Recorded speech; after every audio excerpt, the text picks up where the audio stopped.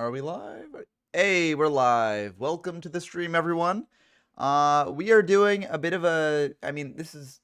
I put a lot less preparation in this stream than I've done for others because I wasn't sure if I could do it, but then I decided, I'm just gonna do it. I woke up today and I was like, I've got time. I can do this stream. So we're doing a Meadowlands stream. This is because Format Library is hosting a single-day Meadowlands tournament, a YRS, just like the previous ones that we featured on the channel for 5Ds and DM. Unfortunately, I had to miss the GX weekend, but these are all a blast to watch. And I think it's somewhat cool just to see a sneak peek into later formats that I will eventually reach on the channel, hopefully. I am planning on going all the way up to the modern day.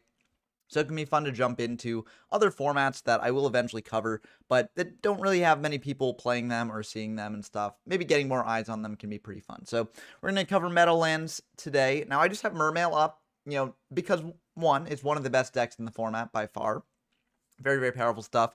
And two, of the top decks in the format, it's definitely the one I know the least. So I was just sort of like preparing beforehand, seeing the different cards and sort of what they do. I know in general what this deck does.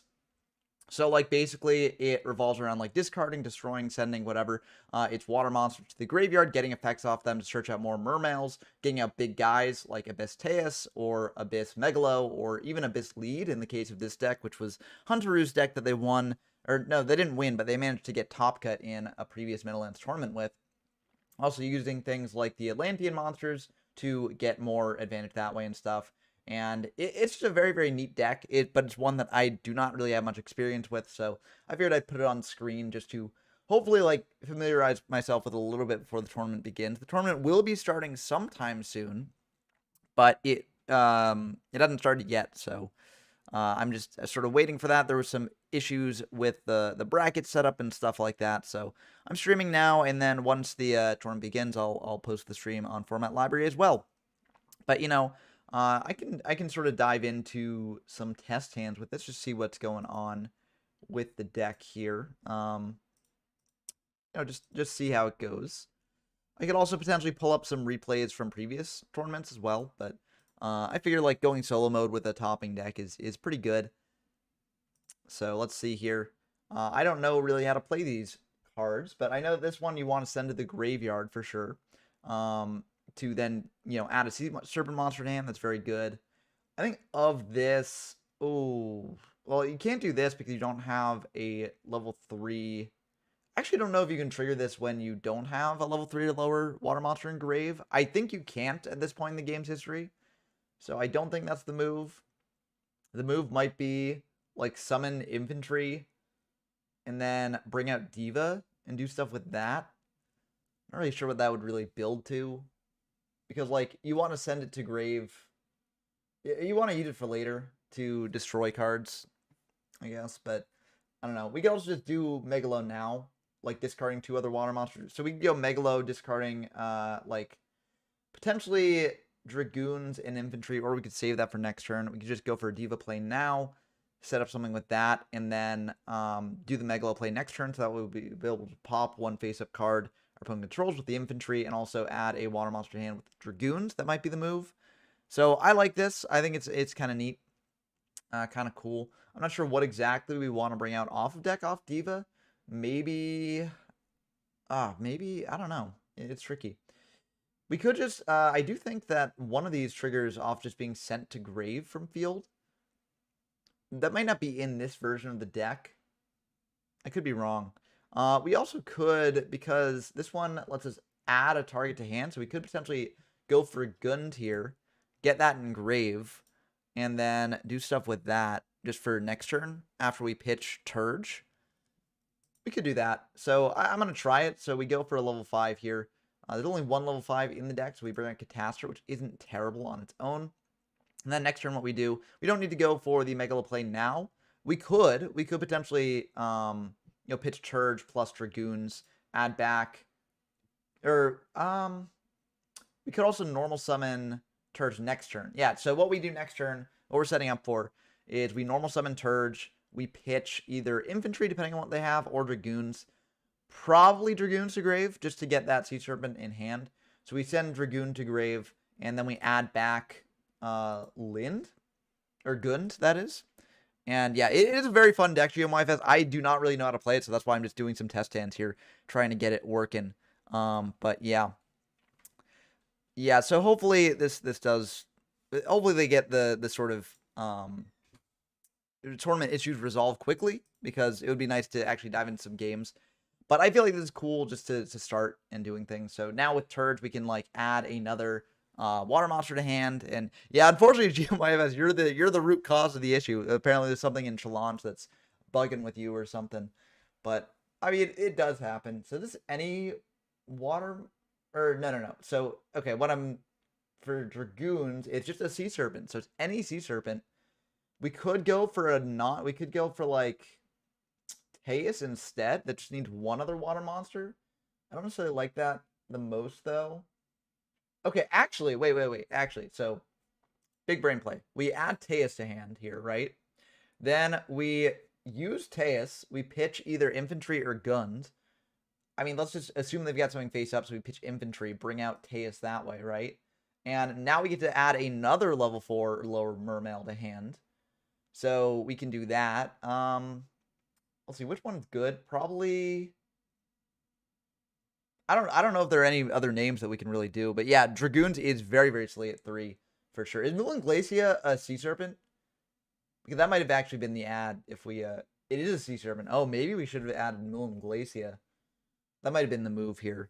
Yeah, Moon Glacia is wild. It's wild in this deck.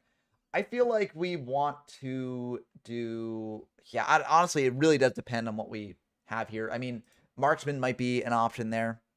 And then what we do is we do Megalo pitching the Abyss Gund and the Marksman. Then we can search out another Mermail off the Gund. And then we like have Reborn as well to do stuff. We can overlay these two into the big guy that Mermails have, which is the Abyss Gaios here. And shut off their effects. And this deck is just wild. I am doing this definitely suboptimally. Like, this is definitely the wrong way to do this line. And also, it really does depend on what your opponent has. But yeah. Gund is wild. Is it special summon? Oh, special summon that target. Oh, okay. I didn't realize that you special summon it. Okay, so that would actually change the line a bit, because we couldn't do Gund first. We could do other stuff first. Yeah. I'm trying to feel the flow, CS. But it definitely is very tricky with a deck like this. I'm just trying to do some test hands with it while we wait for the tournament to start, because I do think this is one of the best decks in the format. Definitely hasn't like won every tournament, which does show that there is a pretty healthy metagame for this format. But I do think that like this is the one that I know the least. Like, I know what Infernity's trying to do. I know what Spellbook tries to do in this format too. So yeah, and I do think that you're right, CS, that Mermail is one of the first archetypes to really properly resemble a modern board once it's gone through its combo. So we actually have a couple different lines here for an opening move. We could just set the Sphere pass, because basically the idea behind Sphere is you activate it like in the end phase, you bring out Abyss Lind, and then that destroys the Lind, and Lind has an effect that lets you do things with Mermails when it's destroyed. So I think what I might want to do here, though, is just go for Pike, discard the Dragoons, and then add a level 3 lower water to hand. This could either be a Diva to set up for a Synchro play next turn. It could be something like a Lind as well, just to do things with that. The thing with Lind is I don't really... we could also just do a Teus. Kind of like just going for Teus here. Can we do another... No, we can't do a Pike because that's level 4. I'm going to go for Teus. I'm just going to go for Teus. See what we do with that. And then next turn... So we set the Sphere here for sure. Next turn, you know, they do stuff. Maybe they get over our Pike. But then in end phase, we activate Sphere. We bring out the Lind. If I can find Lind here. There's Lind. So you bring out Lind. And then Lind, like in the end phase, it'll destroy the Lind. Yeah, if only, Janjo. If only there was a way to, you know, have an informative and entertaining video about Meadowlands from a great Yugi tuber. Yeah, I mean, unfortunately, I mean, I don't know. Do you know where someone can find a video like that? I don't know. You know, but if people aren't aware, you know, definitely check out Janjo's video on that in the Janjo zone. They're making their way through the Zexal era, and it's very, very exciting. Very, very cool stuff. Definitely check out that if you want more info on this format. Yeah, unfortunately, I was busy yesterday. Fire Water is a really, really cool format. So it would have been cool to get on stream, but yeah, I was busy all day, out all day, partying, So unfortunately I couldn't do that. But I am here for Meadowlands, and Meadowlands is very fun as well. And also for Meadowlands, there's like no YouTube presence for it really that I know of. I don't think there are any Meadowlands YouTubers like specifically devoted to Meadowlands. Like as I mentioned, Janjo made a video on Meadowlands recently. But like in terms of people like really pushing for Meadowlands, like making videos on it like a ton, like I don't think there are many people like that. And there is actually a fire water YouTuber, Lay Murphy. Definitely check out his stuff if you are interested in that. But we don't have that representation for Meadowlands, so hopefully we can get that working. So, okay, actually, it looks like the tournament is about to begin here. It seems like they've worked out their stuff, and once it begins, we'll get the stream really going here. But anyways, so when Lind is destroyed, you get to spell summon a Mermail. So what happens is it's destroyed in the end phase, then you can bring out any Mermail you want from deck. It can even be one of the big guys like Megalo. There's one other level 7 I think that this deck plays. It's like Abyss Lead. Yeah, Abyss Lead. I want to see what this guy does. This is discard 3 other water monsters to graveyard, and you get to add back a sphere, I think. And then you tribute 1 other attack from... Okay, and this is also like a hand rip as well. So that's pretty good too. I am going to be streaming the tournament, yep. And that is going to be starting very soon. So it looks like it has actually begun. The challenge is all ready to go. I think they're just checking to make sure that everyone's getting their pairings. But after that, we'll dive in to actually watching some of these games once it goes on. So it looks like GeoMyth and Soul have gotten their pairings. And Lay Murphy, I think, is also playing this one. So they're, they've got their pairings as well. So it should be pretty good. Yeah, Lind is wild. Lind is wild in Mermail decks. I mean, that's why I put Lind in the thumbnail, because Lind is one of the most iconic cards from Mermail for good reason. It's very, very good. But Mermail is definitely a very, very tough deck to play. Evil Swarm is also very, very cool. I am looking forward to when we get to Evil Swarm. I mean, that's fair. Mermail definitely isn't for everyone. It's definitely very... I think Mermail is one of those decks that's better to play than to watch, because like when you're watching, you're just like, oh, they're comboing off. Like, I don't really care about this. But when you're playing, you're like, okay, which ones do I search? Which ones do I get? Things like that. Okay, I'm looking forward to the Fire Water video though, Janjo. It should be pretty fun. Yeah, I figured lead is just a big search target because 2700 is pretty thick, but it is definitely interesting for sure. It effect can come up, I assume. Like just the discarding 3 is like a lot. No, why is there a watching password on Angmar versus Dems? There shouldn't be a watching password. Okay, it looks like they're maybe canceling that game and then doing one without a watching password. But yeah, you can't have a watching password on format library tournaments here. So, do we have a game going on? We got Soul versus GMYFS, so let's dive into this one. But yeah, I think like I'm really looking forward to this era because one, it's like the era where I really started stepping back from Yu-Gi-Oh, other things were just taking up the priority in my life, and so I don't really have as much hands-on experience with these formats than I do for like 5Ds and before. And there's a lot of cool archetypes going on, a lot of cool shifts in the game's design philosophy that I'm looking forward to exploring. I know that a lot of people don't like the way the game turned out eventually, but, I'm sort of of the opinion where I've gone through the DM era, I've seen formats that people assume were terrible actually turn out really well, and when you have the option to actually play any retro format that you want, it makes formats that might be worse when it's the only format you can play, because it's the current advanced format. It can make them a lot better, because it's like, well, this is scratching an itch that, other formats don't provide for me. So I'm excited to reach Zexal and really go through some of those formats. Like, I know Dino Rabbit is one that a lot of people enjoy now, while it was hated at the time. So I'm really looking forward to exploring those. That should be a lot of fun.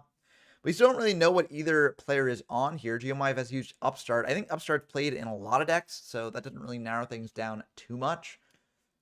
I'm assuming they're not on Infinity, but it could just be a really slow start for Infinity. Going for Dino Rabbit, maybe? This could be a Dino Rabbit deck. I mean, Rescue Rabbit is used a lot in Dino Rabbit. If they bring out 2 dinosaurs here, it probably will be Dino Rabbit.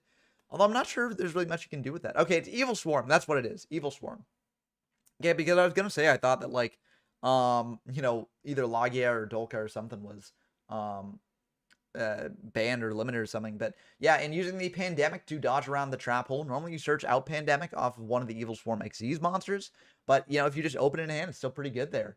But Ophion's gonna be pretty good. This is the one that you get to search out. You can search out an Infestation, Spell Trap from deck to hand, and they're gonna add another Pandemic. gives a bit of protection from spells and traps that your opponent might have, which is very, very, like, very, very good, very strong. And yeah, not being able to special summon level 5 or higher monsters is really, really good against a variety of decks. Now, of course, people know this deck largely from Dragon Ruler format, because Dragon Rulers are big dragons that all have like level 7 or above. Or I think they're all level 7, but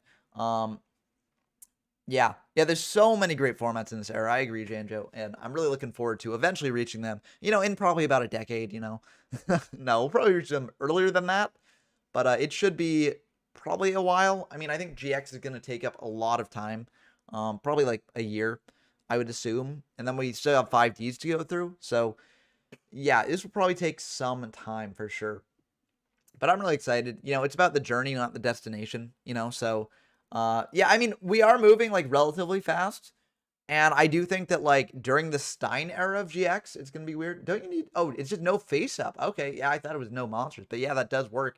Seems like GMYFS is playing heroes.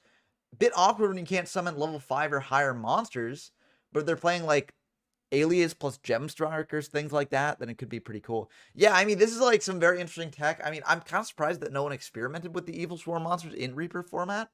But, like, people discovered, and it's like, damn, yeah, Evil Swarm is actually really good in Reaper format. It stops things like Cyberstein, so that's really good. People are trying it out. But yeah, Stratos coming out here from the hero deck, and they are able to search out a hero. I mean, you can't really pop spell traps because, we don't have any other face-up heroes here. But that can be pretty good at trying to get around that Ophion. The Ophion, very, very difficult card to deal with for heroes. Evil Swarm Reaper, yeah, it would be kind of wild. Going for Diamond Dude here. Got a bit of Diamond Dude turbo there. Yeah, honestly, I think Evil Swarm, if it was around back then, Evil Swarm would be pretty good. I mean, you've got like Salamandra, which can buff itself up. It's kind of like mini Bazoo, but you don't need to banish for it, so you don't need that setup. You've got Thunderbird, which is kind of cool. Which it's kind of like Strike Ninja, which does see some play. So there's a lot of interesting things you can do with it. Looks like they're going into a rank 4 play to try and out that Ophion, but with 3 back row, it's unlikely that it's going to succeed. But who knows, it could just be dead back row. One of those is probably Pandemic, which they don't really care about, but the other 2 are probably live, so that's a bit tricky here. Going for a Diamond Dire. Okay, that will indeed pop the Ophion if it goes through, but there is the Solemn Warning, stopping the Dire from going through. Looks like they're just going to set one and pass back. What could that set monster be in Heroes? Could it just be Clayman? I think most of these decks do not play Clayman. But I'm curious what it could be. Maybe Snowman Eater if they're playing like Ab-Zero. Bit tough. But yeah, Solemn Warning, definitely rough. But I mean, GMYFS probably knew that Soul had that up their sleeve, right? Like, Solemn Warning is a really, really powerful card in this format. And Soul sets so many back row. I mean, one of these could be Starlight Road as well. Could be like Solemn Judgment, etc. But yeah, very, very tough stuff indeed. I'm going to just pull up the Limit list and Forbidden list on one side just to see what's available and what's not. But yeah, it looks like another hero lives here. I mean, hero lives continuing to get value. Could be Zephyros. That's a good point in the experience. Yeah. A lot of decks do play Zephyros. Going for a Bubble Man here. Oh, yep. And speaking of the devil there, Zephyros. Yeah, going for another rank 4 play most likely. But again, your opponent's got 4 back row. One of those is probably Pandemic, but the others are probably live. So it might be a bit awkward here. Going for a Maestro the Symphony Djinn. So what this can do is it can switch down that Ophion to face down defense position, and then Maestro can hit over it. It also opens it up to things like, Solemn Warning. Or actually, GMYFS can't use Solemn Warning here, but there are other ways to prevent a summon from going through. And you can't chain Pandemic to, like, Warning. So, yeah, it looks like Fiendish Chain is coming down there on the Maestro, though, so that will stop that from going through. Yeah, it's not looking good for GMYFS here. Again, they can't bring out a level 5 or higher monster because that Ophion is on field. And that's very, very good against heroes because that's what they want to be doing here. Yeah, very tricky. Very tricky stuff indeed. Yeah, I'm just going to announce on Format Library that I'm streaming because I realized I didn't do that, so.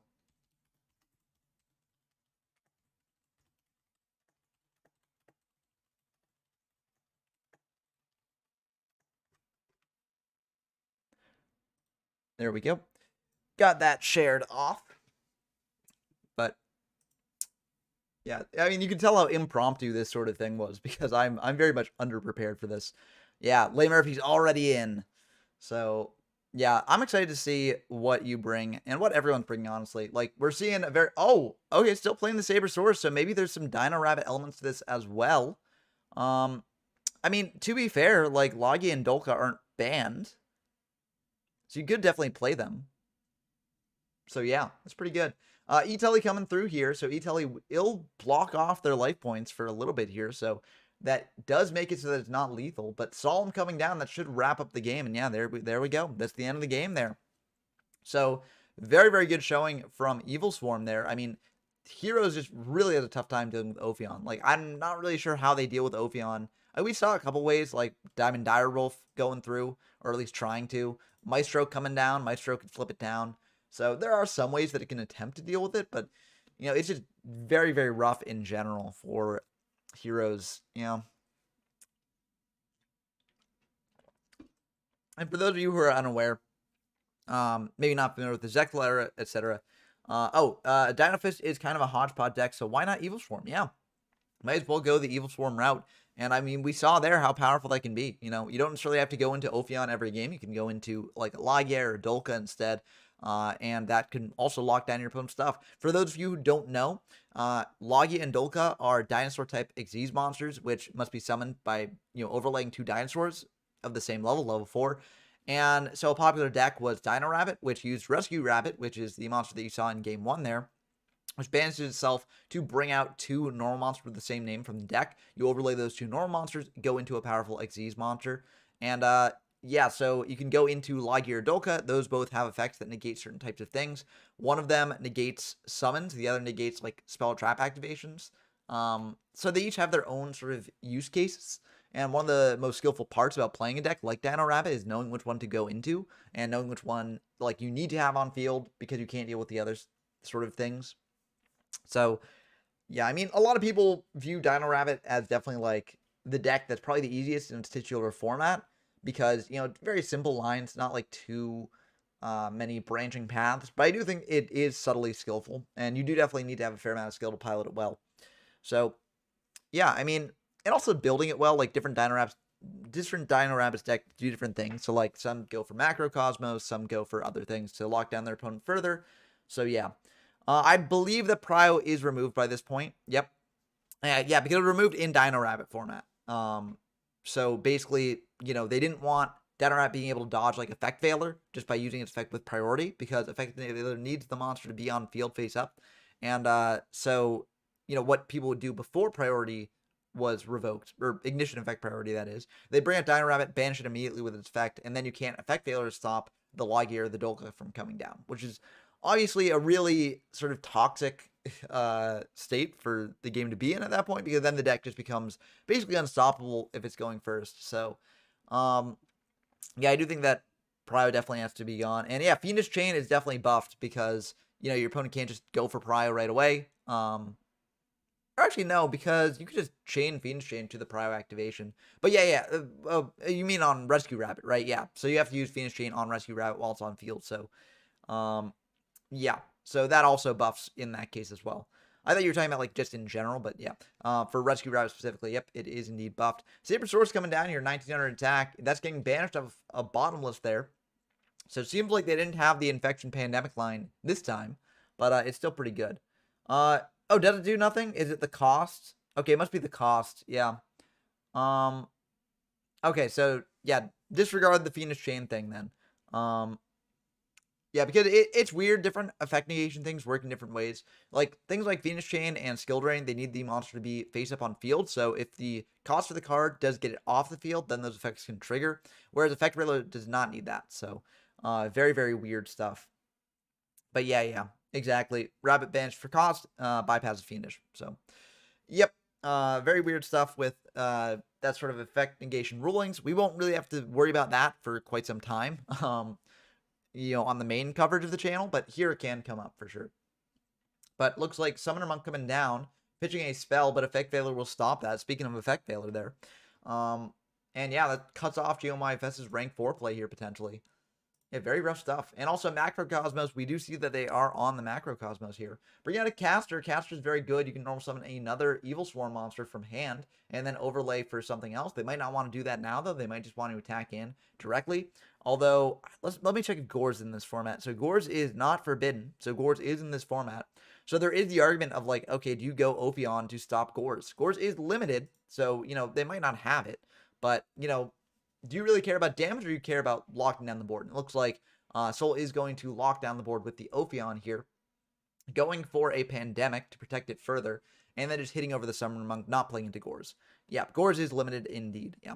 So, yeah, it's going to be pretty good for Soul. I do like this move better than just attacking in, because you want the Ophion to stick. Gore's is another way for, you know, GeoMyVets to clear Ophion if it sticks. So, yeah, this is very, very good for Soul. And, yeah, it's very tough spot for GeoMyVets to be in again. Reborn coming down here, so Reborn can do something. Bring back the Monk, so even if GeoMyVets doesn't have a monster in hand to just summon out and go for rank 4 right away, if they've got a spell, they can still bring it out off Monk. That will go through there. If Soul has a warning, they're probably saving it for the Xyz summon here. Pitching a Miracle Fusion, which is kind of dead against that Ophion for sure. And now Soul's thinking, because they could warning the Monk here. I think, yeah, just allow them to go for it. Once they go for an Xyz monster, then you warning it. Seems like they don't really have a way to stop your back row right now. Like, no Night Beams there. But, yeah, I'm also very curious what will win the tournament change-up, because there's so much different decks that people play. So many different ones that people have been experimenting with. And I feel like looking back at different tournaments, like, different ones have won, like, each tournament. So, I think there are definitely some contenders like Mermail, or there's, like, you know, Infinity won the last one, so that could do very well here. But yeah. Yeah, Heliotrope is blatant power creep. It is just better Login. I mean, it's a rock instead of a fiend, so if you're going for a Necrofear deck, you can't play Heliotrope, right? But yeah, it is kind of just blatant power creep, you know. I mean, eventually the game gets to a point where it's just like, okay, we're going to give every type of monster a normal monster with 2,000 attack. So that is blatant power creep right there. Starts with the Strike of Neos, with going for, oh, TT. Okay, that's probably why they went for that. And going for the Pandemic, chaining that, so that means that the Ophion is not lost by the TT. So I think that's pretty good. The issue here is like, I mean, yeah, you have to do this because if they just go Diamond Dire, they can pop your Ophion, or at least try to, because, well, actually, you just TT the Dire Wolf, but you're still in a really bad spot. So going for a Diamond Dude here, milling a Hero Lives, that's really good. Now they can bring out a monster next turn, guaranteed. You don't need to keep the condition in place or pay after life, so that's really good there. So, yeah. Is 2000 Vanilla still the largest stat on level 4, I wonder? I believe not now. I think there are some that are higher. I could be wrong, though. So let me know in the comments if I am wrong about that. But I believe that is the case, yeah. The case that it's not, that is. Yeah. And let's see what they do here. I mean, it's tough because, like, do you go... Okay, it looks like they are going to go for it. I was going to say, do you go for the Pandemic to dodge around whatever that set is and then lose the condition that your opponent can't special summon level 5 or higher monsters? Or do you just, you know, attack in, say, like, if you got back that deals with it, you got back that deals with it. But I'm just going to keep going. Looks like they're going to go for Tour Guide here. Tour Guide's going to get out another level 3 from deck, going for an Xyz summon here. I'm trying to think. I don't think Evil Swarm has many level or rank 3 Xyz monsters, but yeah, full value Ophion. Yeah, I mean, we have to see what GeoMyVets can do next turn, because we do know that the Hero Lives is bringing out a hero. And okay, they're going for Zenmains here. Zenmains very good. Attacking in to the Diamond Dude with that, and then attacking directly for 2550 with the Ophion. You don't really need to worry about Gores here. But yeah, it's going to go through. Very powerful stuff. Yeah, Zenmains is such a cool card. I love the design of Zenmains. So if you don't know, Zenmains is a rank 3 Xyz monster. So if this face-up card on the field be destroyed, you can detach one Xyz material from it instead. And once per turn during the end phase, if this effect was used this turn, target one card on the field and destroy it. Very, very sticky monster. Very hard for a lot of decks to deal with, because a lot of decks do just use destruction to remove things. And so basically you get continued value with this over a couple turns. And it's just very cool. And it sort of shows like what you can do with Xyz monsters here, as opposed to things like Synchros. So I do really like Xyz monsters. I know a lot of people don't like them. They're like, oh, it's too easy to access. But I do think that having these sort of effects that can only be activated a certain number of times are very, very cool. And I like them. I like the sort of the design philosophy behind them. So I think they're very cool. But it looks like Bubble Man's being special summoned off that Hero Lives. That's interesting. Are they just out of good targets? I mean, Stratos, I think, is limited, so they can't do Stratos there. I mean, let me check, but I'm pretty sure it's limited. Yeah, Stratos is limited, so you can't bring that out, but yeah, Ballman's kind of awkward. If I guess they're only playing one Diamond Dude. Oh, it's Elemental Hero. Okay, so yeah, you have to bring out Bubble Man if that's the only one. So I think it's more likely Bubble Beat. Like, that's what you'd probably call it, as opposed to just a hero deck in general. But they are playing E-Telly, so they can go into a Psychic, going into Krebons here, going for a Synchro play, potentially. Bryo is forbidden, and I believe that Goyo is also forbidden. Not that either of those would necessarily be the best case scenario. But, okay, going to a Gaia Knight that will get over the Ophion there. So pretty good. Oh yeah, this Shockmaster is indeed legal this format. There aren't like too many decks that can easily make it, but it is legal, so you could potentially do it. Yeah, very, very rough card for sure, but you know, I don't know, there's every format has its rough cards, and I do think that, like, as long as Shockmaster isn't like super consistent, it's not really that big of a problem. What really becomes a problem is in formats where it's very, very unfortunate, or not unfortunate, very, very consistent, and just locks down games all the time. But I don't think this is one of those. Okay, they're just going to switch the Zenmains to defense. And that might just be it. I don't know. I think there is also an argument for just attacking into the Gaia Knight, clearing that from the board with Zenmains. I don't know. It's a bit tough because, like, what you want to do to get full power out of Zenmains is, like, you want to make sure its effect goes off on multiple turns. So by doing this, you clear one of the destruction things, and GMYFS goes into another one on the following turn. They might just have that. So it also shuts down things like an E-Telly play here. So, and you're at 7950, so you don't really care too much about losing that. And if they go into like Stardust here, that's really awkward. It looks like they are indeed going to go into these Stardust. So now you're in a tough spot. I mean, they might have been out to Stardust, but yeah, I really think I would have attacked in to the Gaia Knight last turn. I mean, you're just losing 1100. Which doesn't really matter much in the grand scheme of things. And now you're in a tough spot because, like, now your Zenmains is kind of useless.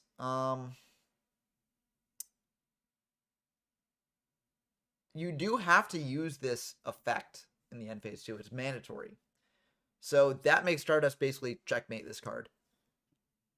Yeah, I think that was a major misplay on Soul's part. I think they shouldn't have done that. And now they're getting punished for it because Stardust can just negate that and then come back in the end phase anyways. Yeah, because it's not just like your cards, any card in field. So even if Soul targeted their own card, this would still deal with the Zenmains there. I mean, you can detach another card from Zenmains, but again, like, your value here is like really, really diminished. And so basically, like, this used up 2 of the material on it. It would have used up 1 last turn. They brought another threat to clear Zenmains. It would have used up another material, but they might not have had Stardust to stop the destruction from completely going through. But yeah. Yeah, Zenmains is a really, really powerful card, so it is nice that decks can go into Stardust to deal with it. But yeah, I think this was just a bit of a misplay from Soul here. Yeah, the format is indeed very neat, Viking Ghosts. I haven't played it much myself, but it is very cool from what I've seen. So, yeah, very cool stuff. I'm not sure how Soul's getting around that Stardust, though. I mean, if they make another Ophion, that is 2550, so they can just attack over it that way. But now Zenmains is a lot worse for sure. It looks like they're setting 1 passing, so not looking too good for them, honestly. Yeah, I don't think that this...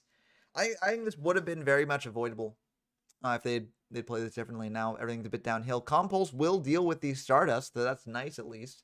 Get that out of the way. But now if GMY... Okay, it looks like GMY is just passing. This, to me, telegraphs Gores. I feel like they'd get Gores in hand. So Soul has to think about that if they're going for things. Rescue Rabbit, really good. Yep. Oh yeah, you can go into Bahamut as well. Bahamut is also another very powerful Xyz monster that the Evil Swarm deck has access to. But yeah, it looks like that's just going to be the end of the game. They're like, well, I'm not winning this one. I'm wrapping it up. I mean, there were potentially more turns, but like once Ophion hits the field again, backed up by a pandemic, it's really rough. So that's going to be the game between GMYFS and Soul there. So the winner of that will face a Megahorn. It looks like Nuki versus Edge Hosenkan is already wrapped up. We still got some other games going on here. We got Lay Murphys versus Dems 20. So let's see what's going on here. Seems like Dems is on a Fire Fist deck or a Dino Fist deck. because you do have Hydrogeddon, which is the dinosaurs, which can go into a Logia or Dulka. So that's pretty good. But yeah, extra space is definitely very tight for sure. Yeah, Dark End would be a cool card to include in a lot of decks, but a lot of decks kids can't afford the space. So that's one of the interesting things that as these formats go on, like extra deck space does become a limiting factor for a variety of decks. And that's another very cool sort of thing that decks have to maneuver and play with, you know? But it looks like Leigh Murphy's on Mermail here, so we could get to see this deck in action a bit. They won game 1. But Dems is in a pretty good spot. I mean, Soul Drain is an absolutely busted card against Mermail because a lot of their effects happen in Graveyard. So, yeah, it's just very tricky here to navigate. I mean, if you do have one of the big level 7s, you can go for that. So that's pretty nice. But, yeah, it's just very tough because Soul Drain locks down so much of the deck. And also, if Dems brings out, like, oh, they're bringing out Black Ship. Okay, that is not necessarily the one I'd go for. I mean, it does clear the Dragoons. So that's something, but I feel like I'd go for like, oh, these aren't 2 dinosaurs. Okay, that explains it. So yeah, I think that would go for that. But yeah, Hydrogeddon is really neat. I'm really excited to experiment with Hydrogeddon in Reaper format. I think it's a really fun card, and you know you can bring it out. You can do it in Monarchs. You can do it in a variety of decks. Gets through a Treeborn, so kind of neat there. Although a lot of people, I believe, have shifted away from Hydrogeddon in Reaper. But yeah. Yeah, from the Healers itself. Yeah, that is the end of the game. I figured that they might go into Ophion to play around Gores, though, is the thing. Like, if you're Soul, you're like, okay, well, this is lethal on board, but if they've got Gores, you know, I just can't really deal with that after I go into Ophion, right? So, and they did go into Ophion earlier in the game to play around Gores, so I figured that they were playing around Gores, so I don't think it would have quite been lethal there, but I'm not really sure how you deal with, like, an established Ophion backed by a pandemic. You know, it's very tricky, but yeah, looks like that will be the end of the game because it looks like Dems just drew a Lava Golem, which doesn't quite help here, but that'll be the end of the game, so Leigh Murphy moving on to the next round here. It's very, very cool stuff. Oh, this is double elimination as well. So, you know, Geomai Vets and Edge Hosenkan are still in it. Dems is also still in it. So all these players are still in it after they lose the first time, you know, even if they do lose that first time. So it seems like we've got a matchup between Hoy and Raindance, and they're on very interesting decks. Rain seem to be on more of a flip-focused strategy, and Hoy's on, I mean, they got the Dim Fuse up, so I assume it's related to Dino Rabbit. But yeah, plays Evil Swarm, wins with Rabbit. Yeah, Rabbit is just so powerful. So, yeah. Oh, too malicious. Oh, that just hurts. Yeah. Yeah, I mean, you probably weren't getting out of that either way. The fact that Ovion stopped malicious from coming out too is just so nasty. Yeah, rough stuff there for sure. Card Trooper coming down though on Raindance's side, and Hoy is thinking about that. They are going to warning that, you know, prevent Raindance from getting the draw later, prevent them from getting their graveyard set up as well. Seems like they could be on a Chaos Dragon sort of deck. That's a deck that you can play in this format using things like Pulsar and what's the other one called? I always forget the name of the other one, but you know, it's like Wyver Burster and something. Wyver Burster is the white one, I think. But yeah, not much Yu-Gi-Oh happened here for sure. I mean, it seems like they're both stalling, or not stalling, but they're both playing some floodgates. That is a good question. I believe it does not count, but it doesn't necessarily need to be controlled. It just said if it's destroyed. Oh no, it does need to be controlled. I think not, but I don't quite know. Oh yeah, double malicious just always hurts. Luckily in forms with Plague Spreader, like you can reset. Yeah, Dark Flare Dragon, that's what it is. Thank you, Janjo. Yeah, I was thinking of Dark Flare. But yeah, luckily in formats with like Plague, you can stack the Maui back to the top of the deck if that happens. So that's kind of a cool thing that you can do like Teledad and other things like that. But if you don't have those sorts of effects, then it's just a complete brick. And that really hurts. But, you know, that's the price you pay for playing all those Malleys, you know. But looks like they're checking the ruling here. I don't actually know how this ruling works. So, yeah, good luck to them if they do it. Yeah, Tier 1's to put Malicious in the bottom of the deck. I mean, yeah, I mean, you can just bring it out off of another Malley. So, there you go. Malley and Tier 1's isn't bad because, you know, it's milling other Malleys. You get fodder on field for things. So, that makes sense to me. Raiden's saying no, but, I mean, they can tag a judge in the format library Discord. I mean, I don't really necessarily think it's bad to tag a judge here. So, we'll see. we'll see what they do. We can also dive into another game while they're figuring that out, so that way we get constant action here. That's what I'm looking for. Constant Yu-Gi-Oh! Action. Let's see. Where is another match featuring players who we haven't seen already? We haven't seen Dark Armed yet, but do we have any other people who like are completely too new people that we haven't seen? I believe not. So we got. Let's dive into Megahorn versus Soul. I think that's the game going on right now. Let's see here. Where is Soul? Let's search up Soul.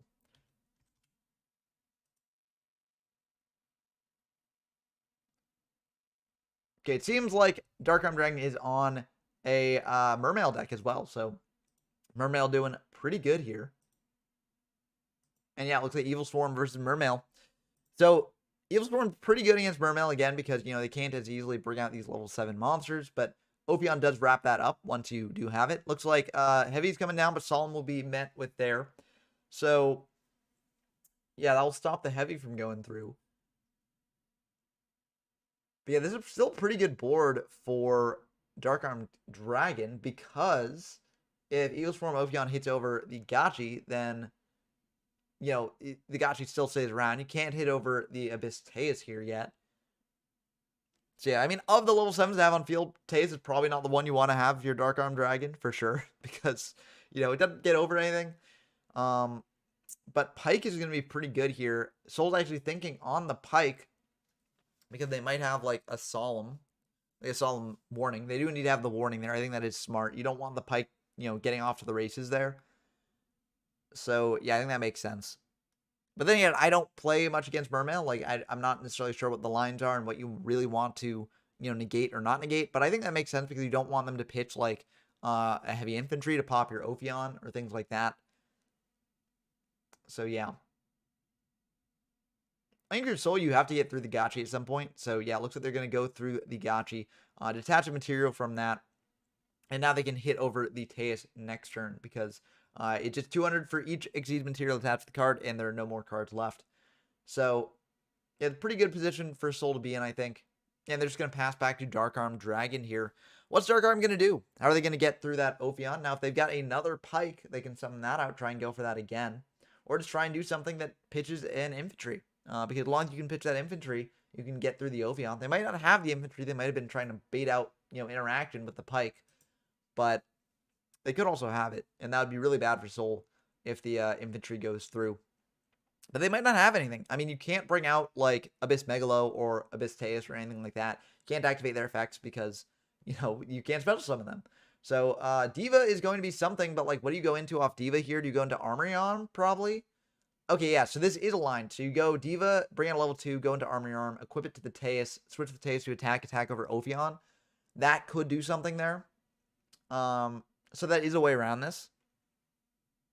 It is stopped by some things, but, like, I still think it's good. You can also use infantry here to normal summon before you do anything else. So that might be a move, too. Yeah, looks like they are indeed going to use the infantry to normal summon here. I wonder what they're going to normal. I don't know what the best normal would be on this field. I think Dragoons does have a buffing effect as well, just in hand. But yeah. Anyway, they're going to go Armory Arm, which I do think makes sense. And Soul's going to think about that because they do see that this is line to get over the Ophion here. Yeah, you can never go wrong with Dragoons. That's exactly right, Janjo. TD coming down, plus Pandemic, so that will protect the Ophion. Now, Dark Arm Dragon still does have that extra normal, and if that can do something here, then that's going to be pretty bad. We know that one infantry is out of deck. We don't necessarily know if they've got another. It looks like they're just going to set one pass. Okay. That TT went pretty hard there. And now the question is Soul going to go for the Pandemic and potentially protect that Ophion against, you know, back row, or are they just going to say your back row isn't something that can deal with the Ophion, just attack in? Yeah, I do think that most Mermail decks don't necessarily play back row that can really stop an Ophion, just attacking in. So I think you just leave the material on the Ophion because that's much more valuable against Mermail than protecting it from back row. But it really does depend on what else is in their hand. If they've got things like another Dino Rabbit to go into another Ophion, then that'd be pretty good. So, yeah, it really does depend on what they've got. They are going to go for it. Okay. So, this to me says that you've got to have a way to go into another Ophion. Because otherwise, like, I mean, otherwise, I feel like this is just allowing Mermail to pop off. And you don't want to do that. So, what are they going to do here? Are they going to go for the other Ophion? I mean, also, what you could do...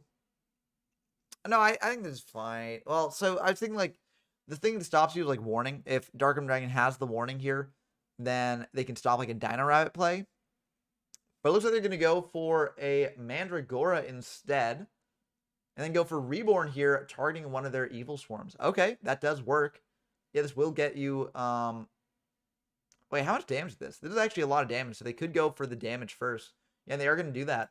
Choosing not to banish for Salamandra. So it seems like they want that caster engraved for later, potentially. But, yeah, there's still a lot of damage. I mean, that 300 probably won't come up, I assume. I assume it won't come up, but, you know, who knows. Tagging for 2550 as well. And, yeah, now they can overlay here for another Ophion. And they're feeling pretty good about that, I think. Because now they can have the Infection Pandemic to block that from, you know, anything from infecting that. But, yeah, Warning will still stop this, though. But I feel like if they had Warning, they would have gone for Warning on the Reborn. But it looks like that will indeed go through. They will use the effect here to add another Infestation card from their deck to their hand. Are they playing more than just Pandemic? I feel like probably not. But, I mean, they've used one Pandemic already. There's one in hand. So, looks like they're going to go for the Infection. Yeah, I was wondering if they were playing this card, because this card is really, really cool. So, yeah. Oh, yeah, that's a very, very good point, Lay Murphy. Yeah. Yeah, so they actually, I think, yeah, they should have gone for the Salamander buff, because now Dark-Armed Dragon could potentially go for a Warning. Now, whether they'll have the opportunity to do so, you know, that remains to be seen. But it looks like MST's coming down here, popping one in the back row. Unclear which one they're going for. Looks like they're going for this one. Which one is it? It is the Infection. Okay, I mean, you probably want to keep the Pandemic in hand for sure. I mean, listen, Infection is very good. But, like, at this point in the game, I feel like Pandemic is definitely more valuable. So, yeah, probably a rough thing for Dark-Armed Dragon to hit there. Yeah, I'm curious what they're going to do. They're going to go for a Pike. So Pike can pitch the Marksman, pop that back row there. It isn't, like, ideal, because they can just chain the Pandemic to that. And, I mean, the set has to be Pandemic, I think. But you can still add a level 3 water from deck to hand. So you can add, like, Infantry. Or you can add Gund. Gund can also do things here. Going for the Pandemic chain. Yep, so that will indeed protect their monster from spell trap effects. But yeah, it's awkward. Yeah, it's 7-1. I mean, Gund is okay. You can reborn a monster from grave after this. But, like, what are you really doing with that? Not much, probably. And you could go into... Like, let's see. Do they have ranks 3s that would do things? I know that there is a Mermail rank 3. You need 3 level 3s to go into it, though. I think it's like Abyss Trite. I'm not really sure that stops things here. You could also go for a Synchro play, but you can't go into a level 5 Synchro, and you're probably not playing multiple army arms. So, yeah, I think this game's probably wrapped up for Soul. But, you know, you never know what can happen. Other than that's probably Abyss Sphere, I would assume. There is also, if you are worried about that back row, you can go for Pandemic here, try and attack in, but I would not do that, because I feel like the back row is most likely like Abyss Spheres, things like that. Again, Mermail does not play many back row that really stop attacks. They don't really care about that. They operate on a different axis, and they can generally destroy their opponent's stuff with things like Marksman or Infantry. So yeah, I feel like you just keep the material on Ophion. Yeah, I feel like you keep the material on Ophion just hidden, right? Because again, it's much, much more valuable to have that material there. I mean, it is risky if you attack in, it's like Mirror Force or something. Like, that would obviously feel really badly. But you've also got to know, like, what matchup you're facing, and know that, like, Mermail does not generally play Mirror Force, right? Maybe I'm wrong. Maybe I just haven't seen enough Mermail decks. But I feel like you are perfectly fine just attacking in here, and you don't need the Pandemic. But it looks like they're going to go for the Pandemic anyways. I still feel like they're in a good position, but, like, I don't think you needed to do this. Yeah, they're going to bring out the Sabersaurus. So this probably should kill even through, like, an Abyss Sphere. Yeah, that will kill through the Abyss Sphere. But, yeah, it worked out for them either way. So that worked. Yeah, and I don't think there was really, like... So, I guess there was sort of, if I need to read Lind again, because I'm not sure if Lind triggers off being destroyed by battle. But if there's an Abysphere there and Lind does trigger off being destroyed by battle, then that would be actually really awkward, because then Dark Dragon can bring out a level 7 Mermail off the Lind. Lind does trigger from battle. Yeah, so actually, I think that was actually a major misplay. I think if you were Soul, like, you want to... yeah, I think that was a misplay, because if they got Sphere to bring out Lind, and then they can bring out a Megalo to just wall off your attacks, then what do? Right? You just lose at that point.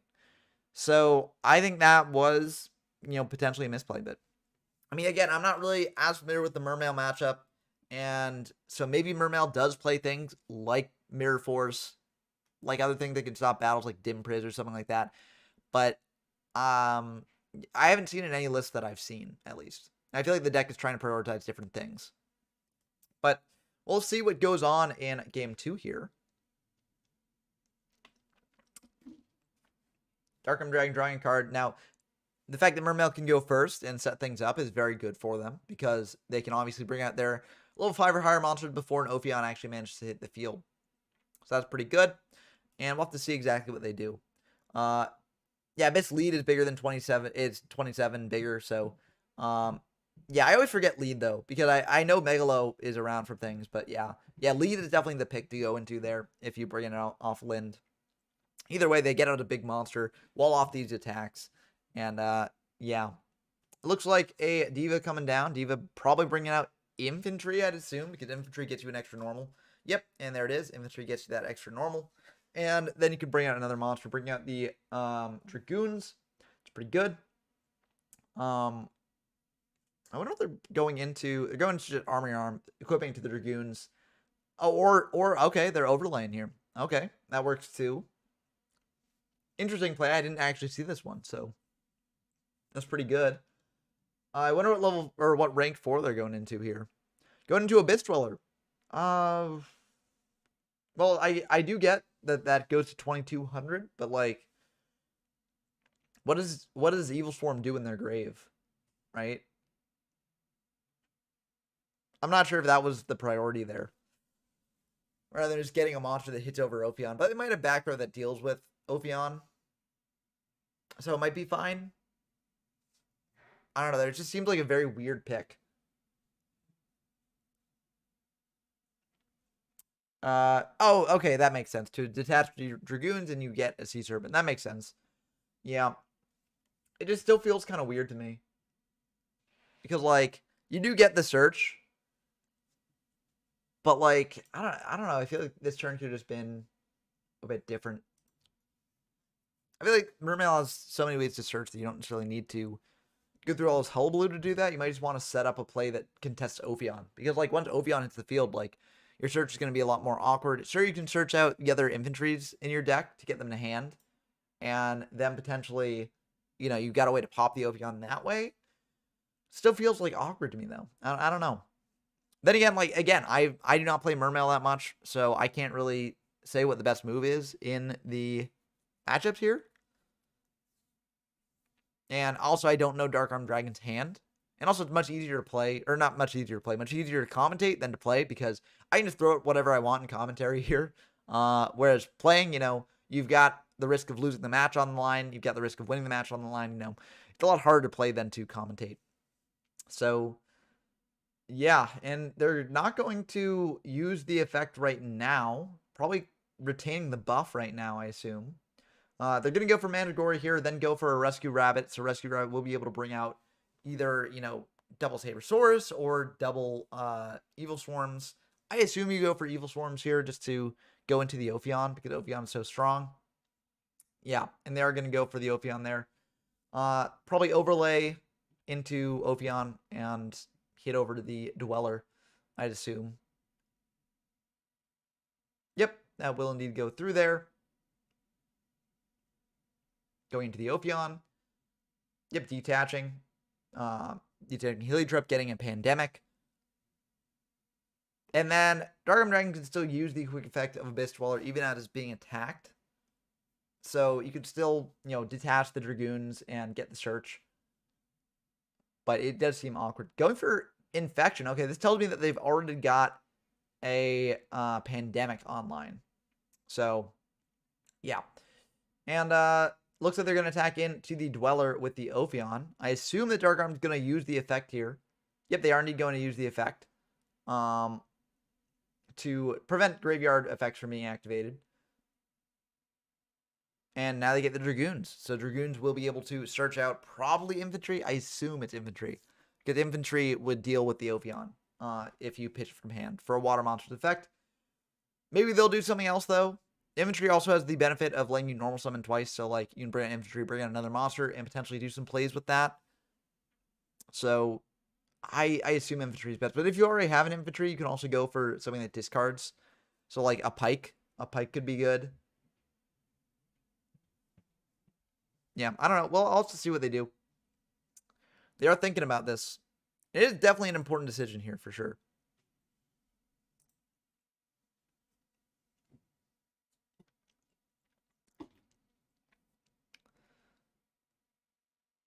They're taking their time thinking, though. But again, it is an important decision, so it makes sense that they're thinking about this. They're thinking, okay, I basically know 2 cards in my opponent's hand. I know about the Infection. I know about the Pandemic. They're going to go for the Megalo there. Okay, that's kind of interesting. You can't bring that off of Ophion. So, this to me tells me that they've already got the Pike and Infantry line set up. I'm pretty sure you can't even, like, activate an effect that would bring out a level 7. Right? I'm pretty sure that's the case. But I could be wrong about that. I don't quite know. Let me know if I'm wrong about that, but I'm pretty sure you can't even activate Megalo in hand once an Ophion's up. Okay, they do have Turge, so Turge is able to discard an infantry here if they've got it to pop the Ophion. And I feel like that's what you want to do here. Soul's thinking about this, so this might not go through. Okay, looks like that's fine. Okay, so it looks like that Ophion might be getting popped soon. Yep, pitching the infantry and adding back an infantry. That makes sense to me. And now the infantry will be able to pop the we'll be able to pop the Ophion. And we'll Soul let that happen.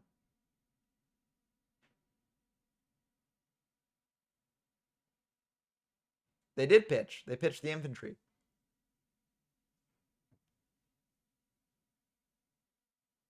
They pitched for infantry. They pitched infantry for infantry.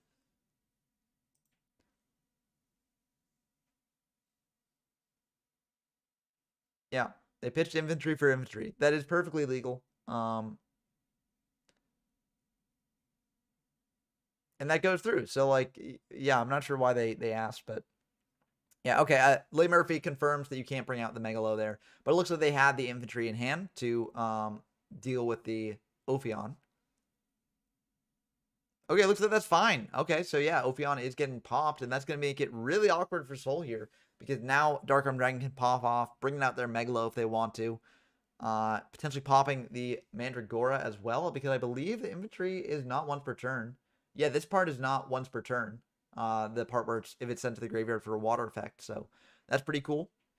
And looks like Infection's coming down, so they're probably going to shuffle in that Mandragora, add another Illswarm monster from hand, or from deck to hand.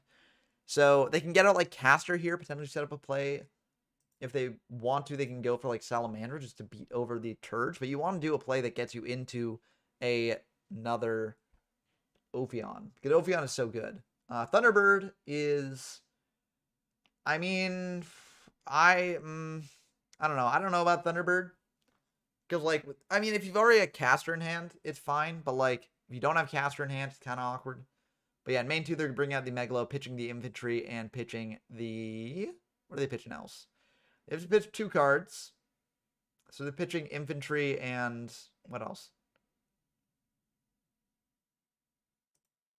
They're thinking about what else to pitch, I guess. They're pitching infantry, and they're pitching a Lind here. Okay, so infantry will be able to pop the infection here, because it just face up face up card. So you pop the infection, that's pretty good. Bottomless is going to go through here and banish that, even if you are able to add an Abyss Sphere to hand. I assume it's Abyss Sphere. Yep, there's the Abyss Sphere. So Abyss Sphere is very good, But against Ophion, it's a bit worse. Yeah, they choose to pop the infection there for sure. Now, the question is, can Soul go into an Ophion here? They could just try and do Thunderbird control, like hitting into the Turge, but like I feel like that's awkward because now they've got the Lind set up, so they can bring out another Lind off the sphere and bring out a... Okay, they've got another Rescue Rabbit. I mean, that will be pretty good, but you don't have 2 Heliotropes in deck. So you're going for like a Lagia here, maybe? Just by bringing out 2 Sabrosauruses. You could also go for a Dolka. Yeah, those monsters coming down there. And they're going to be going into... Which one? Lagia or Dolka? Looks like they're going to go into a Dolka. So Dolka can negate monster effects, which is pretty good against Mermail for sure. So yes, that's not bad. And now Dolka can hit in over that Turge. And if they try and do the Lind play with the Abyss Sphere, you can negate that. And it's pretty good. And then Dark Arm Dragon's only left with 2 cards in hand. Now there are plenty of cards that can potentially stop that Dolka eventually, but like with another effect negation, it's a bit awkward. So yeah, rough stuff indeed. Looks like they're going for the Sphere in the end phase here. So they can bring out the Sphere and then pop the Lind. And then Lind can try and search something out, but then the Dolka can just negate the Lind. If they're going for lead here, shouldn't lead be the... Oh, during the next end phase. Okay. No, doesn't that still apply in their end phase? I don't know. I mean, I guess they could have just activated and draw. And that's probably fine. But I thought if you activate Sphere in end, then it still pops in end phase. I don't know. I could be wrong about that. But either way, Phoenix Chain will stop the lead from actually doing anything here. And so the Dolka will be safe. And now during this end phase, the lead will be popped by the Sphere for sure. But, I mean, I don't know. I definitely... Oh, and the next opponent's end phase. Okay, that's good to know. So you have to activate main 2 if you want to pop it in the end phase of the opponent's turn. Okay, that makes sense. Thank you, Lay Murphy, for clarifying that. There are a lot of very complicated things with Mermails, like interesting lines that you have to do. And I'm definitely not familiar with them yet. I will eventually get familiar with them, but not yet. So it looks like Soul's bringing out a Thunderbird here. And it looks like they're just going to pass back. That's pretty good. Thunderbird control is pretty decent here.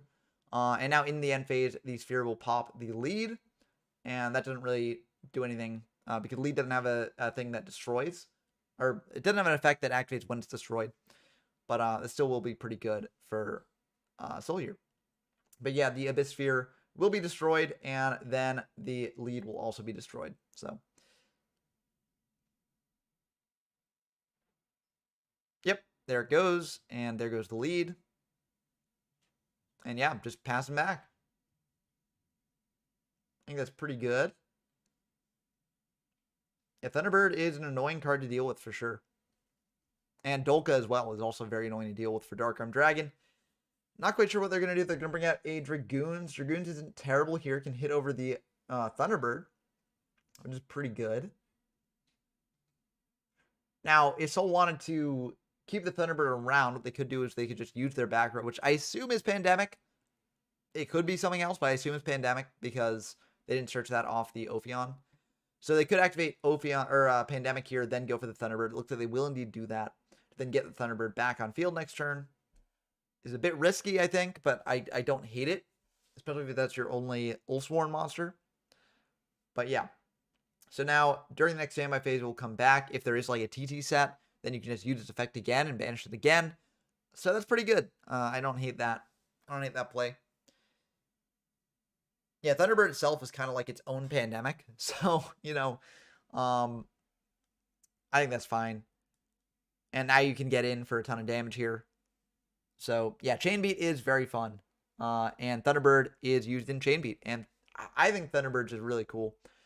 Very, very interesting card. Anything like this, like Wind Up Rabbit as well, is very interesting as well. Just quick effect, banish yourself, then come back later is very, very cool for sure.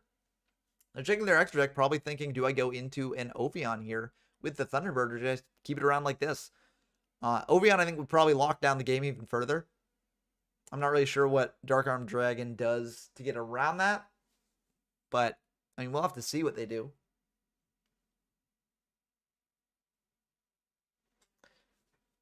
But Soul's definitely thinking here.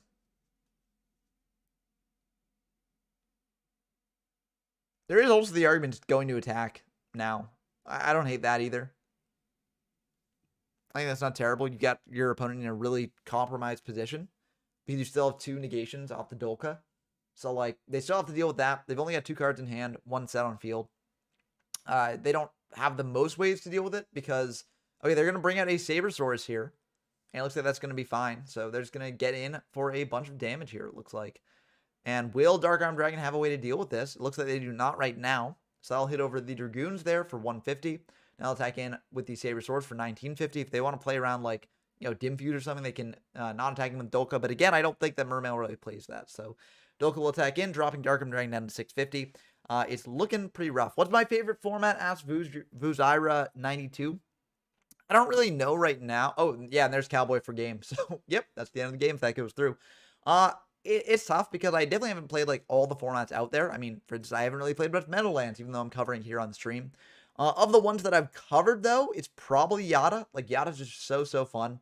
And it's, like, the peak of the DM era where, like, there's a ton of powerful cards running around, but, like, it doesn't really hurt the game that much. There's still tons of back and forth, very skillful play. Gets rewarded a lot of the time. So I really like Yada format. But, of course, things like Goat, Edison, those are all classics as well. So very cool formats all around. Like, I think every format that I've covered has something where you can be like, that's a good thing about this format. Someone will like this format out there. Like, it's for someone out there, And so, yeah, just because my favorite format doesn't mean it will be everyone's favorite format. And just because I don't like certain formats doesn't mean that other people won't like those. So, but for me personally, I just think Yada checks all my boxes. And I'm looking forward to exploring further into GX and beyond to see what other formats potentially become my new favorites. But looks like Dems is in a pretty good spot here. Fire Fist versus whatever Rain Dance is on. We didn't really get to see much of this from their game versus Hoy, but hopefully we can get to see more of it here. Looks like Rain Dance setting 1. And maybe that's it. It's kind of awkward against Fire Fist because Fire Fist can bring out whichever one brings out another Fire Formation card from destroying by battle. That can be a bit rough. But Rain Dance might have a way to deal with that too. Duality is going to be pretty good here. Drawing potentially deeper into that card. Ooh, okay. Very interesting. So it seems like this is indeed Dino Fist because they are playing the Rescue Rabbit as well. Can't use Rescue Rabbit this turn, but it could be good to set up for later. You can also just go Werewolf to have a big beater. But it looks like they are going to go for the Rabbit there indeed. So Rabbit will be added to hand. And yeah, Hat format's really fun as well. I've played a little bit of Hat and it's really fun. I'm looking forward to eventually getting into there. I hope that, sort of Hat format rises in popularity more. I know it is pretty popular, but I feel like, Goat and Edison are like the 2 titans of the retro scene right now, where they're the most popular things out there, and a lot of people don't really play much else. Past that, you've got Tengu Plant and Hat also seeing a fair amount of play, but like I feel like there could just be more. I feel like they're not on the level of play as something like Edison or Goat. So I'd really, I'm rooting for Hat's success. I'm rooting for all the format successes. I think that just having more formats that are commonly played is better for everyone. Speed Duel from Zero when? Speed Duels is a very interesting sort of product, but it's sort of like part of why I like doing YGO from Zero is because you get to see the cards as they come out and get to see like how, people are experimenting with like, oh, that's really good here. You're able to use this to then pop the set. Yeah, so that's really powerful. Popping a merchant, yeah. You want that merchant to go through if you're reined in, so rough stuff.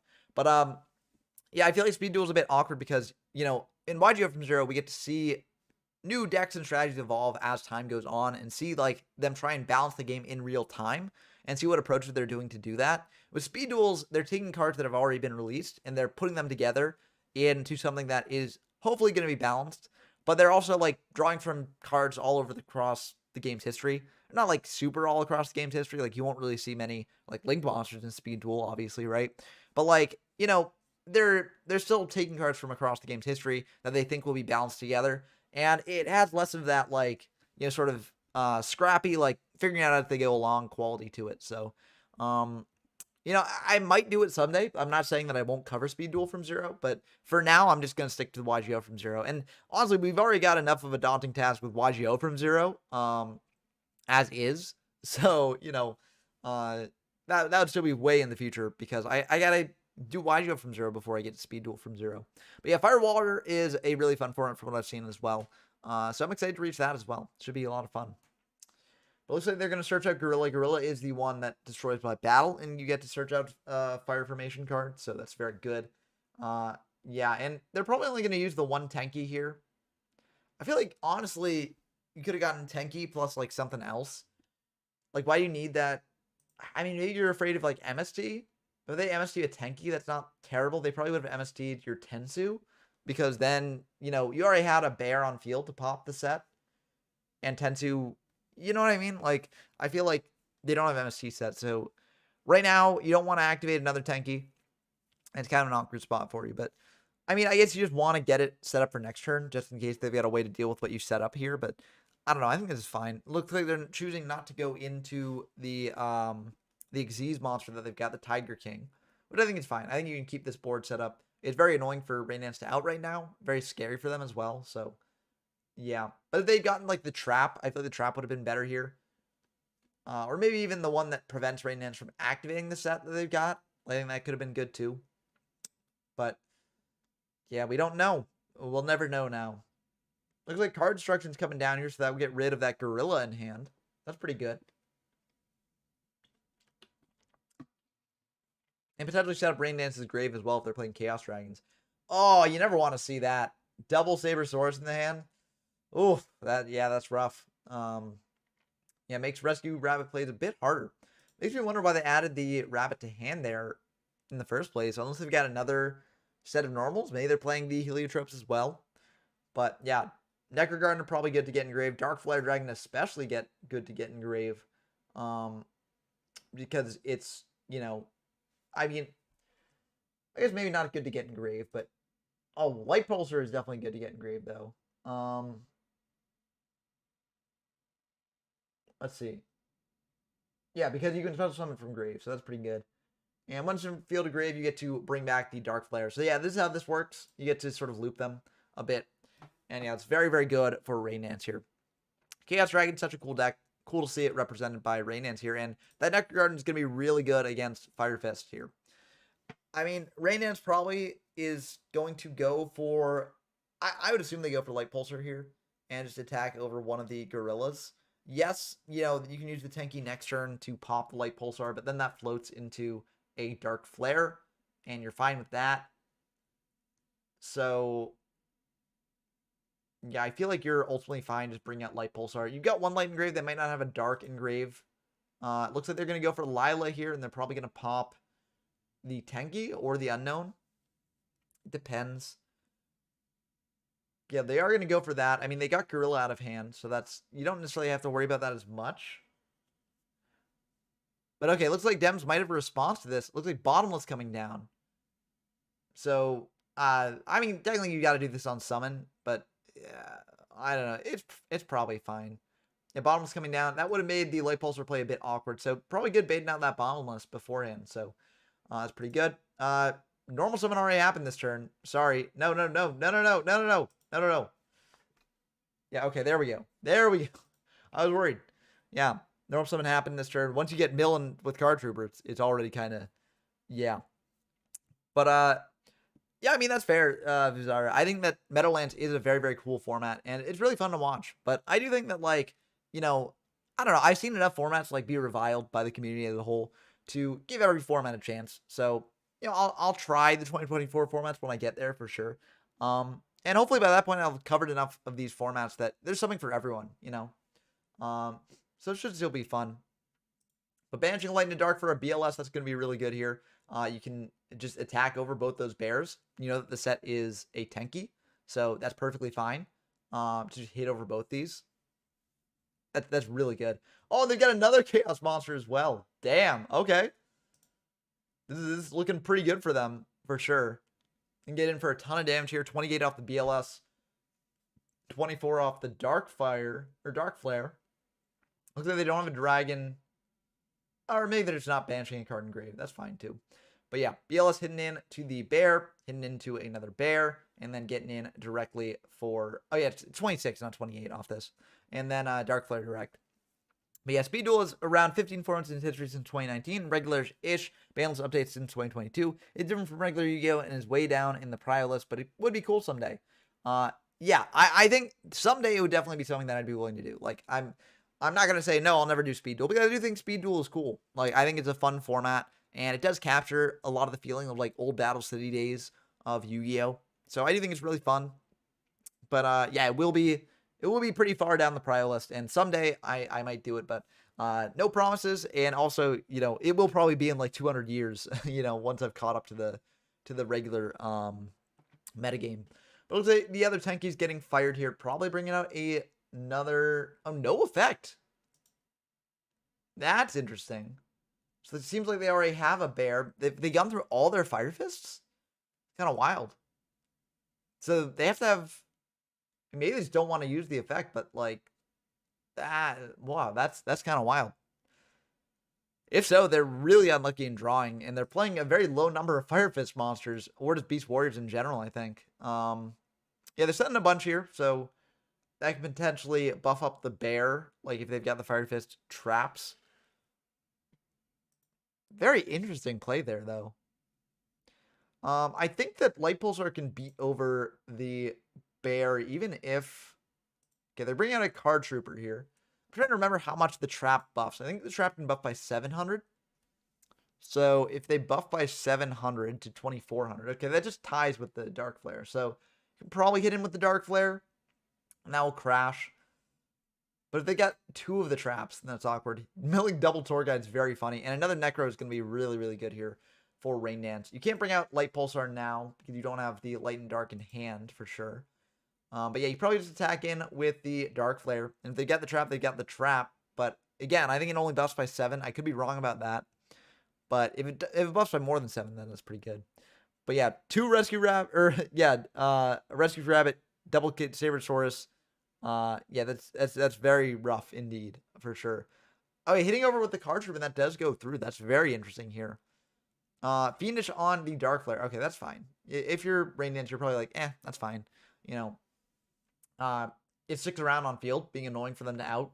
So you're probably fine with this. And yeah, you've got the card trooper set up for milling. You've got Necros Engraved to banish and prevent your opponent from attacking in over your card trooper. So you're feeling pretty good about this. MST on the back row here. And hits a Solar Recharge. Yeah, so that was just a dead back row. And not really many good light forms to use with it. I mean, they could have used the Lila that they searched out there, but it's probably fine. Bring out the Gene Warped Warwolf here. 2000 attack and get over that card trooper. And, you know, that's pretty good because, like, honestly, if you're Rainage, you probably just let this go through. Yeah, you just let it go through because you want to save Necro for once they get Fire Fists on field to do things with. But Rainage also gets to draw a card off this. And if you can get out, like, a Light Pulsar Dragon, then that's going to be pretty good. But, yeah, Dino Rabbit era was pretty fun. I'm really looking forward to covering it on the channel. I think it should be a blast to sort of go through and see what people come up with for it in terms of, like, decks that maybe weren't on people's radar at the time. And also just playing around with those iconic decks. Seeing why Prio was banished for ourselves, you know. But yeah, it looks like the Warwolf will get in there and hit over the Trooper. But Rain is still in a really good spot here. I'm not really sure how they really lose from this position. I mean, those traps could be pretty good, but I feel like they're in a really, really powerful position. Yeah. Yeah, I don't know what they do here, though. Like, I mean, they've probably got a couple options. Re-Ink is going to be really good. You can Re-Ink, get back a BLS, and that is going to be nasty here for sure.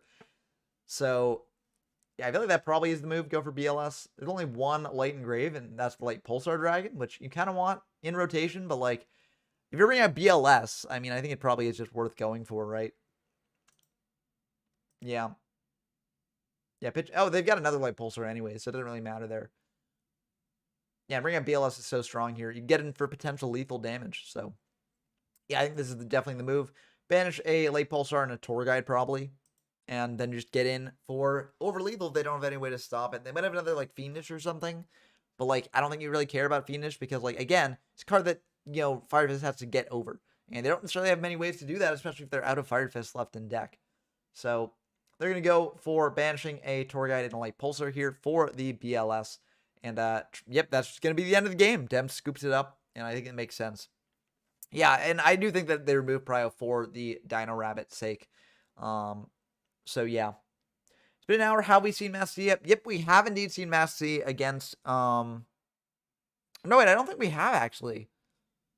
I was thinking of a previous Meadowlands match that I watched in preparation for this tournament. But, yeah, we haven't seen it in this tournament itself. So, that's very interesting. Master C is legal in this format. I believe it is at a full... It might be at 2. No, it's at 3 copies, yeah. So, you know, Max C running around, potentially drawing a ton of cards, but realistically, I don't think it really makes a difference that much.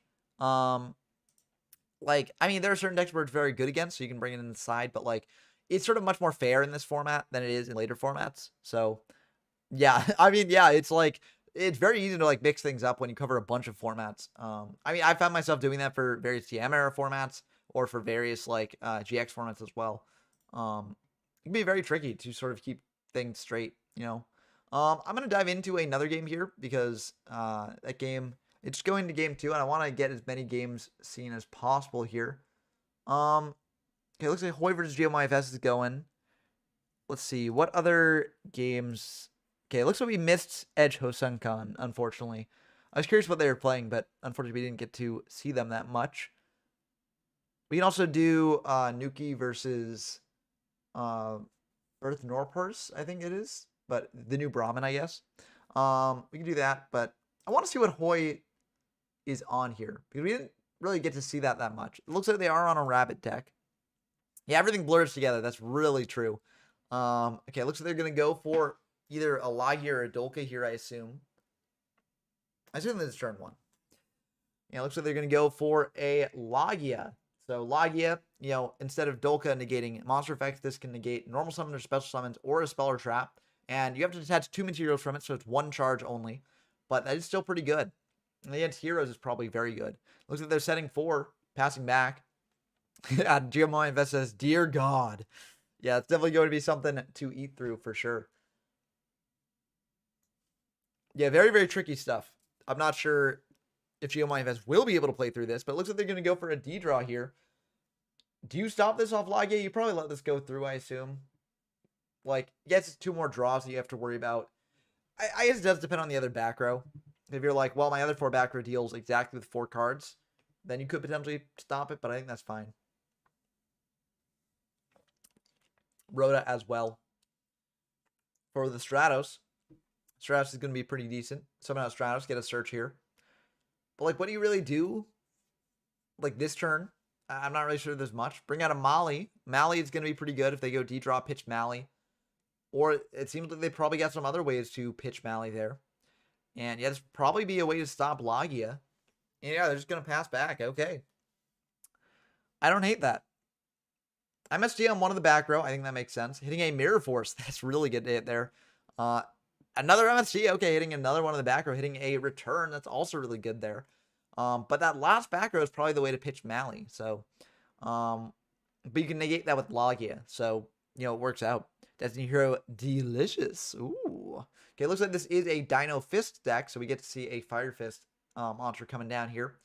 Bear right there.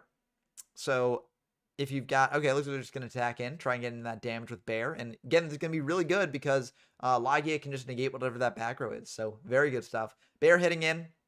1600, getting out a Fire Formation card from the deck. And potentially getting out a Tenki just to search out another card. Potentially getting out like one of the traps or the thing that stops them from activating that last card. But it looks like they're going to search out the Tenki here. And they'll probably activate that in main too, I assume. But yeah, Tenki, very good. You get to search out a Fire Fist monster and get that as follow-up for next turn. Are they going to use it this turn, though? Yes, they are. Okay, yeah. I'm not sure what they're playing around by setting first, but I don't think it really matters the order here. Maybe Mind Crush? But, like, I don't... Well, maybe Mind Crush, yeah. Is Mind Crush legal in this format, is the question. Let's check. They added a Gorilla. Gorilla, very, very good. Again, beating over a monster and then getting in for some stuff. Mind Crush is indeed legal. So, yeah, maybe playing around Mind Crush. Unclear. But, yeah. E-Telly coming down in main 1 here. That's going to be fine from from Hoi. So, it seems like Hoi does have a way to stop a summon. Probably like, oh, Bubble Man. So, that tells me that they are out of other hero targets besides Mally and deck. So that's kind of unfortunate, honestly, that they were out of those. But yeah, going into a level 6, but Hoi probably has like a warning or something like that in the back row to stop that, I assume. Because otherwise they wouldn't really let the E-Telly go through. But that's going to be fine. Okay, could be a Mirror Force in the back row then. Because otherwise you're just losing your Logia for almost no reason. Okay, they've got a Fiendish. Okay, Fiendish will be okay. And then you can pop the Tenki with the Bear to get rid of the Gaia Knight there. Miracle Fusion coming down. And that's going to be a thing from Hoi. And this will be negated with Logia. I think that's very smart. You know that the hand is Mally plus 1 unknown. And I think this is a very, very good thing to negate. You don't want to deal with that monster on field. You want to be able to pop the Knight, get out another Fire Formation card from deck with the Bear, and do some things like that. So this actually might be lethal with the Gorilla. I don't think it is. I think you're 200 off lethal, but either way, you're in a really good spot. But yeah, I am vengeance. I am the Knight. I am Bubble Man. Yeah, this is Batman's water suit, you know. Choosing not to commit the Gorilla, I think that makes sense. I mean, you don't have lethal here either way, and you want the Gorilla for follow-up plays later, I guess. So I think this is fine. And it looks like they're bringing out a Tenki. Okay, Tenki works. Yeah, Tenki gets another search, gets you another Bear probably, I assume, just to have backup on that. And then main 2, are you going to go into Tiger King is the question. They're just going to set one. Not activate Tenki. Okay, that is very interesting to me. Why would you not activate Tenki here? I honestly don't know why you don't activate Tenki here. Maybe they're out of targets? Would they be out of targets? No, that's just the end of the game. Yeah, I mean, they have that game wrapped up either way, but I don't know why you wouldn't just Tenki and, like, cement it even further. But yeah, Fire Fist taking a game, or Dino Fist, I guess, taking a game off the hero deck. Bubble Beat, unfortunately, not beaten many other decks that we've seen so far. They did win 1 game, though. So, you know, in the bracket, they won against Edge Hosenkan. But unfortunately, you know, apparently we're just bringing them bad luck in these games. But hopefully we can get to see them win in game 2 here. See what happens when the deck pops off. Because I think Bubble Beat is a very interesting deck. You can turn it into like a rank 4 spam deck. You can also play Miracle Fusions as well to go into things like Ab-Zero or potentially The Shining. Very, very cool stuff that you can do. Although, as GMYFS mentioned, extra space can be tight with the deck. So it can be a bit tricky there for sure. But we could also dive in to Nuki versus Brahmin. I think that might be good because we don't... Oh yeah, not activating Tenki and playing around Full House. That does make sense. Yeah, Full House is a very, very devastating card for sure. Let's see here. Where is Nuki? There's Nuki plus Nuki Brahmin. Okay. Seems like Spellbook. Okay, we get Spellbook versus Constellar. I'm glad we jumped into this one because these are 2 decks that we have not seen so far. Seems like it's still game 1. Playing Rivalry in the main for Spellbook. Kind of nasty, but it makes sense. And it looks like they've got a lot of stuff in rotation already. Spellbooks is a really, really cool card in this format. There's no Judgment. So, no, Spellbook of Judgment. There is Solemn Judgment, right? We've seen that happen before. But no Spellbook of Judgment, which is when the deck really became, like, super busted in Dragon Rollers. Like, people were doing Judgment plays to get out Jowgen, etc. But in this format, it's really interesting because the deck is more of, like, a deck where you're trying to maintain your resources, play with your resources really well, and just sort of outgrind your opponent. So I think it's a really, really cool deck. A lot of cool options to do with that. And it's very, very hard to face and also to play. So very cool stuff. Grand Spellbook Tower is activated here. If this is destroyed, you get to you get to special summon a spellcaster type monster. But if it's not destroyed during each of your standby phase, if you have a spellcaster on the field or in grave, place 1 Spellbook spell card from your graveyard to the bottom deck and then draw a card. So that will get through Thunder King, because Thunder King only does adding. Which is actually very good against this deck because one of the key things with this deck is, oh, and that's just going to be the end of the game. Yeah. Brahmin's like, well, I mean, I can't play through a Thunder King, so that's just going to be it for me. But I don't know. I think there might have been ways to do it, but maybe not in time. Yeah, because I was thinking, like, if you get, like, there's a Spellbook card that, like, can banish a card on field or set it down. I think it's Fate that does that. So you can do things with that. But yeah. Yeah, Spellbook definitely is a rogue favorite in a lot of these older formats, and it's similar to Madolche as well. I really like Madolche. Madolche is one of my favorite archetypes of all time. So, you know, and I do think Spellbook is sort of similar. Like, it's a deck that can do a very, very powerful resource loop, and it can be very, very strong if you're able to outgrind your opponent with it, but it can also, you know, be a bit rough or a bit low power against decks like Mermail or things like that. But I'm very curious to see what Brahmin and Nuki do in game 2. I want to stay on this game because these are two decks that we've not seen so far. We've seen a fair amount of Dino Fist, we've seen some Evil Swarm, we've seen some Heroes. We've not seen either Spellbooks or Constellars. So I'd really like to see what each of these decks can do. Constellar is also a bit of a rogue deck in this format, I believe. Although I think it might have done... no, I'm thinking of the Fire Water tournament yesterday. It did very well in Fire Water. But in this format, it's like...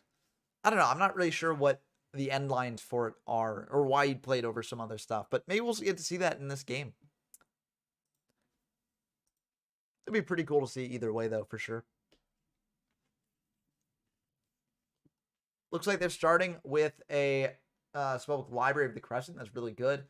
This is generally a really good starter for the deck because basically you get to add a Spellbook card from your deck to your hand for free.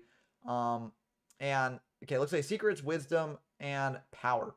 Secrets is really good because Secrets gets you another one from deck. Power is really good to just sort of like buff up your cards. Doesn't really come into play turn 1, but it's good to have for turn 2. Looks like Tower's getting activated here. Going for Justiciar of Prophecy here. And they are going to use the effect to banish it. So they get to add a, you know, probably, I think, Priestess or Empress? No, Priestess, that's what it is. Yeah, they get to add a Priestess. They get to bring that out next turn. Power lets them search off that whenever they hit over one of the cards that Nuki brings out on this turn. So as long as Nuki can't kill this turn, they should be pretty fine. They're going to go for a Pollux that lets them normal summon another Constellar. They're going to go for Kaus. And Kaus can potentially make this into a rank 5 play or a rank 3 play. Or if they want to go just for the rank 4 play, they can do that as well. But they're going to use the effect twice. And they're going to go into a rank 5, I believe. I think you probably go into 5 because you've got... what's the name of it? I mean, we'll see it here. Yeah, you get Pleiades. Pleiades is very good because you get to basically, you know, quick effect, do a compulsory evacuation device on one of your opponent's monsters. And that can be really annoying for a deck like Spellbook.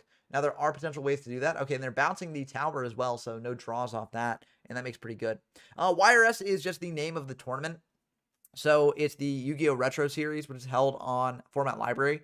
So, yeah, that's just what it means. I probably should have been more clear. I maybe should have spelled out like Yu-Gi-Oh! Retro Series. But that's my bad.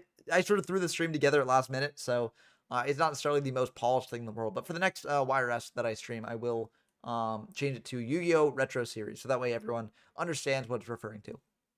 But yeah, Zacharonian Chief, welcome to the stream. We got a very interesting one here. And I'm kind of curious what New Brahmin will do to get around this Pleiades, because that makes the Priestess play really annoying. I believe they're... Okay, looks like they're going to go for Secrets here. That makes sense. You get to add a Spellbook card from deck to hand. That's one of the most important cards you can get in the Spellbook deck. And they're going to go for a Wisdom here, so Wisdom only stops spells and traps from affecting your spellcasters. So they are going to go for the Priestess here, so they get to reveal 3 Spellbooks. They're going to reveal the... Let's see. I mean, this is honestly not bad because what you can do is you can bring out this, use the effect to try and pop the Pleiades. Pleiades has to bounce the Priestess, basically, and then you can bring it out later again. So, Mind Crush coming down, though, and that's going to be pretty good at hitting some of those spellbooks out of your hand. I believe you still do get... Okay, they're going to hit the Priestess. Yeah, that makes sense. Priestess is still in hand when the cost is paid. So, yeah, that's really good. That makes things really complicated for the Spellbook deck from here. Yeah, because you wanted that Priestess to go through so that way you'd be able to get rid of Pleiades. Yeah, that's rough. Yeah, Minecraft is really, really good to side in against Spellbooks because the Spellbook deck definitely adds a lot of cards to hand. So if you can potentially just use Minecraft at a good moment, then you can potentially blow them out here. But yeah, I believe they do get to see the rest of the hand as well because only one Priestess was sent. And they're going to go for a Temperance of Prophecy. So this one will allow you to tribute this and add another Priestess to hand. So that's actually really good. But Pleiades will be able to bounce that back and stop that from getting the other Priestess. But you've baited out that other Pleiades activation there. And if... Okay, you're going to activate the Spellbook Tower as well. Oh, and pass. That's not necessarily the best So if Nuki does have a way to get in for more damage here, they can just win the game this turn. So, yeah, a bit rough. And I feel like Constellar does have ways to do that. I mean, they've used up Pollux, and they've also used... Oh, yeah, you can just go into M7 to get to 2,700. And you could... Oh, you can do either Graveyard. So actually, you could detach for Pollux. No, you can detach for Kaus, and that is lethal, right? Oh, the falling effect cannot be activated this turn. Never mind. Yeah, you can't activate that effect this turn. Yeah, Mind Crush is indeed at 3 copies, which is really, really rough for Spellbook for sure. I believe it's at 3 copies at least. I've got like the sort of like limited list on the side here just to sort of keep referencing, and I don't see it in the limited or semi-limited sections. So, looks like they're gonna shuffle back secrets into the deck and then draw a card, or put it back in the bottom, I believe, not shuffle. So then you get to draw a card there, get another thing that you can do. Now you can go for Temperance this turn. This is not a quick effect on this one, so you don't have to worry about that bounce. And so this could be pretty good for Brahmin here, depending on what the set is. The set could definitely be something that stops this.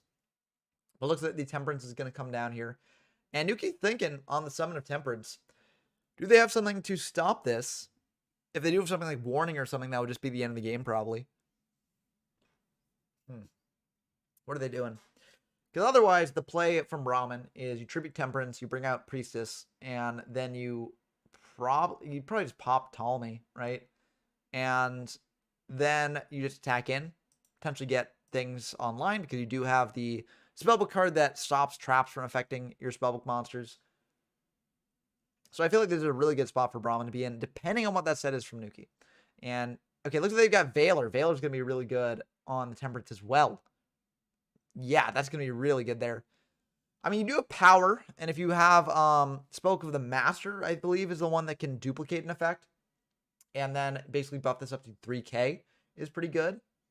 But yeah, it looks like they're going to go for the Power indeed there, then go for the Master indeed, so you get to banish a Power, and then you get to duplicate that effect. So that is very good.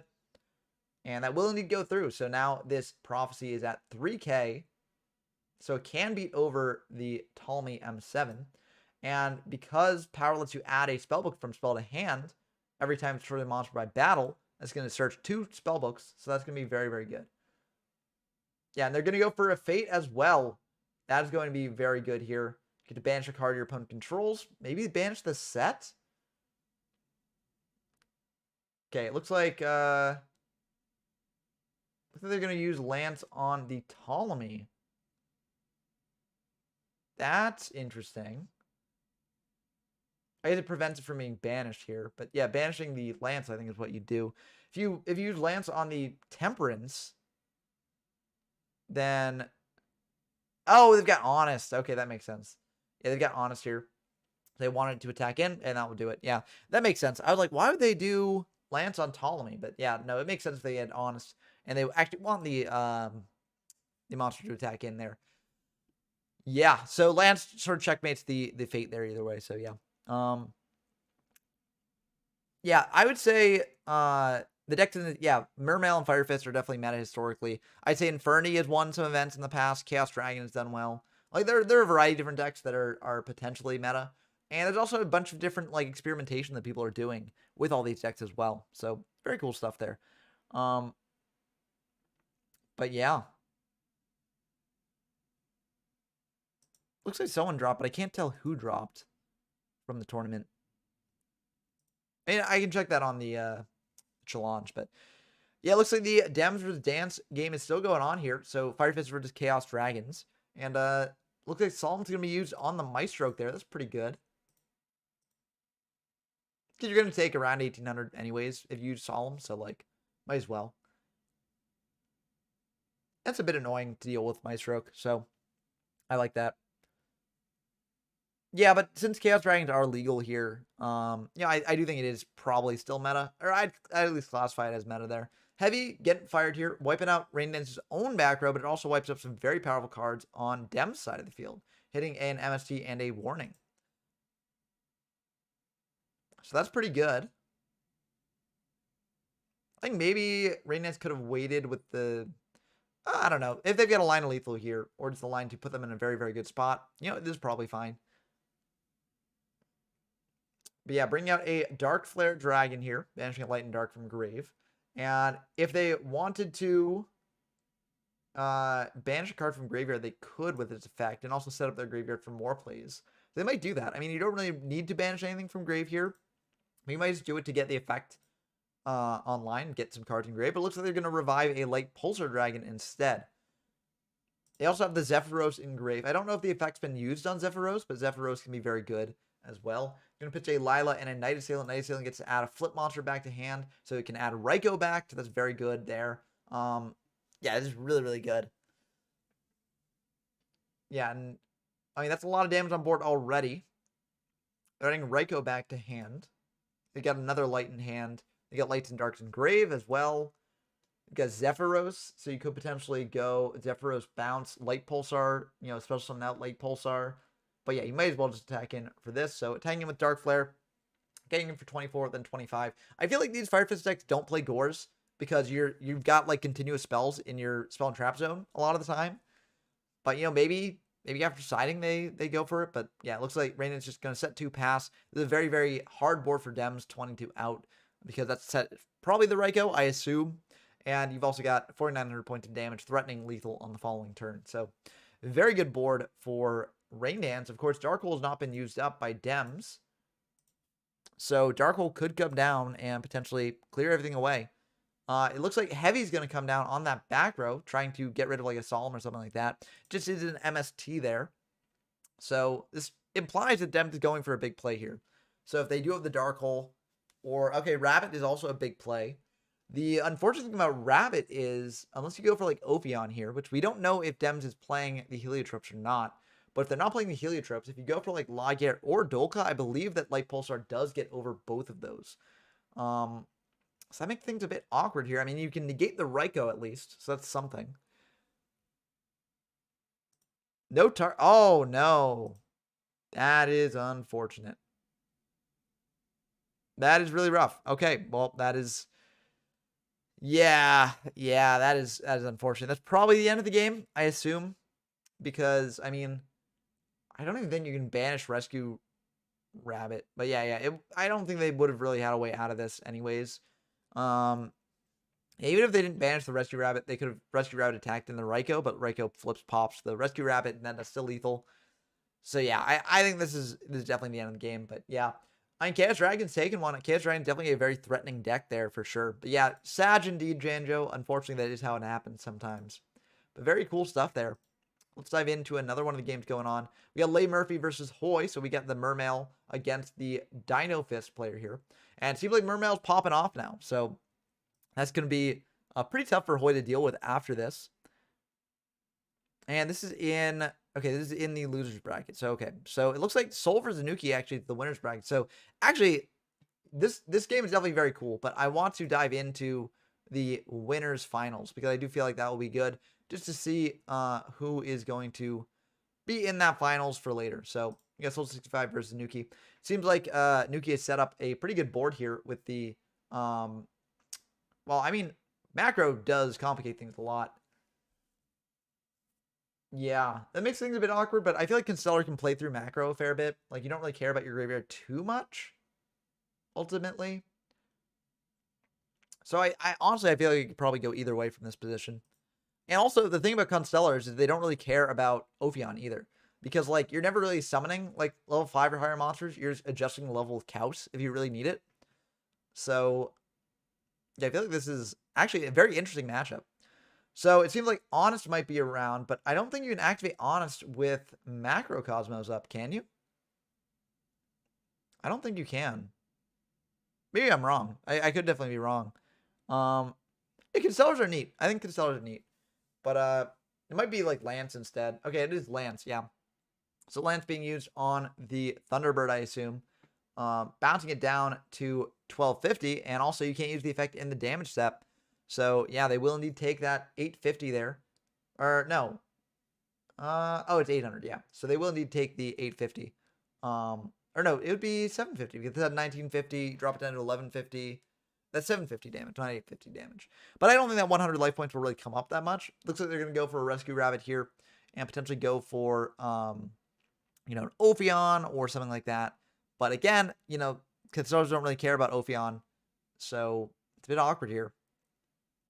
You're going for the double Heliotrope there. Maybe it would have been better to go for Rescue Rabbit in main 1, just to have more monsters to hit in here with. Because now you're in an awkward spot because, like, they bring out another Constellar. They go for, like, Pleiades, and what do, right?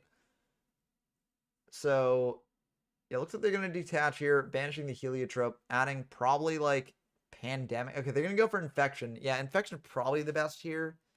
A Mind Crush on the Infection, though. That's going to be pretty good. Getting that Infection out of hand, getting the Knowledge as well. So, yeah, this is going to be a very, very good spot for Nuki.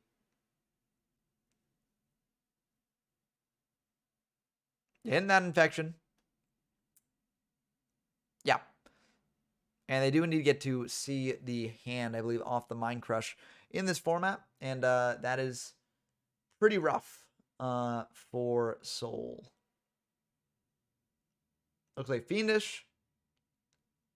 Okay, Fiendish can stop Pleiades at least, so that's something. Dimpriz and Infection. Okay. That is, honestly, actually, that's a pretty threatening hand if you're Nuki with the Constellars. Because Fiendish can stop Pleiades. I mean, I guess you just go M7, but then if you go M7, then that dies to Dimpriz. So you're in kind of a weird spot. Again, they have to go for Mind Crush here. Probably the Chain, I believe, right? I feel like Chain is the best choice here. Maybe Prison, though. Yeah, they are sending the Chain. I think Chain makes sense. But yeah, I think that, because also, like, if you want to go into, like, Pleiades in the first place, then Chain potentially stop that outcome. So I think Chain is definitely the most awkward card here for sure. For Nuki to deal with. And now you know about Dimpriz plus Infection. And yeah, I mean, this is really bad for Soul now. Yeah, those double Mind Crush really put in a lot of work there. And they're just gonna set 2. I mean, Nuki knows the hand. And like, you might as well set it because like they still gotta play around it. They've got heavy, but like, ooh, and Bear is gonna be pretty good here. Does Soul have another card here that can stop the Bear? Is the question. So it seems like this is Constellar Fist. We've seen a bunch of different Fire Fist packages here, but Constellar Fist is definitely a very interesting one. Yeah, I'm curious what they're gonna do here. I feel like, I mean, we don't know what the unknown set is. Yeah, Venus should be banished for sure. Yeah, bottomless is probably, yeah, you probably have to bottomless this. I think that makes sense. The Couch on its own can't do anything here. So you can potentially get over the Couch next turn. I think you probably have to get over the Couch next turn. You've got the, okay, and there's no Honest in hand as well. So that's really good. And you don't have to worry about Mind Crush from here on out either. So I think, honestly, if you're Soul, I think just go for the Ophion effect. Because, like, what is Constellar summoning that's level 5 or higher? Yeah, and they are indeed going to go for the Ophion effect here. Probably searching out Infection, maybe another Pandemic. Okay, they're going to go for another Pandemic here. Just because they're like, okay, if I can just sit on this Ophion and just keep that Pandemic, right, and prevent them from doing anything with it, then we're in a really good spot. So it looks like they're going to go for the Ophion here. Mirror Force coming down, but you've got the Pandemic here. And double Pandemic makes things awkward because if you want to use Lance here, you have to chain Lance, but then another Pandemic can be activated, and then, you know, that makes Lance really awkward. So, yeah, it will hit over the Couch, and now you attack in for 1750. And it's going to be pretty good.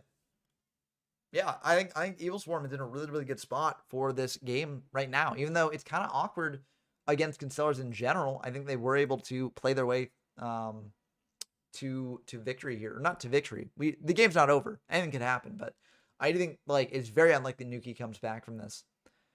Especially with another Pandemic and another set there. So, yeah, and the other set's Dimpriz that we know about. So, yeah, it's going to be very hard to come back from this position for sure. And also, we can have the read that the set is not Forbidden Lance, because if it was Forbidden Lance, you'd wait till damage step, then use it. Because you want to, like, chain it to a Infection, because you want them to use up both Pandemics right now. So that way you can use the Mirror Force on the following turn. So, yeah. Yeah, 1750, and then you attack him with Ophion. No real reason to switch Ophion to defense here. Not attacking with Ophion. That's, I don't know. I don't know about that. I guess you want to keep the Pandemic live, but, like, you kind of got to get in damage here. I don't know. Okay, Dark Hole coming down. Pandemic, we get chained to that. So, you know, that will prevent the Dark Hole from clearing the board. But again, I feel like you just wanted to get in with the Ophion last turn. I don't know.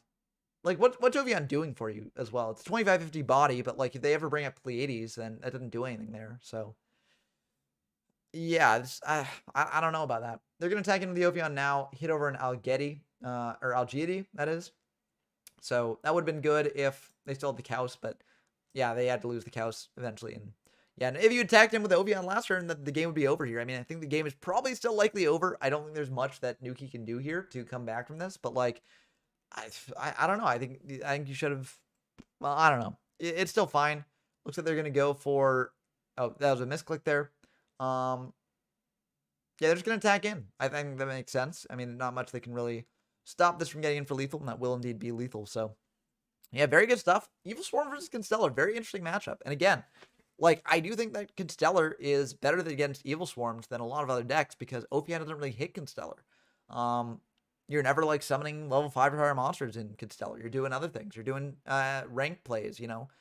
So this is kind of interesting. I'm wondering if Soul has a side deck plan for Constellars, or if, yeah, I don't know. I mean, I feel like it has to be a side deck plan for Constellars at this point. Yeah, very interesting stuff, for sure. And Nuki's done siding already, which mean that they're just like, well, I got a plan for macro. I got a plan for other stuff. You know, I can just bring that in right away and do that. Or they're just like, yeah, I'm good against Evil Swarm. Like the matchup goes my favor generally, so I don't really need to decide here. I just got unlucky game 1. But either way, very cool matchup. I'm very excited for games 2 and 3. I'm very curious to see if any side deck tech will present itself.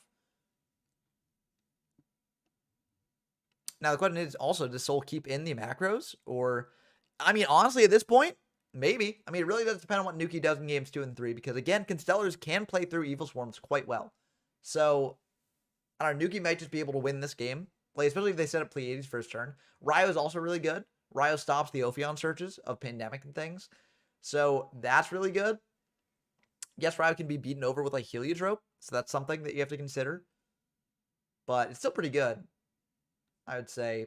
And Soul's the thing about how to maneuver through this, because there's also 2 back row there that they have to take into account.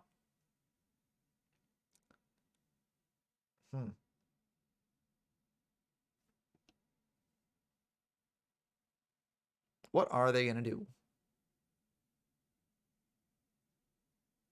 This is definitely a tricky spot to be in. The good thing about Evil Swarm, though, in spots like this, is that there are only like a couple moves that the deck can do on a given turn. Like, there's not a ton of lines you have to juggle. So, realistically, it just comes down to deciding between those lines. And, I mean, it's definitely tricky with a Ryo. Ryo definitely complicates things further. But sometimes it's just like, if you've got one line available to you, you just have to do that line. And be like, well, if I lose with this line, I lose with this line. But it's the best thing that I can do at this moment. And I just got to commit to it, you know?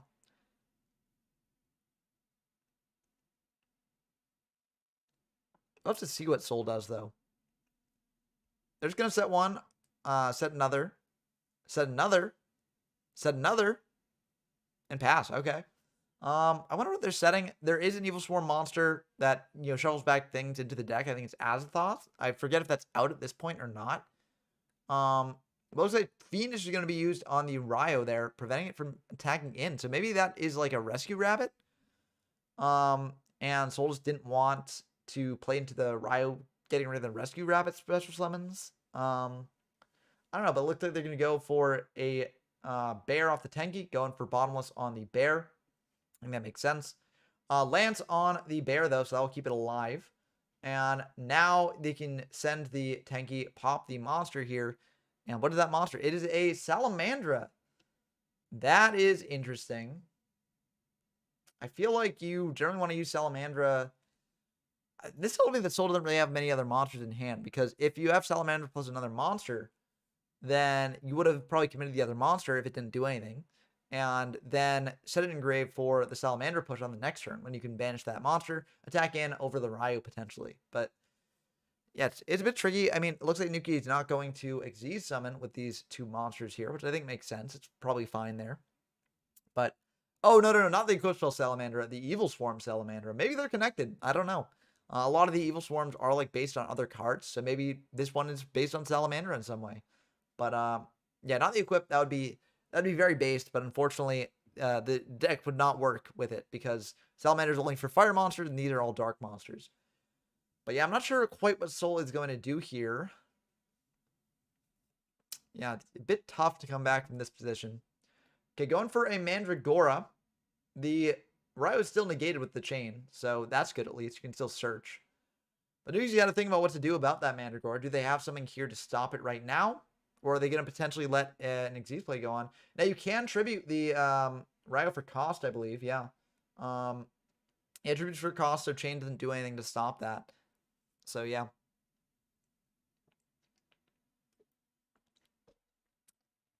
It doesn't negate the tribute effect. Well, partially because also I think, but yeah, I think it's just like, because it's not on field once it's tributed, so it doesn't negate it beyond that, right? It's not like an effect failure. Yeah, I think it works like skill drain, exactly. Yeah. So that prevents the Mandragora from going through. I think that the chain still stays on field, but I don't think that will matter. I don't think anyone's playing a way to bounce back that chain hand. But, you know, I think the chain still does remain on field. Maybe though, Soul's playing Mist Valley Falcon. You know, you never know. But it looks like a Rescue Rabbit coming down. That's going to be pretty good for them. Yeah, Phoenix does stay. Yeah. But Rescue Rabbit can be pretty good. You can potentially go into an Ophion. You can potentially go into a Lagia or Dolka. I'm not sure which one they're going to go into, though. Yeah, very interesting. I feel like you probably want to go into a Lagia. That, to me, makes sense in this position. In case they've got, like, Lance. They might have another Lance. It also depends on what they do here. They might have a way to stop this, like, Bottomless or things. That could potentially stop it. But yeah, it's going to be tricky, for sure. How do you deal with that bear? There's also the option to just bring out two monsters and just hit into the bear, like, directly. Saying, like, you don't have more than one backer that does anything against this. But I feel like that's risky in case they've got another Lance, because then they just Lance your monster attacking into the bear, and then, you know, you can't stop that. But they are going to go for a Heliotrope pair, and that will get Bottomless. But do they have the Infection Pandemic? Looks like they do not. So those Heliotropes will get Bottomless, and now Soul's a bit defenseless against that bear. Of course, they could have back row that stops the bear from getting in. But, you know, that's a big if. Will they have it? Looks like they do have Fiendish Chain on the bear. And yeah, that will stop it. Okay. So a Kaus is coming down now. And Kaus could potentially Xyz summon here. Yep, they are going to overlay. They're going to go into... What are they going to go into here? I think you can go into Tiger King, because these are both Beast Warriors, maybe. Although Tiger King might just be Fire Fists. But looks like Maestroke is coming down. Maestroke's pretty good. Just a very annoying card to deal with, for sure. Yeah. So, yeah, it looks like they're just going to let that go through, though. And what will they do now? They're kind of in a tough spot, for sure. They're just going to pass. Okay. I mean, sometimes you do what you got to do. You don't have the tools to get in there, and it's kind of rough. But they're going to go for a Sheridan now. Sheridan lets you search a Constellar from deck to hand. So this is when you can go for, like, Algiady. Then spell summon out Algiady and go for a play there. But Algiady, I believe, is level 4, so you can't go for an Xyz play with it. Whereas Sheridan's level 3. So, yeah. So they're just going to attack in and get the Pollux to hand. Pollux is really good because you get to normal summon twice. Go for an Xyz play like that. So, yeah, it's a really good spot for Constellar. And again, Constellar can, like, play through a lot of what Evil Swarm does. So, even if Soul managed to set up, like, an Ophion, like, not necessarily even the best thing in the world. Yeah, and Soul just going to pass again. I wonder what they're drawing here. Like, what they... Like, if they drew, like, you know, normal Evil Swarm, I think you just summon out that Evil Swarm, hit over the Sheridan, because you don't want them to go for a Constellar play like this. Because now you can Kaus up the Sheridan to level 4, and, you know, Xyz with these, get another monster. So, yeah, I'm not sure what they've got in hand. Maybe Rescue Rabbits, but, like, Rescue Rabbit, you just go into Sabersaurus, and that's what you want to do. Because it's in a quick effect on the Maestroke. Huh. Very tricky. Yeah, now Nuki's just getting a stronger and stronger board. So, yeah, we know the Pollux is the last card in hand, but I really don't know what Soul has. Oh, you got Cowboy for game twice. Ah, rip Rain Dance. I mean, that does happen. Cowboy is an iconic card for a reason. Rhoda here. Rhoda can get something at least. Maybe a caster. I think caster's a warrior. So you go caster. You go for caster isn't need a warrior. You go caster. You go for an evil swarm play. But like, I don't know. It's kind of like too little, too late at this point. I assume they've got some way to stop the Ophion from coming down. Yeah, Nuki's thinking on the summon of the other caster here. They probably have something to do here. I'd imagine that this all isn't going to go uncontested. I feel like you just go Ophion. Search Pandemic. But yeah. Yeah, no, these games are definitely fun. Like, I think Meadowlands is a really fun format. I know that a lot of people have been talking about different Xyz formats that, should get more attention, and Meadowlands is potentially one of them. So it looks like they're going to go for an Ophion here instead of, I think Bahamut needs 3 Evil Swarms, so that would make sense if that's the case. But otherwise, I think you'd want to go for Bahamut as opposed to Ophion. Because, like, I don't know. I mean, I guess you're worried about, like, Mirror Force or other things like that. But it's kind of awkward because now the Maestro, checks the Ophion. But they're going to search here. And they're probably going to get a Pandemic, I assume. Yeah, they're getting a Pandemic there. I think that makes sense. And now probably you attack over the Kaus. That would be my guess. Yeah, they're attacking over the Kaus indeed. Now, do you go for... Okay, it looks like that's going to go through. I was going to say, do you go for, like, a Pandemic before the damage step? Because you want to play around Lance. But that doesn't really matter because then your opponent just chains Lance to that. And then they sink it down anyways. So, yeah, I think holding the Pandemic there is good. This turn, you definitely want to set the Pandemic unless you already have a Pandemic face down. But even if you do have a Pandemic face down, it could be just good to bluff, So you set the new one. And they're probably thinking, do I set another? I think you do if you've got a thing to set, but I think it's also fine. So it looks like the Maestro will be able to use this effect to flip down the Ophion, which is going to be really good for Nuki here.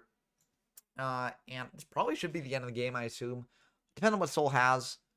But, like, that Pandemic won't help out at all. Pollock's getting another monster out in the field as well. So, yeah, this is going to be the end of the game. Yep. I figured that would be the case. But, we had to see it play out further. But, yeah. Rough stuff there for sure. This is, again, a reason why, like, I wasn't sure why they set the Salamandra in turn 1. I feel like you want the Salamandra to do things with later. I mean, it is what it is.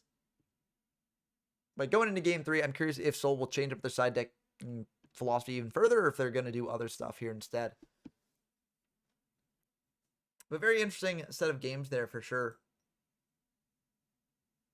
I'm just going to check on what the other bracket looks like. So it looks like we just got Leigh Murphy versus Hoy, and then Megahorn versus the winner of that, and then the winner of that versus the loser of whoever loses this game.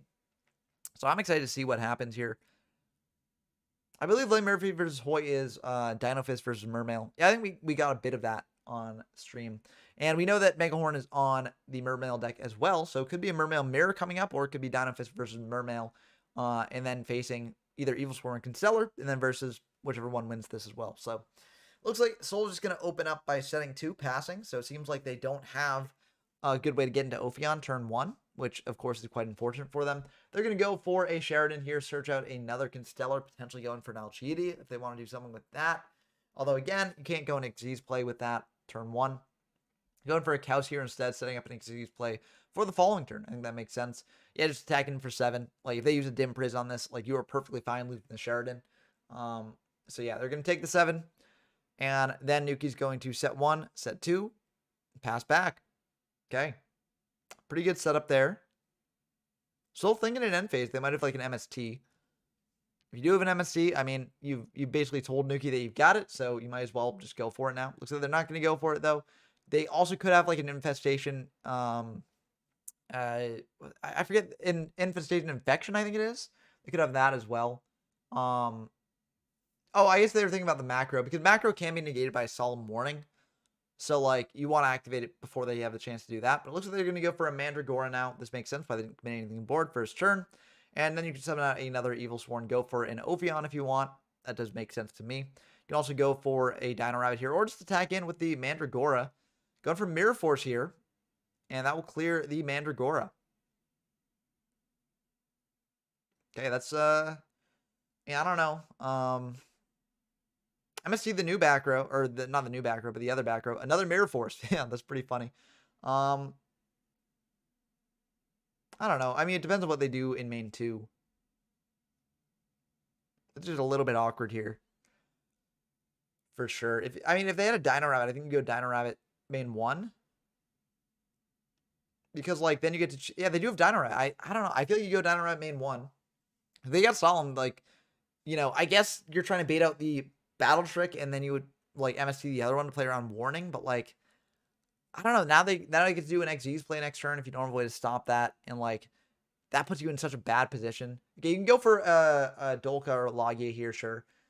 Probably, I would say that's tough because if they've got Pollux, then they go into... No, they can't go into Pleiades easily. So, yeah, I think you go Dolka. I think you go Dolka to negate monster effects. Yeah, they are going to go Dolka here.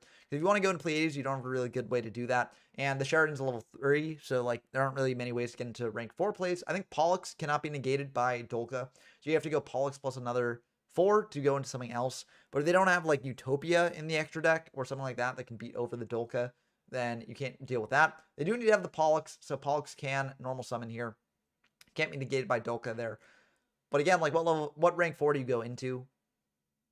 Oh, looks like they're going to attack in, probably trying to go for...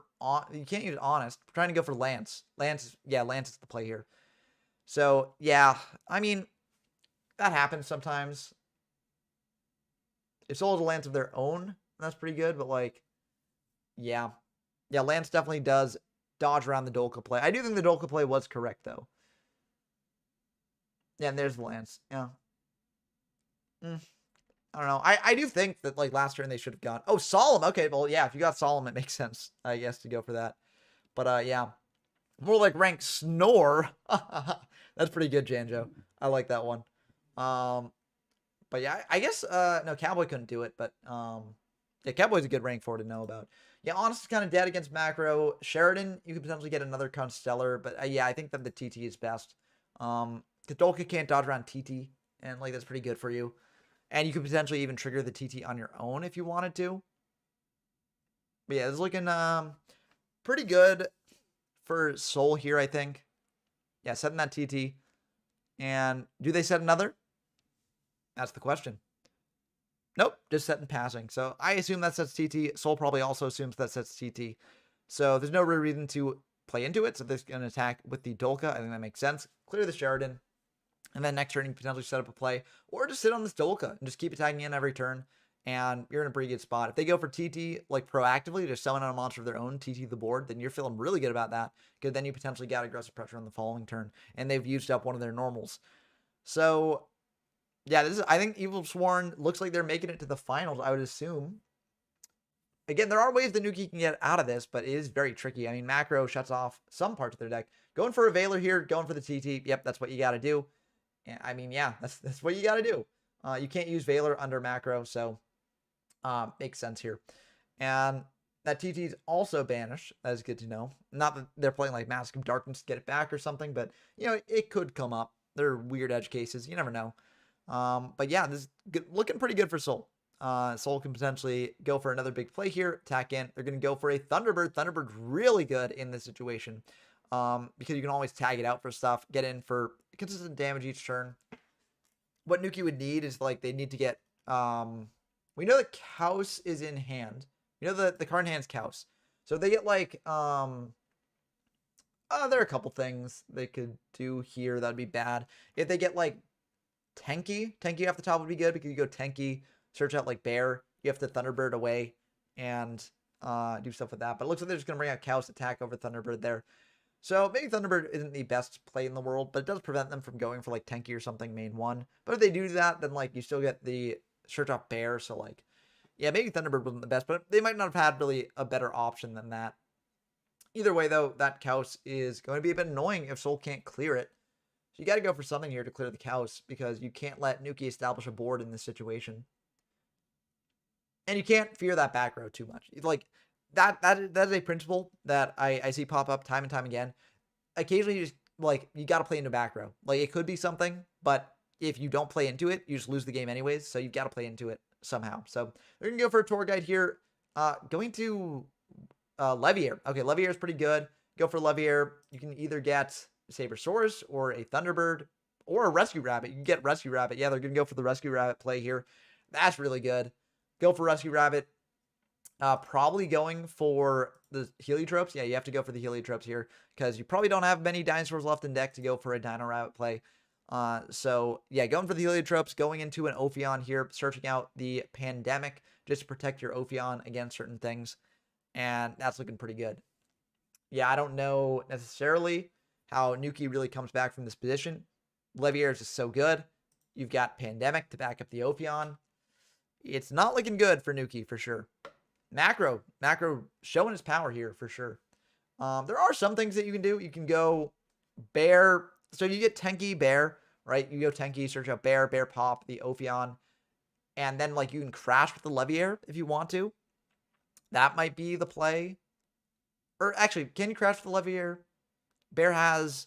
I know Bear generally has like 17, but that might just be because when it's buffed up by 1, it is at 17.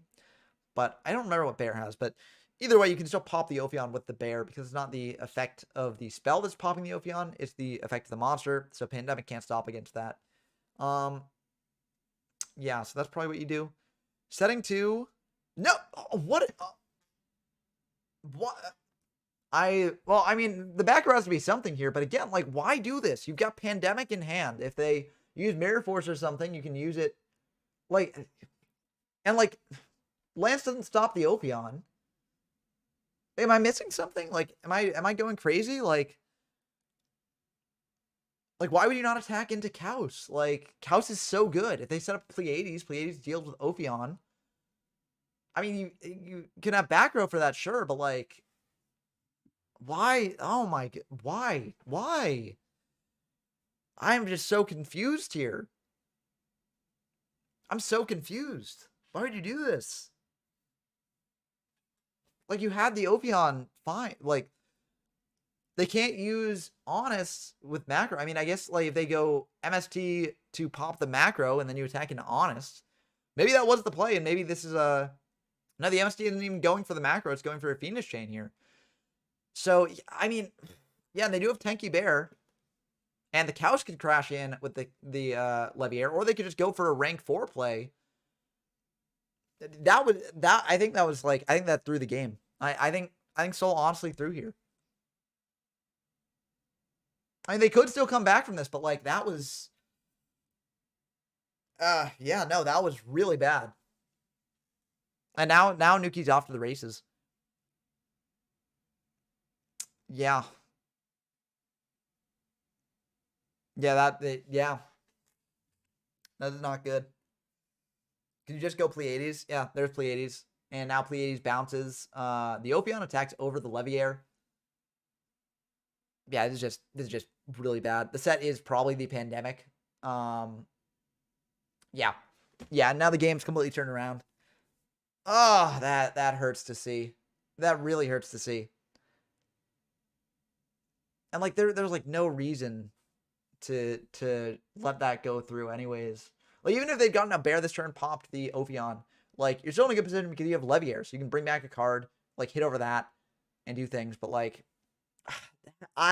again, you can't get too passive against back row. Sometimes you have to play into it, because if you don't play into it, like you lose the game. Like I think this game was lost on that turn because Soul did not play into back row. You know that you have to play into the back row. You do have the Dark Hole here, so that can actually okay, they're back in it. They're back in it. Okay, never mind.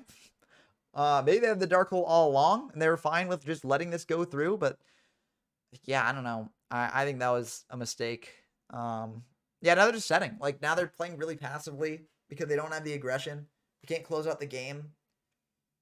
Yeah, and there's another Tenki. So now you go Tenki. Oh yeah, and they use the Pleiades to bounce the Tenki. So yeah, now they do Tenki, search Bear, Bear pop the monster. Or they just go Kaus, so they clearly have like Pollux in hand.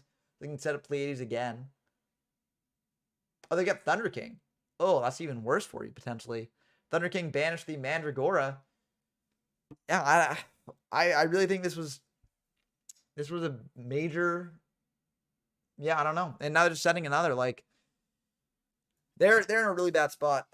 And I think it could have been very avoided. Again, like I always say in these commentations, like I'm always like, you know, it's much easier to commentate than to play. So obviously, like Soul's in the moment. Potentially they're not thinking of things. Potentially they're You know, thinking like, I mean, a lot of pressure's on the line because this is for the winners finals, right? So yeah, and that pressure does, you know, get to people. You know, it does potentially cause some misplays, but yeah, it's just unfortunate to see because like I do think that Evil Swarm will have a really tough matchup against Constellar in the finals, but yeah, but you had Pandemic. Like there was Pandemic in hand off the Ophion, right? Once the Ophion hits the field, like there's nothing really stopping your plays, right? Because you've got the Pandemic. Even if they've got like Mirror Force to deal with Leviair, you've still got Ophion. Ophion's really annoying, and you're getting through the Cows. So you're preventing them from doing a rank 4 play or a rank 5 play, like there. So, I mean, like, there's no real back row that can stop that. Even Lance gets around Pandemic because it activates in damage step, but you still get over Cows with Lance, I believe, because Lance is just, oh no, Lance is 800. So I guess you don't get over, yeah, so you don't get over Cows with Lance, but then you just attack in with Leviair to clear the Cows that way, because Cows is still like your biggest threat. If you want to play around Lance even further, you can just attack Leviair into the Cows and then attack directly with Ophion that way, right? So that's how you play around Lance. And they can't do Honest because of the macro. So, yeah. Yeah, exactly. Yeah, Soul's saying the line right here. Yeah, just attack him with Leviair.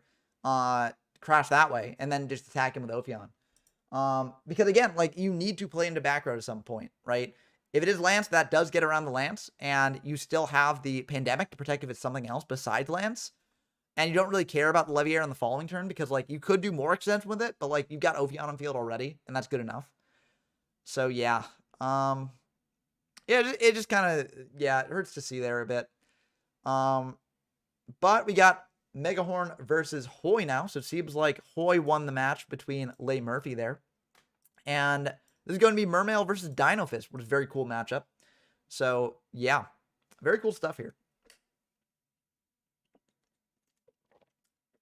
I think also like a part of these formats is very important for and Soul clearly like knew this because they mentioned afterwards, like they clearly had that line in their head and they were thinking about it. They knew how important it was to clear the Cows. But I think it's very important, like if you're up against a deck, you need to know what that deck's win con is. And the win con for Constellars is making rank 4 plays. So it's very, very valuable getting their monsters off the field to prevent them from making those rank 4 plays. And yes, there are some things with like Bear, like if you draw Tenki into Bear after that, like that's really bad, right? So that play would really be bad for you. But like if they draw Tenki Bear, you're still losing that anyways, right? So like it doesn't really matter there. But yeah, you live and learn exactly. And every loss that you have is a potential for learning, right? Because no matter how good you play, there's always something you could potentially done differently and lines to consider. And also watching your opponent's plays are also very good too. So yeah, you live and learn. But yeah, so it looks like Darkham Dragon just doing a very simple starting play, going for a Gachi with a Diva and a heavy infantry, and just passing back to Hoy here. I think that's fine. Not using the extra normal off the infantry is interesting, but you get in rotation, especially if you've got like a Turge or something. So yeah, going for an MST on the back row there, hitting into a Sphere. Okay, that's really good for Dark Arm Dragon. Yeah, it's brutal because now they go Sphere, bring out Lind, and then Lind bring out whatever they want because the Sphere will pop the Lind. That's one of the risks of playing against Mermail, but maybe Hoy does have a way to deal with whatever monster they bring out. That's a potential option as well. Yeah. Yeah, so you're really doing very well for your first time playing Meadowlands. Very, very good stuff. Yeah, I think the finals might be hard for you because you have to face, like, Constellar is very good against Evil Swarm because it doesn't special summon out level 5 or higher monsters. So that might be a bit tricky. But yeah, you did very well in that first match. I think you actually could have won that first match. I mean, as you saw the line afterwards with the crashing Leviair into Cows and then attacking directly with Ophion. I think that would have been the correct play there. Because sometimes you just got to play into back row to a certain extent. And if you want to get really risky, like playing around like Lance, I mean, you also could have activated Pandemic before battle phase just to play. Like they would have had to fire Lance like right away. To get the Ophion down, and then you could just know whether you had to crash in the Leviair or not. That's also another line you could have done. It's awkward because then if they draw like Dark Hole or something, you don't have the Pandemic set up for that. But like clearing the Cows was like very, very important. So yeah, But I mean, it's very tricky to like see all these lines like in the moment. And I always say it's easier to commentate than to play. And I think that is very true. So like, people watching like, know that like it is very, very hard playing these things. And every player who's like made it this far, like they are very, very good at the game. And I have a lot of respect for everyone playing at this high of a level. So yeah. Yeah, I don't think you can afford to wait at that point because like the win con for Constellars is rank 4 plays, right? So you can't let them have a level 4 monster just on their field, especially Kaus, which can bump up to level 5 and get into Pleiades, which is such a hard thing for your deck to deal with. So yeah, look like they're going for a Tiger King here potentially, I assume, because otherwise that would crash with the Pike potentially. But yeah, so it looks like off the sphere they got the Pike, and then they pitched a Megalo for other things, but they got a TT here to wipe the board, except for the Gachi, which will stick around. Now, Hoi's thinking about this, and that will go through, so nothing they can really do to stop that. And the Gachi will stick around again, because you can detach a card from it to get that sticking around, and you can detach the heavy infantry to get that in rotation, potentially. So pretty good overall. Yeah, the greed will always get you. That's right, Janjo. Yep. Greed is rough. Rough to play around. But yeah, detaching the infantry there makes sense. Have it in rotation. Still got the Gachi up, buffing your stuff a little bit. But yeah, that's definitely rough for Hoi. Hoi's going to set 2 and pass back to Dark Armed here. I wonder what they're going to do. They could do a variety of good plays. I missed what they added off the Pike. Maybe they added the Diva off the Pike, but Diva's going to be really good here. Go into a variety of plays. Potentially go for a synchro play even. Potentially get another Mermail in rotation. Looks like they're going to get the Marksman in rotation, it looks like. So you could also just attack in with the Marksman as well to try and get its effect to special summon a level 4 lower Atlantean monster from deck. That's an option. I'm not sure if that's worth doing because like the Atlanteans you're playing are like mainly just infantry and another Marksman. So you could potentially give out another Marksman on top of this and then go for a level 8 play in main 2 if you want to. But like, I mean, I guess that also gets out. I mean, if you get out 3 Marksmen with the Marksman, you can go for like an Abyss Trite play, I think it is called. Like the rank 3 Mermail card you can go for. Looks like they're having technical difficulties here, though, which is quite unfortunate because they're in a really good spot. But yeah, it seems like DB is just being DB. You know, sometimes that does happen. Sometimes DBs. But that would be very unfortunate if this game is a technical difficulty loss because okay, they're back. They are back. Yeah. Seems like they're having issues. But they're going to attack in with the Marksman here. Will that go through? Or will this be like Mirror Force? A lot of different options here. Yeah, looks like that will go through. So they take 16 because of the Gachi. And they do get to bring out another Marksman here if they want to. There's a lot of damage coming in. Oh, or they can bring out Dragoons instead. That works too. Yeah, can you not bring out... Oh, except Landing Marksman. Very, very important line of text there. Very, very important line of text, yeah. So you got to bring out Dragoons off that. But still, there's a potential Mistworm play, potential level 6 play. A lot of different things you can do there. So, yeah, pretty good stuff. And yeah, Hoy's already down to half their life. Yeah, that's going to be tough for Hoy to recover from this position because Dark Dragon just has so many cards now on field. Yeah, I don't know what they're going to do.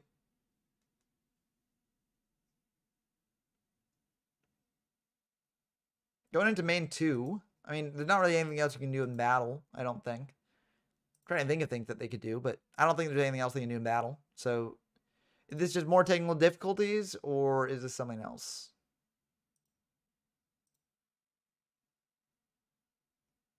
Looks like it might be more technical difficulties, which would be very unfortunate, but, I mean, they're still in the game. So, I don't know.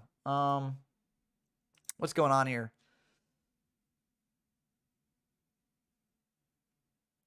Come on. Come on. We got to watch what happens next. No. Ugh, that's unfortunate. They've not TC'd either. So, like, I don't know what... They might be planning out their play for main 2, but please do this in main 2 if you're doing that. just to know that there aren't any technical difficulties. Okay, it looks like there are technical difficulties, and they're back. They're back, and hopefully better than ever. Hopefully. Yeah, that stick poke worked, apparently, because now they are back. One moment. Okay, it looks like they're changing their PC because they're having a bunch of technical difficulties. Okay. Yeah, this is a very, very good position to be in for sure. Because this is, I mean, you can go into a catastrophe if you want to as well with the Diva. You can go into a lot of different things. So now, there are things that Hoy can do to get around this potentially. Going into a Dino would be pretty decent. You know, if you've got Tenki, you do Tenki, search out like Fist, or not Fist. Tenki, search out like Bear Pop, whatever they bring out in main 2. Yeah, there's that. Can't go for a level 8 synchro play, so no Stardust coming. But it's still pretty good. Yeah. Yeah, no, they took the full amount. They took the full amount. Yeah, now they're going to go for a synchro play here. Going into a level 6. Which one are they going to do? They're going to go into Lauren. Lauren's very interesting. You get to target the I mean, you can do the marksman to get that in hand to then pop some of the back row. That makes sense to me. Yeah, Dulorn's pretty interesting. Bottomless on the Dulorn, that makes sense.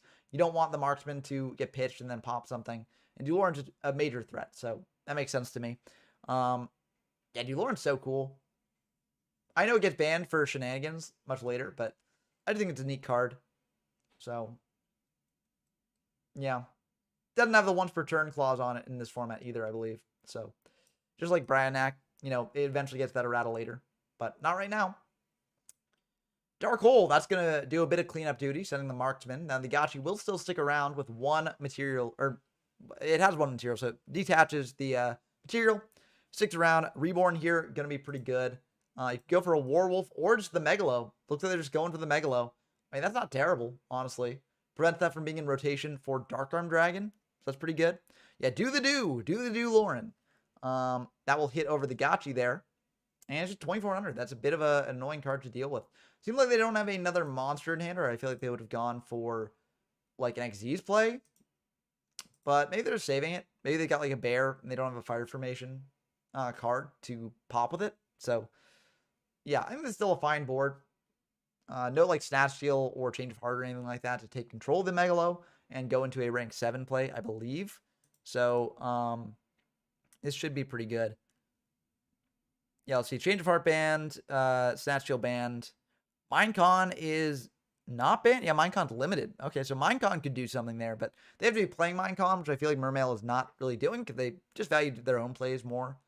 So yeah, looks like Dark Arm Dragon thinking here they might have an Abyss Sphere in the end phase. Question is, are they going to do that? End of main 2. Okay, so they're going to go for the Lind play in end of main 2. Most likely, I assume, because you activate end of main 2, then you pop it in end phase, and then you get out another card from Lind.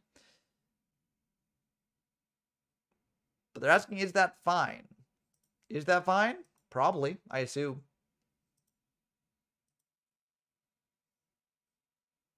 MST on the back row, okay. Hitting a book. That's kind of rough hitting the book. Book is pretty good. I believe Hoy is able to... Okay, end of main 2, they're bringing out the Lind probably.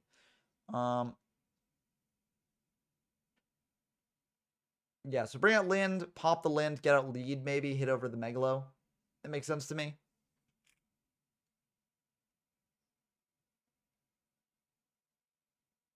Yeah, and that will go through. So, yeah, it's kind of a rough spot for Hoy to be in because lead can definitely deal a ton of damage. Also, it can rip out that last card from hand if it wants to. So, that is very rough for Hoy here. But, you know, there could be some potential top decks that get them back into it. Like a Tenki will get them back into it. So, yeah, because Tenki, you go Tenki, search Bear, Bear pop the lead, and get in, search out another fire formation card, and do stuff with that. So there are ways for Hoy to get back into it. But this is definitely very unfortunate for them. And honestly, if Dark Arm Dragon can set up a lethal line for this board, then that would be really bad for them too. So, yeah, very tough stuff here for sure.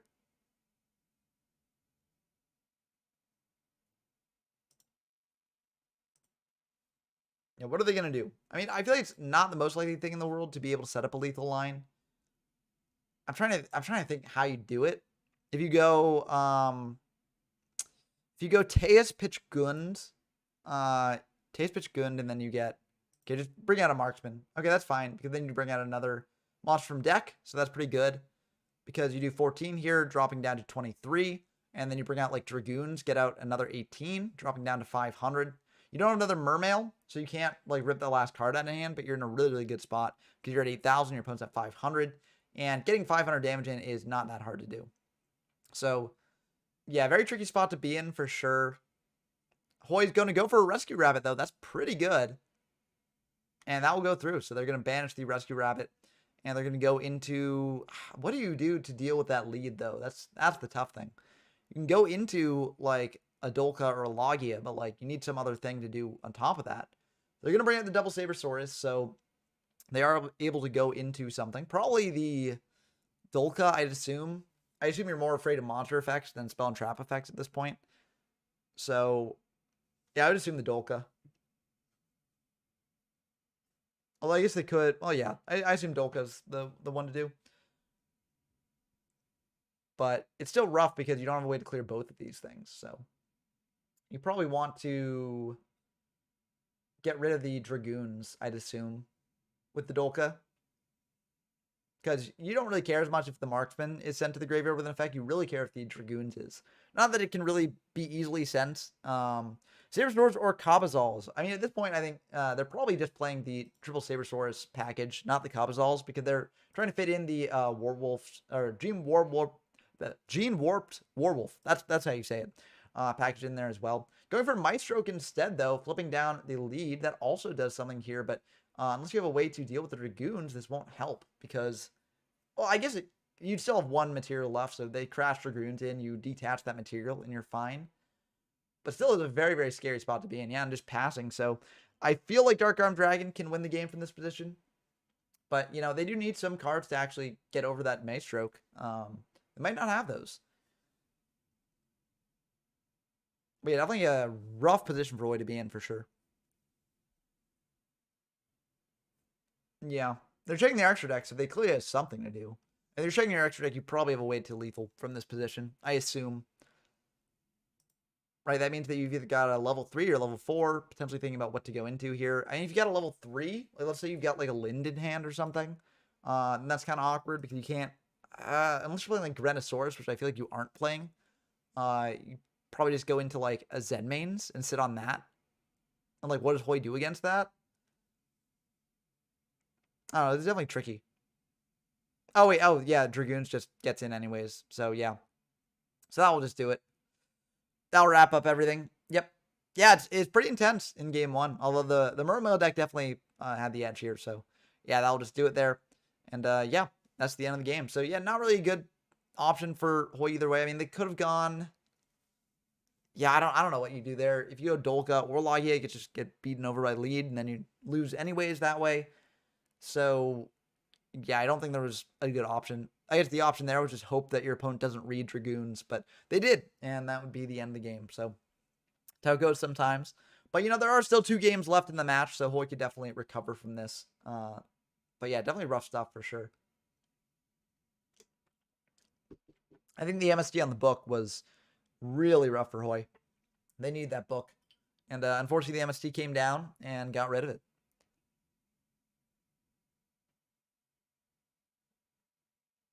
But let's see how they're going to side. I mean, they did win against Leigh Murphy, who was on Mermail. So that could mean that they've got cards in the side deck to face Mermail.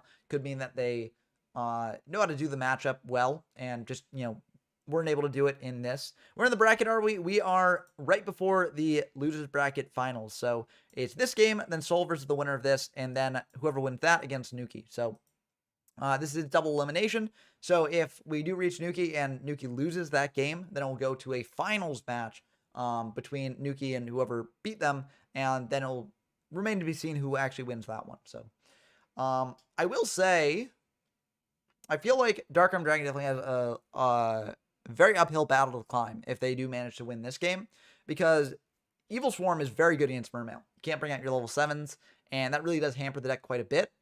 So I mean, I don't know. It might be a bit tricky. I'm not sure they're necessarily going to make it to the finals. But, you know, we've seen Mermail do well against Evil Swarm in the past, and I can only see them potentially winning that one, but it definitely is an uphill battle for them, for sure.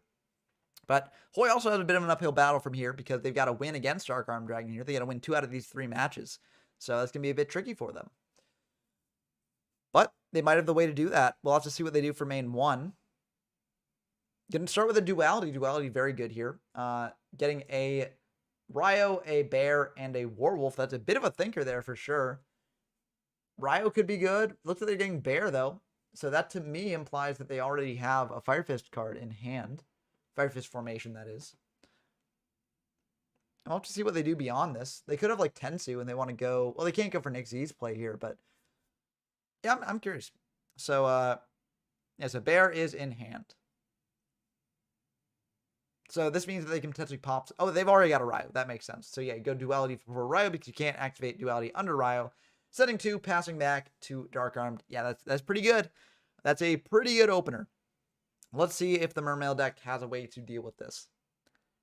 There are some... Oh, well, I mean, that's probably not a good sign for Dark Armed Dragon if they're just setting 1 and potentially passing. I think Ryo beats over most of the monsters that this deck plays. So Ryo can probably get over that, and then you can get in directly with Bear. But it looks like they're setting a bunch of back row here, so that can potentially make an aggressive play a bit more risky.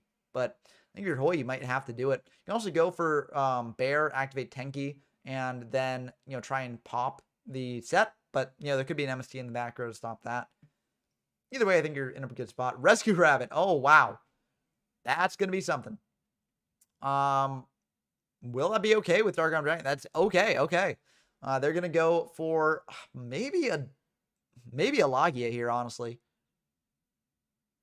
Yeah, they're going to go for the Dino for sure. But the question is, which one? Do you go for Dolka or Logia? I feel like Logia feels really good when, you know, your opponent's got 4 back row. But I don't know. There's definitely arguments for Dolka instead. Maybe the back row is mostly fake. Yeah, it looks like they are going to go for Logia. I think that is smart. Especially because your opponent doesn't really have many monsters in hand to do things with. So, yeah, I think this makes sense. Going for the Logia over the set. I feel like Ryo could have gone over the set too, but it doesn't really matter here. As in this sort of format, what matters a lot more than life points is field presence. So, that will get over that set if this was going to be allowed by Dark Arm Dragon.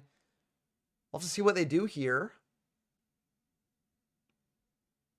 They're thinking. They're thinking hard.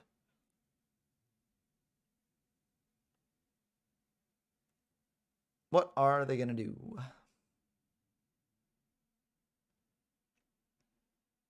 I'm going to go Dust Tornado on one of the 2 back row. Maybe try and bait out the Logia that way. Gonna hit this one. Hitting it bottomless. Okay. I feel like that's probably fine. MST on the other one. Okay, that's fine. Hitting a TT. Hitting over a Lind. And that will trigger the Lind. Okay, so Lind will be able to get out a card from deck. So maybe that was a reason to go for the Dolka instead. But I believe that you can use Logia on this. I think you can use Logia on this Lind. I believe. I could be wrong. But I think you can.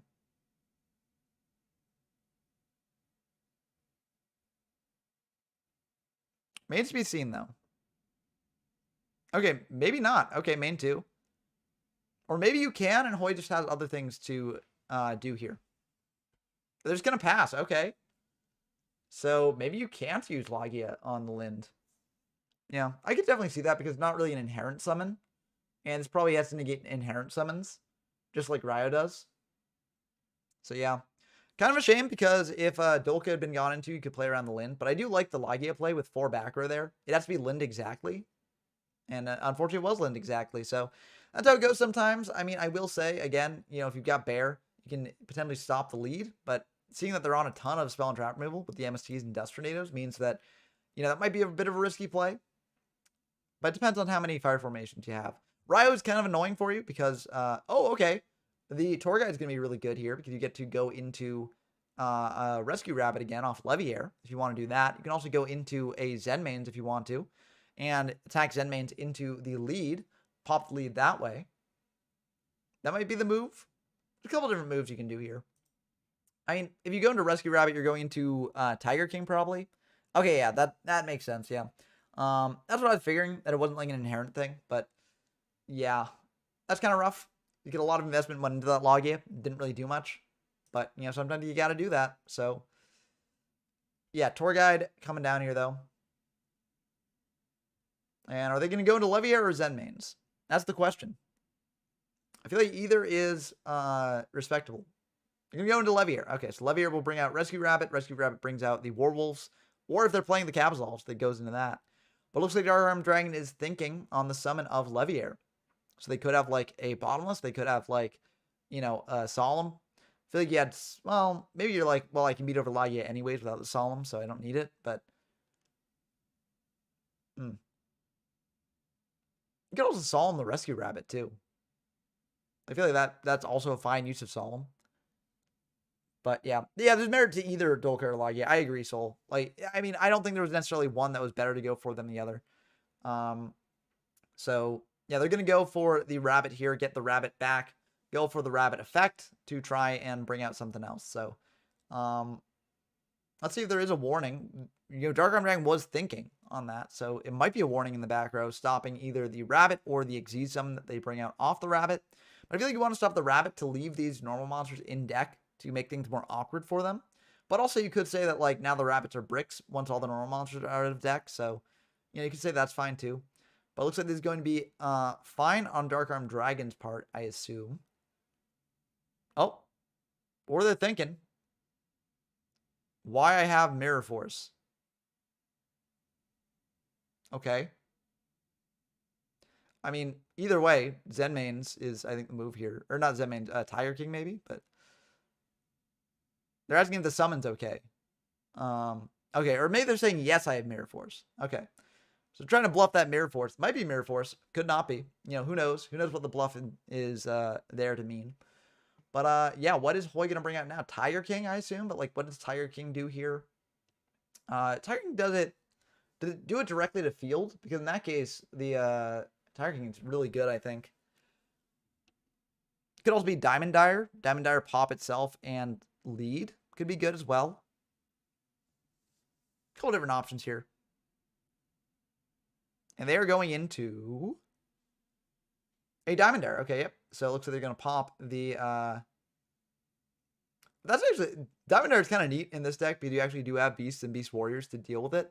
Or to pop besides it. But generally the move is you just pop Diamond Dire itself and then pop the lead. But yeah. So yeah, popping the Diamond Dire and the lead. That makes sense. And now you can get in for a ton of damage if this goes through. So yeah, that's pretty good. Pretty good move from Hoy there. And if Mirror Force is in the back row, then you can use Mirror Force here. But not necessarily ideal. You don't really have the material to do further Mermail things as much. So, yeah, I mean, if there is Mirror Force, you could use it here just to get your searching online. But that also gets Hoy searching online as well. So there's an argument not to doing that as well. But, yeah. But what's going to happen? They're thinking, so if they're thinking this long, I hope they do have Mirror Force, they're going to go for this Abyss Sphere. That's fine, I think. Yeah, Thunder King can put in some work against Mermail, depending on the hand. You go for Lind here. Lind triggers by battle. And then, like, what do you get out off? I guess you can go into one of the 7s. Yeah, so the 7s are annoying against... If you're Hoy, you're kind of annoyed by the 7s. But yeah, you definitely go Lind here. I'm not sure why they're thinking about what to bring out. Like, I guess you go Pike, depending on what the hand is. If you go Pike, then pitch whatever's in your hand and do something else. Like, that's something you could do as well. So I guess there is that. But, like, in battle, I feel like you just go Lind. That way they can't attack over the Pike and do stuff with that. You know what I mean? Yeah, looks like they're going to go Lind. Yeah. I think that makes sense. Do you even attack over the Lind now, or do you attack over the Lind, or do you just let it die in end phase? I feel like attacking over the Lind now isn't bad, because then you can potentially deal with whatever the Lind brings out. What are you thinking about that, though? It's a bit of a tricky card to play around, for sure. They're just going to attack into the Lind. Okay. That will deal with the Abyss Sphere as well. Actually, Abyss Sphere is not destroyed now, but it will be destroyed in the end phase. Oh yeah, you can't bring out Pyke off. That's because the effects are negated, so it doesn't work. But yeah. This card is still on the field, which does stop Dark Dragon from doing spells. But, I mean, it would be destroyed now anyway, so it doesn't really matter that much. But Megalo is kind of annoying for Hoy to deal with because Megalo hit over the Leviair. And then the Thunder King's still up, so you can't search off your own cards there. And it's just kind of awkward. So, yeah, I don't know, though. It's a bit tricky. 2 Linds are gone, though, so there's only 1 Lind left. I mean, I guess if you got just any level 4, you can go into, like, another Diamond Dire, pop the Megalo that way. That's an option. Yeah, they're just going to attack into the Leviair. I think that makes perfect sense. Although you could say that there aren't really many targets left for the Rabbit, so you want to attack into the Ryo instead. But Ryo turns off the Fire Fist Searchers, so yeah. We do know about Bear in hand as well. So Bear would be able to pop something, but you want to get them to not get value off the Tenki. So yeah, going for a Warwolf here, though. So it looks like they're going for the Diamond Dire play, probably. Or something else. Okay, they've got Book, maybe. So they're attacking in here, seeing if there's a response. And that's fine. Okay, Book of Moon on the Megalo. That's going to get the Warwolf over that, so that's pretty good. And this also dodges around Mirror Force because they can't use Mirror Force now that the Book has been activated on the declaration. There's nothing for them to declare. So, yeah, that'll get over the Megalo, and now you attack in for 19. And I feel like this is still a pretty good spot to be in for sure.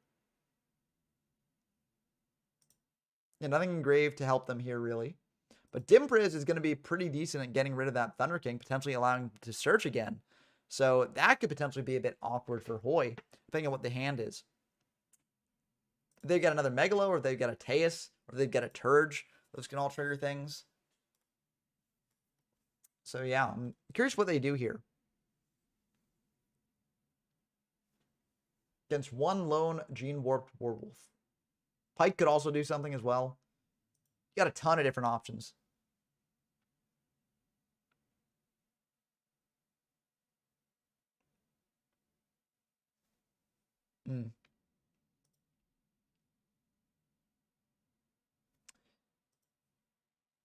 Haven't seen any Voice Raider builds yet. And unfortunately, Gene Warped Warwolf generally outclasses Voice Raider. There are some, like Voice Raiders are dark, so you can go into some specific siege monsters with it if you want to.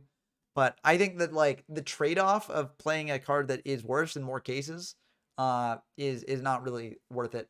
We saw here, like, if this was a Voice Raider, it would not have been able to get over the Megalo set down to defense. So yeah, but Voice Raider builds are cool. It is another direction that you can go if you want to have access to just different things. But I think like Evil Swarm Nightmare is something you can have access to potentially. There's just some weird darks that you can have access to there.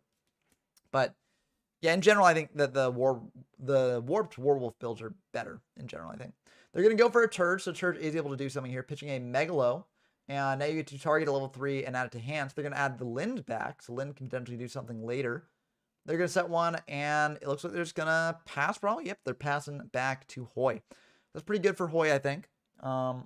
Deck Dev, yeah, you can use Deck Dev as well for Voice Raiders. So, yeah, that's true too.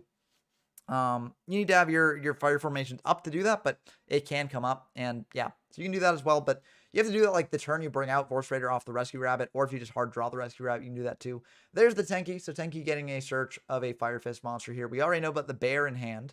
Oh, MST going through. So I guess no search is happening after all. MST's been there for a while, so it makes sense that they're saving it for a fire formation. Going for a Bear anyways, so now you can attack over the Turge with the Warwolf. Go for the Bear damage to get a Fire Fist formation card to your field. I believe that you cannot activate the Tenki again this turn, I believe. I could be wrong about that though. But I mean, we'll see here. I assume that will come up potentially. Okay, it looks like you probably can if you don't get the effect off the MST. I assume that's why they're going for Tenki. They also could just be doing this for follow-up plays on the following turn. But we'll have to see. Yeah, they're viewing their extra deck now. So yeah, that probably just for follow-up on the next turn, I assume. Because you go into like Tiger King now, potentially. And then next turn you activate Tenki, search out the bear, and then you go into a pop off that. So you also do Gorilla if they just set the Lind. So yeah, it's looking pretty good for Hoy here, I think. You know, Mermail is a very, very, very good deck. And so it's always scary when it could potentially, get things going from nowhere. But yeah, Fire Fist is a deck that loves to pop off, and it's always cool to see it pop off. So Emerald's going into play, so it's probably shuffling back some of the normals back into the deck. That makes sense. So they're going to send the bear, and then they're going to shuffle back, I assume just the normals. They can also shuffle back the tour guides, +1 normal. So that way if they draw a tour guide, that's online. They're shuffling back the Logia, so they still have ways to get that in play. Shuffling back Leviair as well. And Diamondair. Okay, they're shuffling back all the Xyz monsters. That's interesting. I guess they're saving the other shuffle for later. Just getting the Xyz monsters back into the extra deck to have them for later. But, like, how are you going to Logia if you don't have any other dinos? Like, maybe they're playing Hydreigeddon as well. We didn't see that in a different Dino Fist list earlier. So that's a potential option as well. If they are playing that, that makes sense. But, yeah, they do get to draw off the Emerald as well. So that's pretty good. Let's see. They're going to set one, and they're just going to pass back to Dark Arm Dragon. Again, I think Hoy's in a really good spot here.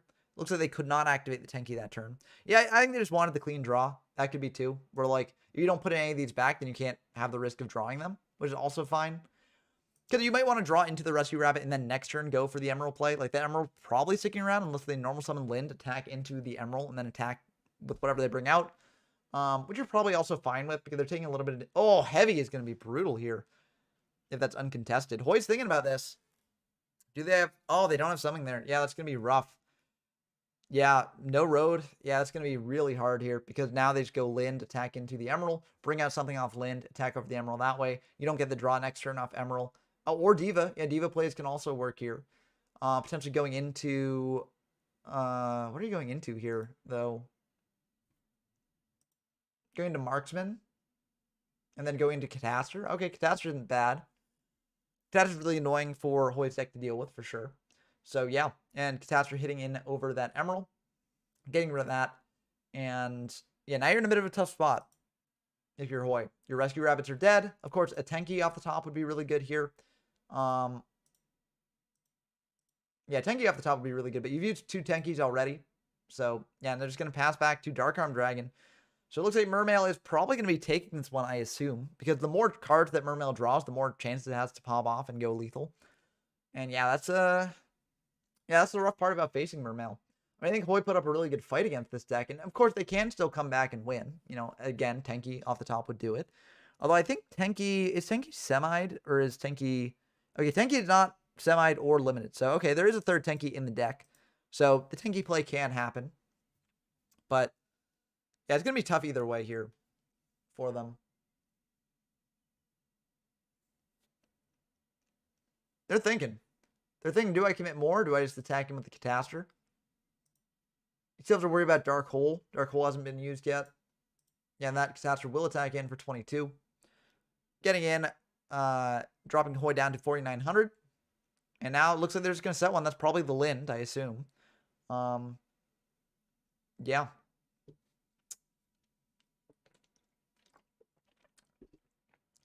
Looks like we're just going to set one pass. Not a position you want to be in with this deck. You always want to be getting aggressive. That set is... yeah, that set's not going to do much there.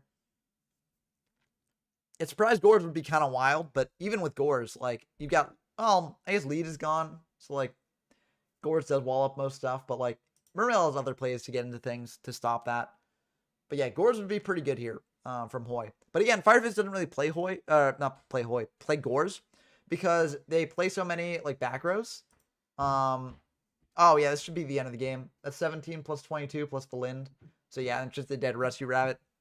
So yeah, that's the end of the game. Unless there is Gores. I mean, they don't really play Gores because they've got the continuous spells clogging up their back row. So it doesn't really make sense most of the time. But yeah, even with that ad, like Lind Lind, it's just at the end of the game here. So, yep, time to leave stream. Yep, because this game is pretty much wrapped up. Yeah, I mean, they don't really need to pop off further. If they want to, they can add an infantry to, like, you don't even need to do that. This game is wrapped up. So, yeah. I mean, I guess you go infantry. Infantry to potentially, or Gund. Gund is also fine.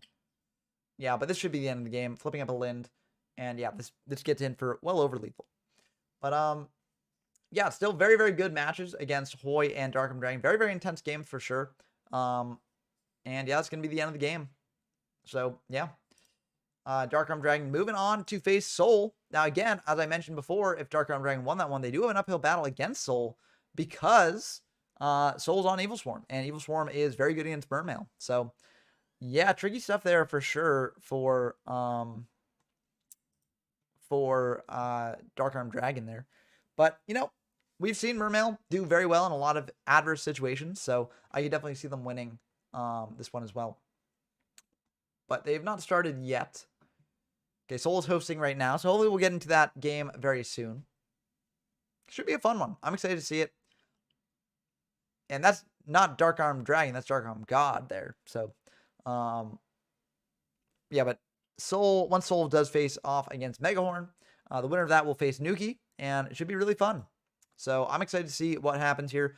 Will Constellar win? Will Mermail win? Will Evil Swarm win? Let us know in the comments of this stream, because I think it really could go a variety of different ways. I do think the Nuki is most favored from this position because just based on the matchups themselves, right? Like, I think that Mermail has a tough time against Evil Swarm. So I have Soul winning this one. And then I think Evil Swarm has a tough time against Constellar because, you know, Constellar didn't necessarily need to play into the Ophion stuff. So, yeah, I feel like Nuki, and also Nuki doesn't need to win 2. He just needs to win 1, or they need to win 1. So I feel like this should be pretty good there. But we'll see once Darkroom Dragon dives in to the match versus Soul. Should be interesting either way. I think we should have a fun set of games coming up here. We're in the home stretch. This was a pretty good not turning, but turnout for the tournament as well. 10 people, you know, that's a fairly good number for a format that doesn't really have like the most representation a lot of the time. So I'm happy to see people turn out and, you know, show the support for the format. If this seemed interesting to you, definitely head on over to the Format Library Discord server. You can play games in that. I believe there is also a Meadowlands specific Discord server that you can probably find in Format Library. So definitely head on over there. But this format's a fun one, so I definitely encourage people to play it if they are interested in that. But yeah, hopefully we get this game going on soon. I'm just trying to see if been any delays or something, or if this is just maybe it's the technical difficulties. We did see Megahorn having technical difficulties before, but I really hope they jump in soon because you know that'd be good. If we get the tournament moving on at a brisk pace, just because I know that y'all don't have all day to watch the stream, and I don't have all day to stream the stream, so it'd be nice if we hurry the tournament along by having people join on time. But you know that's eternally the tournament organizers' struggle. You know, trying to get people to play the matches on time, but that should be fun. I'm excited for it when it does happen eventually. I need to figure out how to set up like a poll. I think you can do polls. Get a poll about like who would win would be kind of hype. Let's see. Oh, there we go. Start a poll.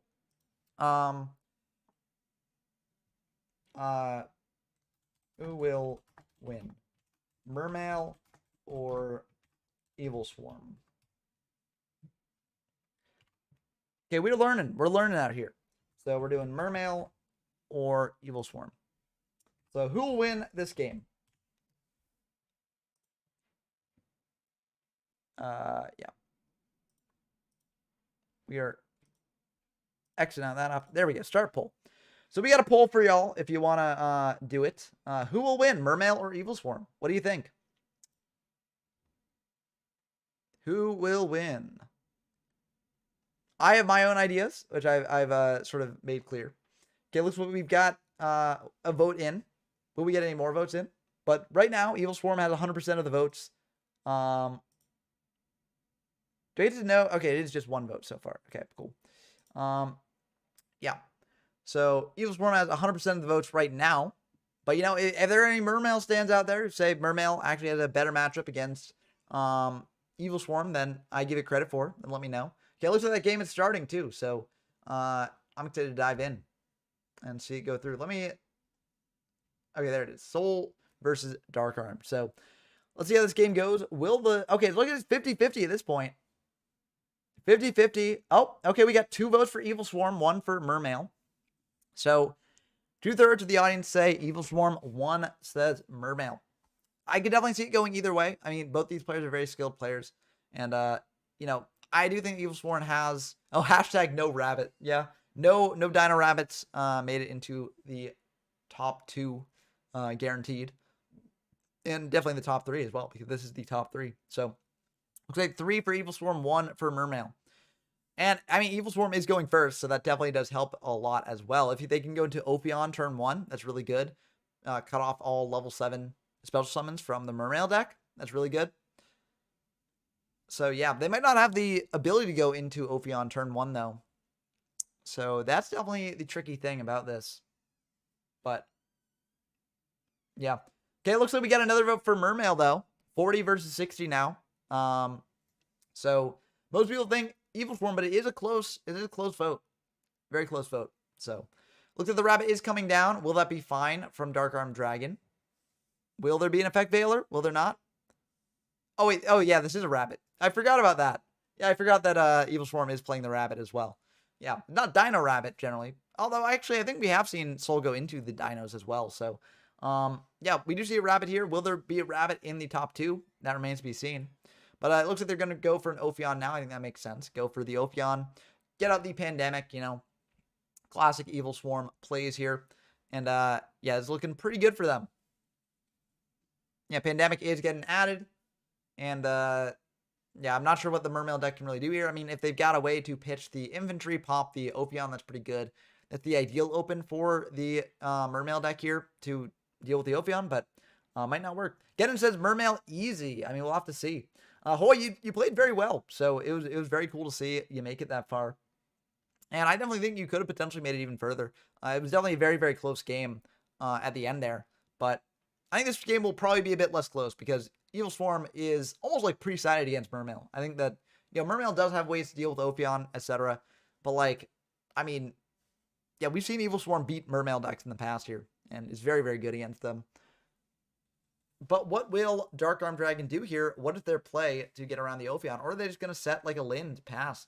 Lind is a bit more awkward because you can't even special summon the level 7s off the Lind now with the Ophion there. So, yeah, they're just going to set one, set another. Pass. Okay, yeah. Bit of a slow opening from the Mermail deck. But, I mean, you can't really do your big plays if you've got an Ophion on the opponent's side of the field. So I was thinking here, they might be thinking, like, do I go for another Ophion search? I feel like you don't. You just want that up because you don't want them to go into a level 7 at any point. So, but if they get another way to get to, you know, Ophion, then they could do that. But I feel like you just play it slow, attack in. Yeah, going for a caster here is also very good. Yeah, and you can also go for the other Ophion before searching with your other Ophion because you already have Pandemic up. So, like, it won't really make a difference. But yeah, they're going to go for caster. You can go for Salamandra. It looks like they're just getting aggressive with that. So choosing not to go into the other Ophion yet, I think that makes sense. This gets more damage in. And again, like, you know, how are they walling off against, like, a Salamandra or a caster or an Ophion, right? Ophion's attacking in over the set, though. I think you could have attacked in with Salamandra, honestly. But it doesn't really matter here, I don't think. But basically, this should get over whatever is set there. And what is the set? Looks like they're thinking here. So, I mean, how do they stop? How do they stop? Yeah, it's Lind. You get a search off the Lind. So now you can attack over whatever they search out from. Oh, they're going for Solemn here. Okay. I'm not necessarily sure that that was necessary. Because, again, like, what are they searching out off Lind? It's the damage step. So I'm not even sure you can activate Pike. I'm not sure if Pike is mandatory or not. But I don't think Pike is mandatory, and so I think in the damage step you can't use Pike. But I could be wrong about that. Let me know in the comments. But they are going to go for the warning there, and that's going to be a big play here. Getting in for a ton of damage, dropping Dark Arm Dragon down to 4,100. And now you can potentially go for another Ophion in main 2, get another search off that, potentially search out like Infection if you don't want the additional copy of Pandemic, but you could also just search out a Pandemic here. And you're feeling pretty good about this. Now, even if they do have infantry to clear one of the Ophions, you've got another. So, yeah, I think this is really, really good for Soul. Yeah, I don't really know how Mermail really recovers from this position. I'm sure they've got ways to do it, but like going for a Dweller. Okay, Dweller is also very good. So now, I mean, anything in Grave is going to be shut off. So even if they do set up an infantry play, you know, that gets shut off by the Dweller. I mean, yeah, this is just like, this is not looking good for Mermail here. But, you know, this is game 1. I'm sure that the Mermail deck does have side deck text for Evil Swarm in game 2. We'll have to see exactly about that.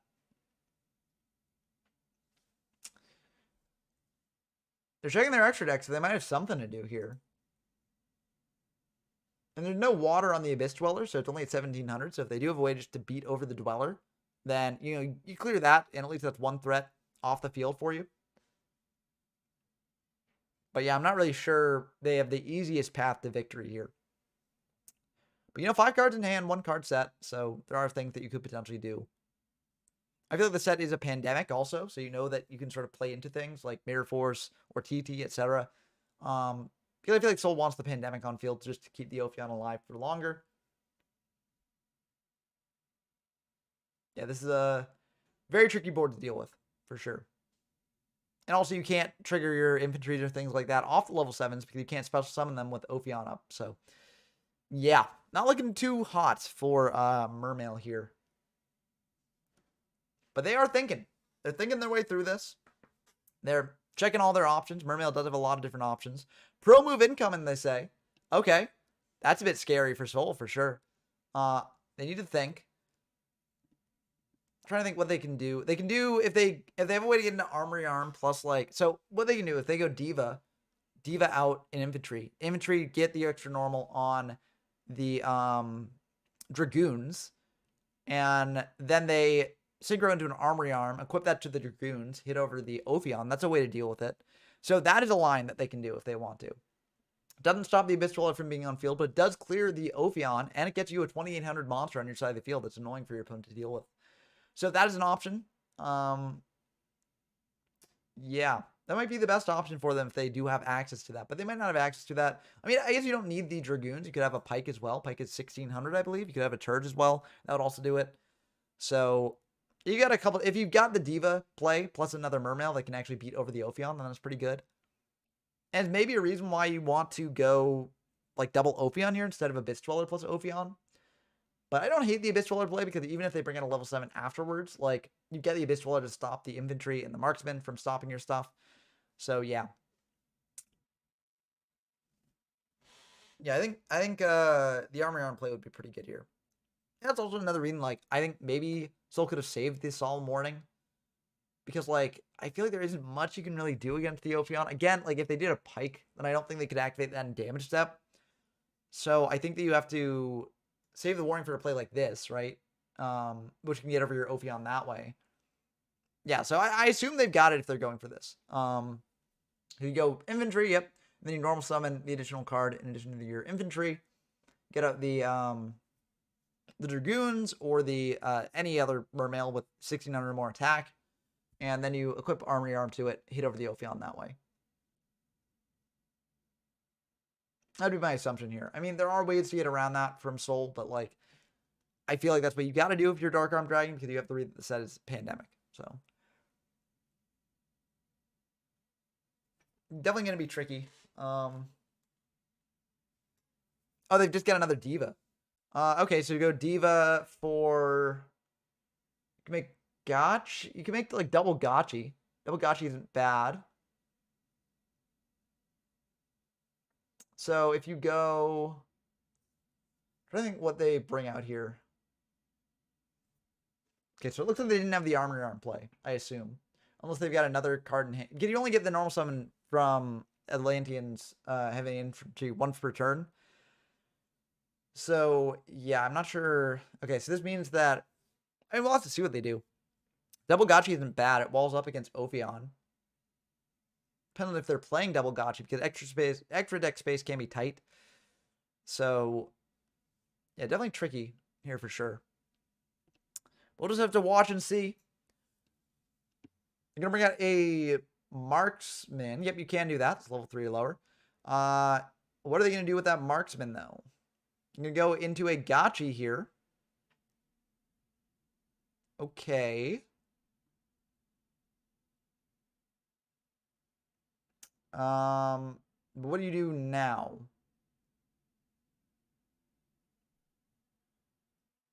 Okay, 600 and 1800. Do they have a Lance? Lance would get over Ophion. Okay, they probably have Lance, I assume. Others attacking over. Okay, so this does... Okay, this does deal damage to Soul. And they'll be able to get out another monster here. But even Dragoons does not get over Ophion unless they've got a Lance. So, yeah. They won't be able to activate cards in Graveyard for the rest of the turn, but that might not matter here. They're going to go for the Dragoons indeed. So this is at 2200, so that's something. And they are able to attack directly with the Deep Sea Diva because of the Dragoons effect. But now what?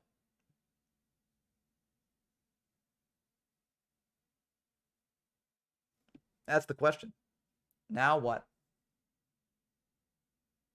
You don't have any other Xyz plays to do here. Pandemic's in the back row.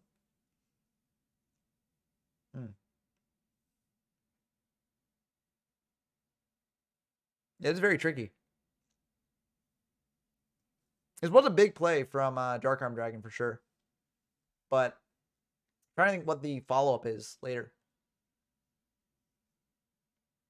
It's told me that they don't have a Lance in hand as well. So Soul doesn't really need to play around Lance here. Because if they had Lance, they would have attacked the Dragoons into the Ophion and done Lance and damage. Even if Soul uses Pandemic before damage, Dark Arm Dragon just chains Lance to the Pandemic. And then you're fine. So, yeah, I feel like it's kind of tough. You can't go into a Synchro play here because everything's above 5. Or 5 or above, which you can't do with Ophion. So, yeah. I don't know. Not sure what they're going to do from here.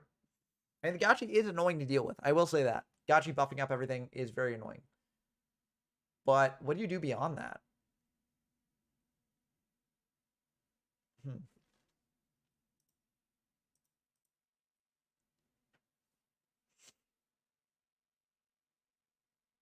Yeah, it's tricky. I don't know. I don't know what you do.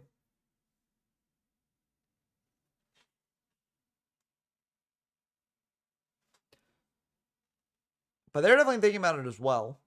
If they got a Bissphere back there, they could potentially do something else. But I don't know what they do with the Bissphere.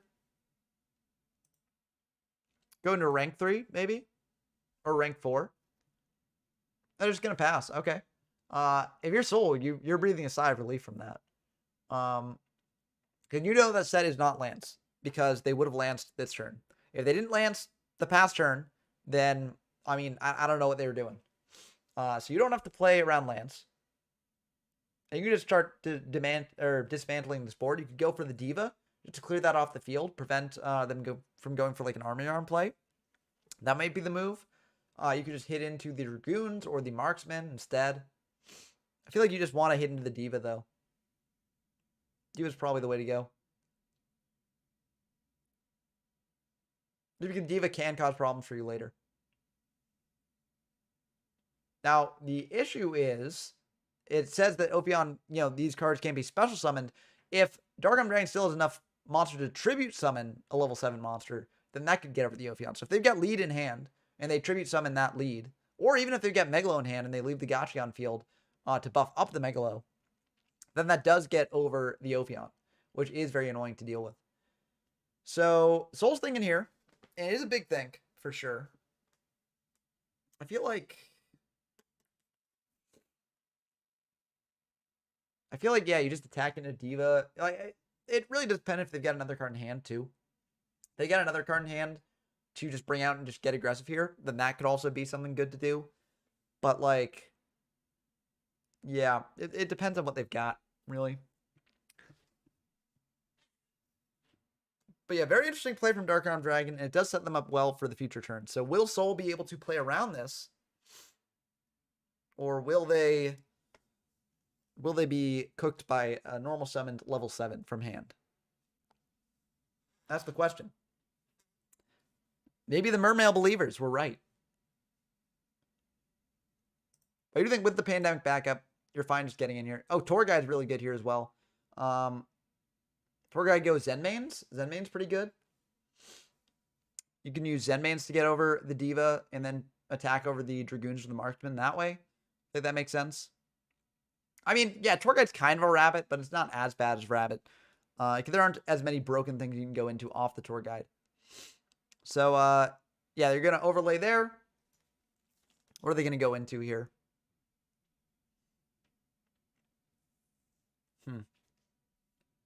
Either Zenmains or Leviair to bring out a Heliotrope. Honestly, the Leviair into Heliotrope play is not that bad because you can go... Oh, you can also just get back a Rabbit, too. Actually, getting back Rabbit makes a lot of sense. Yeah. You're going for Rabbit here, banishing 2, going for Dolka, I assume. Like, Dolka's really good. You can also just go for Logia to prevent from like, hard tributing. But, yeah. Getting a Dino XZs on field at the same time, really, really powerful. So, yeah, this is going to be tough for Dark Arm Dragon to overcome here. Oh, they're just going to attack in. Okay. Why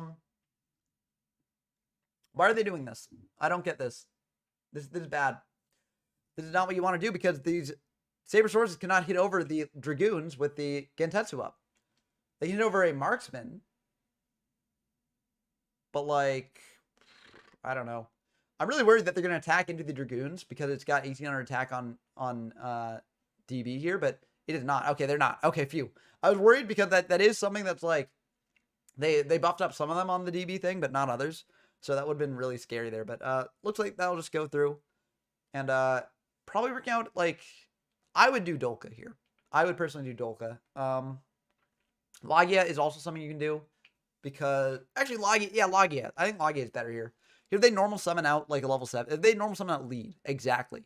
Then Logia stops that. Whereas, just Dolka does not. So, yeah, I think Logia is the move here.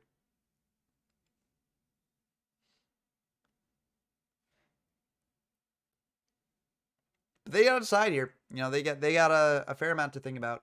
I can give you Logia, though.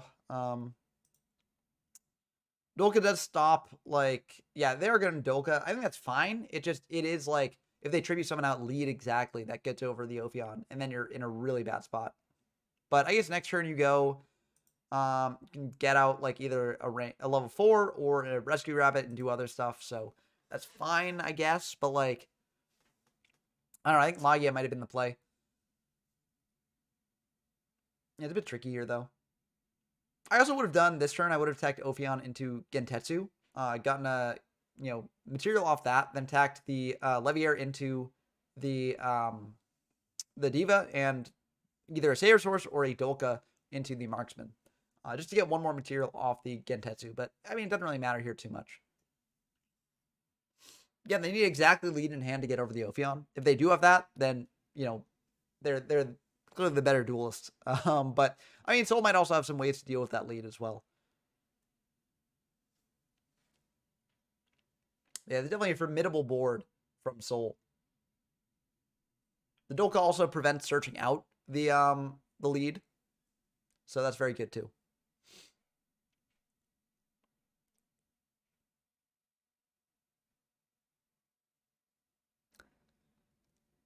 Yeah, very tricky stuff here. Yeah, it is quite the board, exactly, Janjo. Yeah, Gentetsu is also kind of sticky, so, like, Soul still has to eat through that, but, like, with a Dolka up, preventing monster effects, with the Ophion preventing Dark Dragon summoning stuff, it is very, very tough. I need to blow my nose real quick, so I'm just gonna mute and then, lean off camera, so that way you don't have to watch that.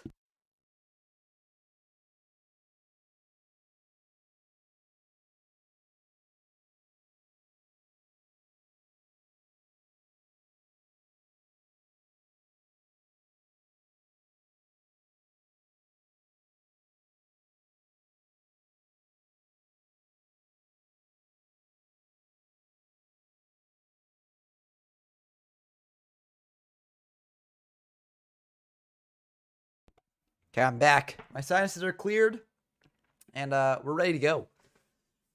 We are ready to keep watching. And I'm thinking here, I mean, this makes me think that they don't have lead in hand, or else they would have probably just summoned out lead. Like, that's what you do in this situation, I think. Because you know the set's pandemic. Like, this set is 100% pandemic. So if you summon out lead just attacking Ophion, that clears the Ophion, then you can do your plays later. You can also just attack into Dolka instead. But either way, your move starts with summoning out lead. So if they have lead in hand, like, they should just summon it. But, like, yeah, I don't know what they're too afraid of there. Okay, you know, okay, Sphere bring out a... Yeah, so there's another reason to go, like, Logia, because you need to negate the normal summon of a level 7. Because if they've got Megalo in hand now, this also turns this into that. Are they going to use the effect of Pike here? That's the question. I would say not. I would guess not, because, like, you just do this to get another tribute monster. Or tribute fodder. You got the Gentetsu buffing that up. Oh, they're going to go for an Xyz summon here. That's interesting. I wonder what monster they're going for. There are some that could get over the Ophion. Yeah, so that does work as well. Going for a Bahamut Shark. That will work, yeah. Now, will they do... They're probably just attacking it over for Ophion. They're probably not going to use the effective Bahamut Shark. But yeah, that does get over the Ophion. So that's a bit scary, for sure, for Soul. Because now they can potentially pop off in main 2. Going for a Marksman as well. I wonder what the Marksman's there for. Just crashing into the Leviair, probably. Okay, looks like he's going to hit into the Dolka. Getting rid of those monster effect negations. That makes sense. Yeah, that is at 3,000. So that is important to know. So that'll be 7. And now the Marksman is going to hit into the Leviair. I mean, that is another risk also for not going for Logia. You know, you let them do that too. So, like, yeah, I think Logia would have been the right choice there, but it's hard to know in hindsight. Yeah, I think Logia would have been right, though. No, you... Oh, for the rest of the turn. Okay, yeah, this is fine. Yeah, this is fine. Yeah, it's just for the rest of the turn. You can already have attacked earlier that turn. Glad you're enjoying the live Meadowlands, Janjo. It is definitely very interesting here. Going for the Abyss right here. And no materials on it. But when it's destroyed instead of the graveyard, you can target one Mermail in your graveyard and special summon. So that's pretty good. It's pretty good setup for later. You are also able to trigger the Dragoons off the Bahamut Shark. That's very good too. So at this point, the Mermail deck starts to spiral out of control a bit. And if you'd gone for Logia, then you wouldn't have had to worry about that. So, yeah, I think Logia definitely would have been right. But again, in hindsight, it's tough to know. And Dolka is really good against Mermail in general. But, like, yeah, so, like, I think you had to do, like, you do Logia on the Abyss Sphere. And then you still have the risk of them summoning at a level 4 and going for the Bahamut Shark play anyways. But, like, I think it stops more than the Dolka here. At least that's my opinion of it. But I don't know. They get to add a Sea Serpent. They're adding a Diva for follow-up plays later. They can potentially go for an Armory Arm play on the Shark or something else. So, yeah, this is definitely a rough spot for Soul to be in. They don't really have the best... I mean, I guess you could go for a Dino... Well, no, you can't really go for a Dino Rabbit play here either. So I'm not really sure how they get out of this position. Yeah. Yeah, I'm not sure what they do, really. Checking their extra deck, seeing what they can do. I mean, Bahamut, Evil Swarm Bahamut, I think would do something here. Could you take control of the Bahamut Shark? Yeah, what do you do beyond that, though? Is the question. Yeah, very tricky. Very, very tricky. Yeah. I mean, this shows, like, how cool this matchup is and how cool the decks in this format are, for sure. But, yeah. Definitely is rough.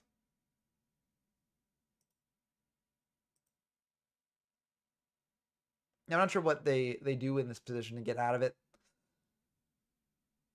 So the shoe's on the other foot here, for sure. So Soul is definitely in the back seat. Or not the back seat, but the back foot.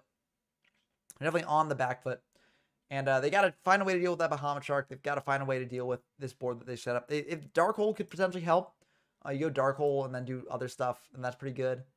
But, yeah, it's kind of awkward here for sure.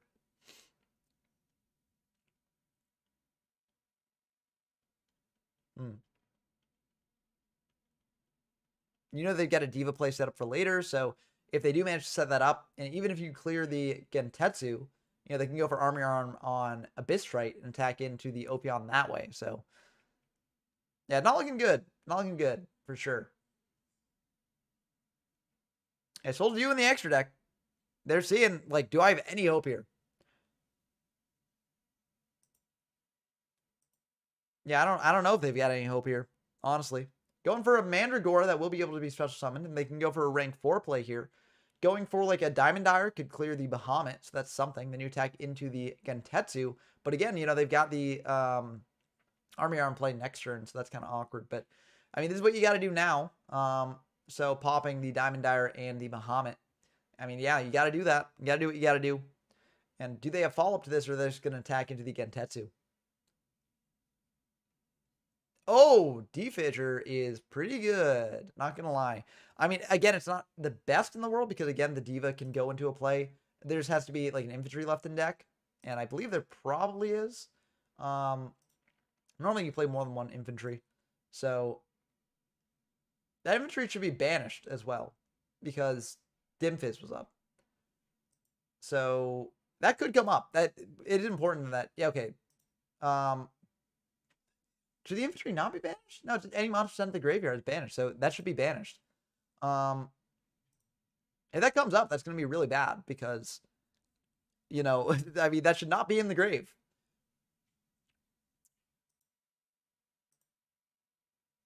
Yeah, that. I mean, I hope they catch it at some point. I mean, I could also reach out. I mean, yeah, it's any monster sent to grave. So, oh, this will also do it if you got the Diva. Yeah, so if you got infantry in hand and Diva, yeah, that goes for that. And then you go for Army Arm, buff up the Abyss Trite, attack over the Ophion that way. You, or you just go for, yeah, okay, you go for Marksman either way. Marksman can also hit over the Ophion that way. And so then you bring out a Dragoons, and then this should probably be the end of the game if everything switches to attack. Especially because the Pandemic is set. Like, you know it's Pandemic set. So, yeah, this should be lethal if they see that line. They might not be on Armory Arm in the extra deck, but I assume they are if they're going for this. Yeah, they are indeed going to Synchro off into the Armory Arm. And that should do it. Okay, Dimfuse does not banish materials. Okay, so, yeah, so it should be engraved then. Okay, that's my mistake. I think Macro banishes materials. So, but I guess they're like not counted as like monsters when they're materials or something. It's something weird like that, but yeah, that's good to know. So Army Arm on the Marksman. Now the Army Arm will not deal damage to the, you know, with its burn effect, but it will be able to get over the Ophion. That's 50 plus 25 plus 2,000. So actually, it's not lethal. Soul will survive with 50 life points. But it's probably enough to you know, end the game effectively. But yeah, just switching the Trite and the Gachi to attack.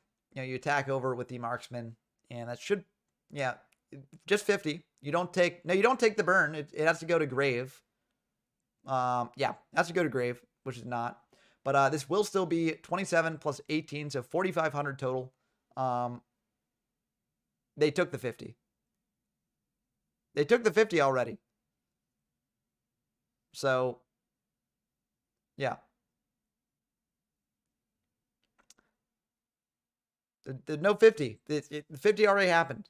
So now they're attacking in for 4,500 here. So, no, not 21. No, it wasn't the end of the game. No, it's not 50 more. It's, that was frustrating to watch because it wasn't the end of the game. I mean, Soul wasn't coming back from that probably. Well, maybe if they attacked into the Gentetsu with something big, but I mean, either way, like, it was not the end of the game that turn. So, like, they should not have taken 21 there. That was 2,000 plus 18 plus 7. So, they'd be at 50. Probably not many ways to come back from that position. But, like, yeah. Yeah, it's the end of the game, though. So, going on to game 2, will they side a bit differently there? That remains to be seen.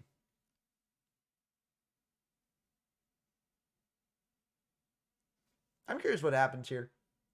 Definitely a very interesting matchup. Mermail was able to claw its way back from, you know, having Opion on field that first game there. But like, I'm curious to see what will happen in game 2. I think if Seoul had maybe gone for Logia, they could have won that first match, but it really did depend on what else was in the hand. But Logia on a Bitsphere would have been very, very good. Or just I mean, so the risk is if you go Logia on a Bitsphere and they have lead in hand, then they bring out lead and they attack over the Ophion. But like realistically, lead's one card in their deck, so I think you just Logia the Abyssphere and then put them on like gotta have it basically. And the next turn you attack over the Dragoons. This is indeed the loser's final. That is correct. So whoever wins this is going to face Nuki in the finals. And yeah, it'll be very exciting to see. Nuki's on Constellar. And so it'll be Mermail or Evil Swarm facing off against Constellar. So Dark Dragon up a game so far, but you know, I could definitely see Seoul coming back in games 2 and 3. Definitely very, very interesting game so far. I'm excited to see where this tournament goes from here. Also, hopefully this does encourage people to get into Meadowlands format. I think Meadowlands is really cool from what I've seen of it. So I think it's a great format to play. And if you're interested in Exceed formats, but maybe later than Tengu Plant, but before things like Hat and Dragon Rulers, then this is potentially the format for you. Very, very cool decks running around. Also, I believe they do have monthly tournaments as well in the Meadowlands Discord server, which I don't have linked in the description of the video, but I do have it linked to Format Library, and it should be linked on Format Library somewhere. So definitely head on over to there. But it looks like Dark Dragon's thinking about how to side against Evil Swarm, because Evil Swarm is a bad matchup for Mermail in general, but the siding can definitely help. So, yeah.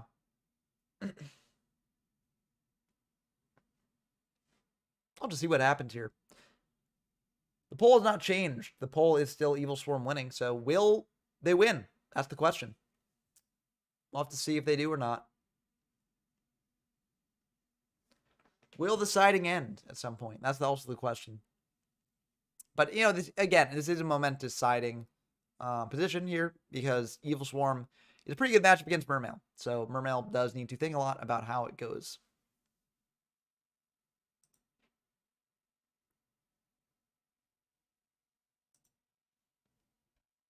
But this game has been going on for like half an hour already. So that's a half an hour game 1. And a format like this, I'm not sure that length of time is like necessary, but I don't know. We'll see what happens here for sure. But okay, we're finally going into game 2 now. Siding again is very difficult. Like, you know, it does take a lot of time. So I'm not trying to like say, oh, you know, I can't believe these people are taking so long siding. But I will say that like, you know, speedy play is also good in tournament settings, especially single elimination tournament or double elimination tournament settings that happen in a single day like this. So yeah, looks like Dimfuse is activating. Dimfuse very, very good against the Mermail deck. Caster also coming down. Heliotrope coming down. Going into an Ophion right away. This is about as good a start as the Evil Swarm deck can get. Ophion dumping a Heliotrope to grave and grabbing an infection, or not an infection. Well, it is an infestation, but it's a pandemic. So pandemic prevents Ophion from being targeted by spell and trap effects, so that's pretty good. And Dimfuse will prevent their monster from going to grave. So it's looking pretty good for Soul here.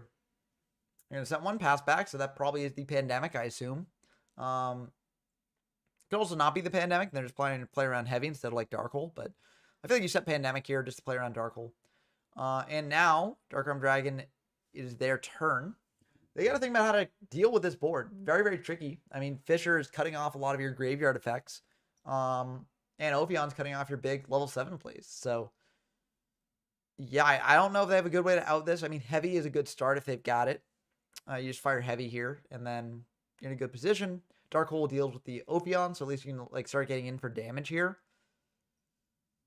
But yeah, this is a rough one for sure.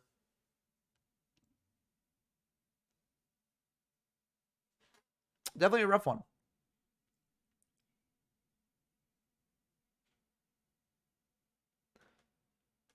What are they going to do?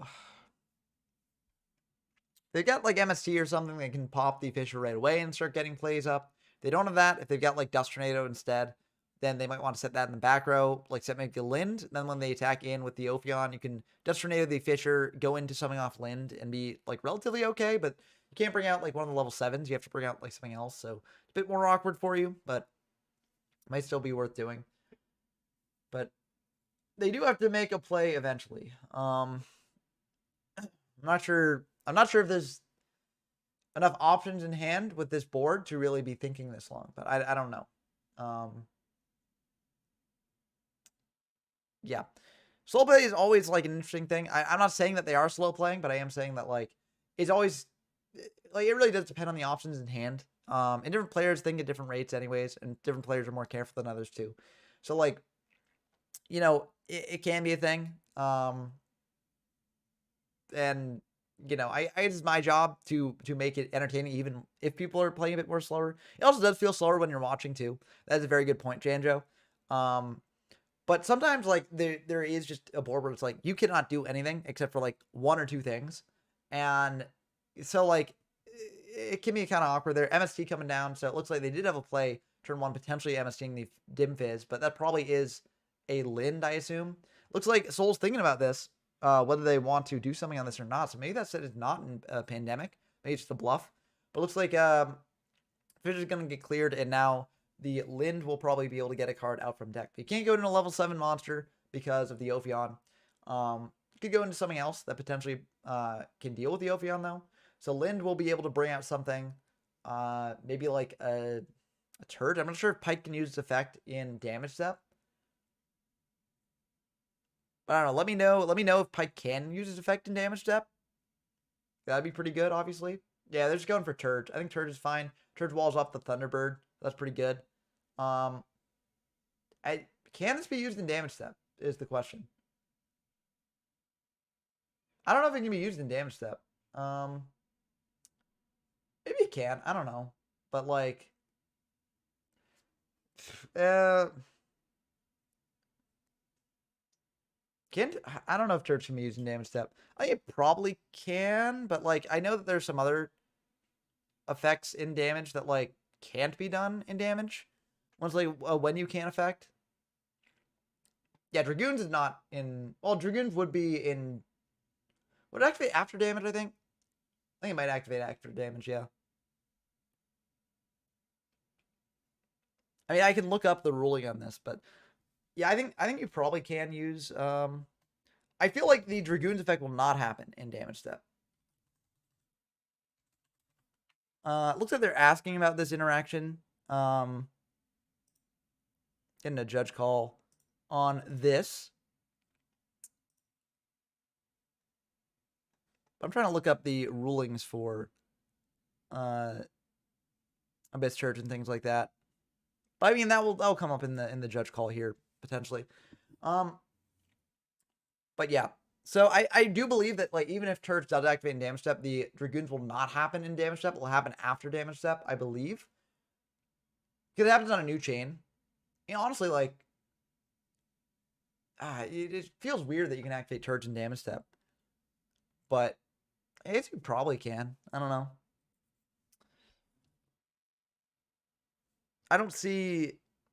Yeah, when Lind is destroyed by battle, summon turret effect, discard Dragoon back. Lind, does Dragoon activate in damage step? Okay, Dragoon does activate in damage step. So this all does go through in the damage step. So that is good to know. Yeah. So yeah, doing all this in damage step is very, very powerful. Because you can't really respond to it in any way. So yeah, Thunderbird will still be on field then. Yeah, and you won't be able to tag out the Thunderbird with this. You can do plays next turn potentially, like with Infestation Pandemic, you know, using that to tag out Thunderbird. You can do that. Yeah, there's a pretty good turn for Dark Arm Dragon here. Because they had to search out an infantry, potentially discard that to pop the Ophion. So that's pretty good for them. Kind of what they need. Yeah, there's a rough spot for Soul to be in for sure. We don't know what the back row is. Well, we know what this back row is. It's Pandemic. But if they got another back row, then that could be pretty good here. They're going to set one. They're going to pass back to Dark Arm Dragon here. And now Dark Arm Dragon could potentially make a play. If they get a level 4, they can make a Bahamut Shark again. Try and get over the Ophion that way. That's a bit scary for Soul. Yeah, this is rough for Soul for sure. So Yeah, what will they do? What will they do?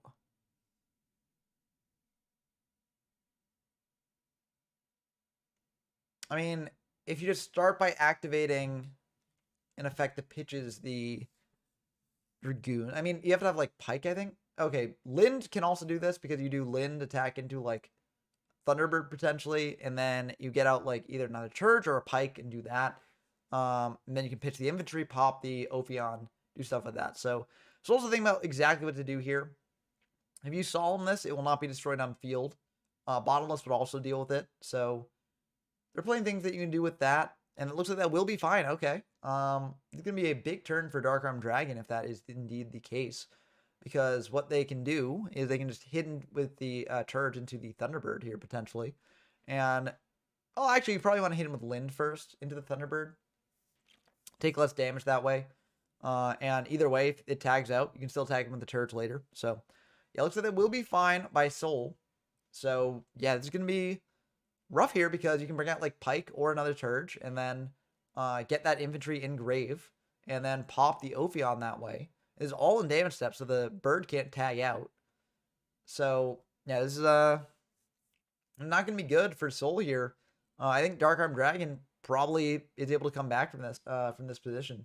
You can do Abyss Pike, discard the infantry, add another water monster to hand, and then you've got set up for later. You've got a level 4, 2 level 4s, so you can do a rank 4 play into Bahamut Shark, or just another level 4 that you want to go into. So, I mean, yeah, this is a really good turn for Dark-Armed Dragon. Seems like Soul does not have a way to stop this either, so that's really rough for them. You can also go, I think going main 2 into Bahamut Shark into Trite is really good, because then if like Darkle comes down, then you can get the Trite online and then get a Mermail back to set up for later plays. So, yeah, this is really good. And also they're thinking about what to do for setup for the following turn. So, yeah. Looks like the Mermail believers were indeed correct here, unless that back row is something crazy. But I'm not sure how Dark-Armed Dragon loses from this position, really. Can't activate macro on damage step, so if it is macro, that won't do anything. And you probably activate macro on attack deck. Either way. So, yeah. Not looking good. Not looking good for Soul. And there are potential draws that potentially do it, but like, it's going to be a bit tough. Yeah, getting Gund makes sense. Gund can revive one of your other things. Yep, and the infantry will pop the Ophion. And now you attack in to the Thunderbird with the Turd, attack directly with Pike. And no effect's been activated that Thunderbird can tag out to. So Soul might want to go for a Pandemic now, tag out the bird. But like, I mean, this is awkward because then like, you know, you do have a level 4 on field for next turn if you want to make an Xyz play. But yeah, it's just tough. This is rough and tough. I think you just go for Pandemic now. I mean, what does Pandemic do against Mermails? Yeah. Like, go for Pandemic, tag out the Thunderbird. You're taking more damage here, but you get a level 4 on field. And that's better for, like, Xyz plays. So, yeah. Yeah, this is very good. This is very, very good for Dark-Armed Dragon. Yeah, the main 2, they just make Bahamut Shark, go into Trite, you know, and I mean, you have, if they've got Darkle, you have a way to get a Mermail back. So you're going to Shark here. Soul's thinking, I mean, if they had Solemn, I mean, you probably would have wanted a warning earlier, but yeah, I mean, I don't know. Maybe they didn't see the line. Maybe they, okay, they got TT. Okay, yeah. Well, TT makes sense not firing that earlier. Yeah. TT now makes sense. I mean, there's still follow-up plays that Dark-Armed Dragon has. But, yeah, I think this makes a lot of sense here. Yeah, I think this is... yeah, that was correct play. I think both players played this one correctly here at this point in the game. Because the TT on the Lind wouldn't have done anything. You just use Lind, get out, like, this Pike main 1, and then use Pike, pitch, pop the Ophion either way. But that happens main 1, so then they can go for some other plays there. So going for the TT on the Bahamut Shark main 2 makes a lot of sense. Now they can't bring out the Trite to get a recursion back that way. So yeah, I think this is correct.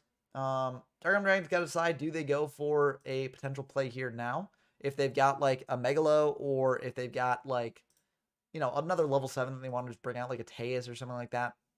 They could potentially do it now, just in case Soul is another way to get into Ophion, which they are getting back Thunderbird, so Thunderbird gives them level 4, and so they might just want to go for a level 7 now. Also, you pitch Gund, you get back one of the Mermails, so that's pretty good. So, yeah. I feel like a Megalo play or a just other level 7 play could be good here. But I mean, that's up to them. I mean, they got to decide on what to do. They could have other ways to deal with an Ophion if that comes down. Yeah, they are going to go for a level 7 play. I think that makes a lot of sense. What are they going to pitch? Probably the Gund, I assume. Yep, they're going to pitch the Gund, which can then let you special summon another Mermail in your grave. They could bring back like a Turge or a Pike to set up for plays that way. So if they want to get back one of the other cards, like they could go for infantry. Isn't that special? Oh, okay. There, yeah. You do get to add a level 4 from deck. Yeah. So using the Teus to add a Pike from deck to hand, and now they get to use the Gund, and they can get back. Well, you can't use the Pike this turn because you used it already, but you can get back the Turge. You haven't used the Turge yet this turn. Going for Turge. Turge can add back the infantry, which can then be used with the Pike next turn. So, and you also pitch Dragoons, so you're able to use Dragoons. I mean, this is just, yeah, this is when the Mermail deck pops off, you know? It just sets up so much for later. So even if Soul does manage to deal with this board, you know, they've got to deal with something else next turn anyways, because the infantry is getting back to hand and popping something. I mean, you could even go for a different thing. You could go for a Gund or a Lind or like whatever you want. You could go for even, let's see, it turns to just water. So, yeah, no, it's only the infantry or the Gund, really. The Lind doesn't really do much in hand. You could bring it out for like something else, but yeah. Yeah, I think the infantry is definitely the right choice there. And I mean, this is just killer. I mean, I don't know how Soul deals with it. Even like Dark Hole into like an Ophion. Like I don't think that does anything here. Because then you've got a way to pop the Ophion next turn because you've got the Pike in hand that we know about. So yeah, I mean, this is just over, I think. I'm not sure there's anything that they can really do here. The Mermail deck just has so much advantage and can just do so much next turn. So this is the power of Mermail. Yeah, it's the pop-off king, as Janjo says. Like, if Mermail is able to get going and really do its stuff, it is so powerful. And we're really seeing that here.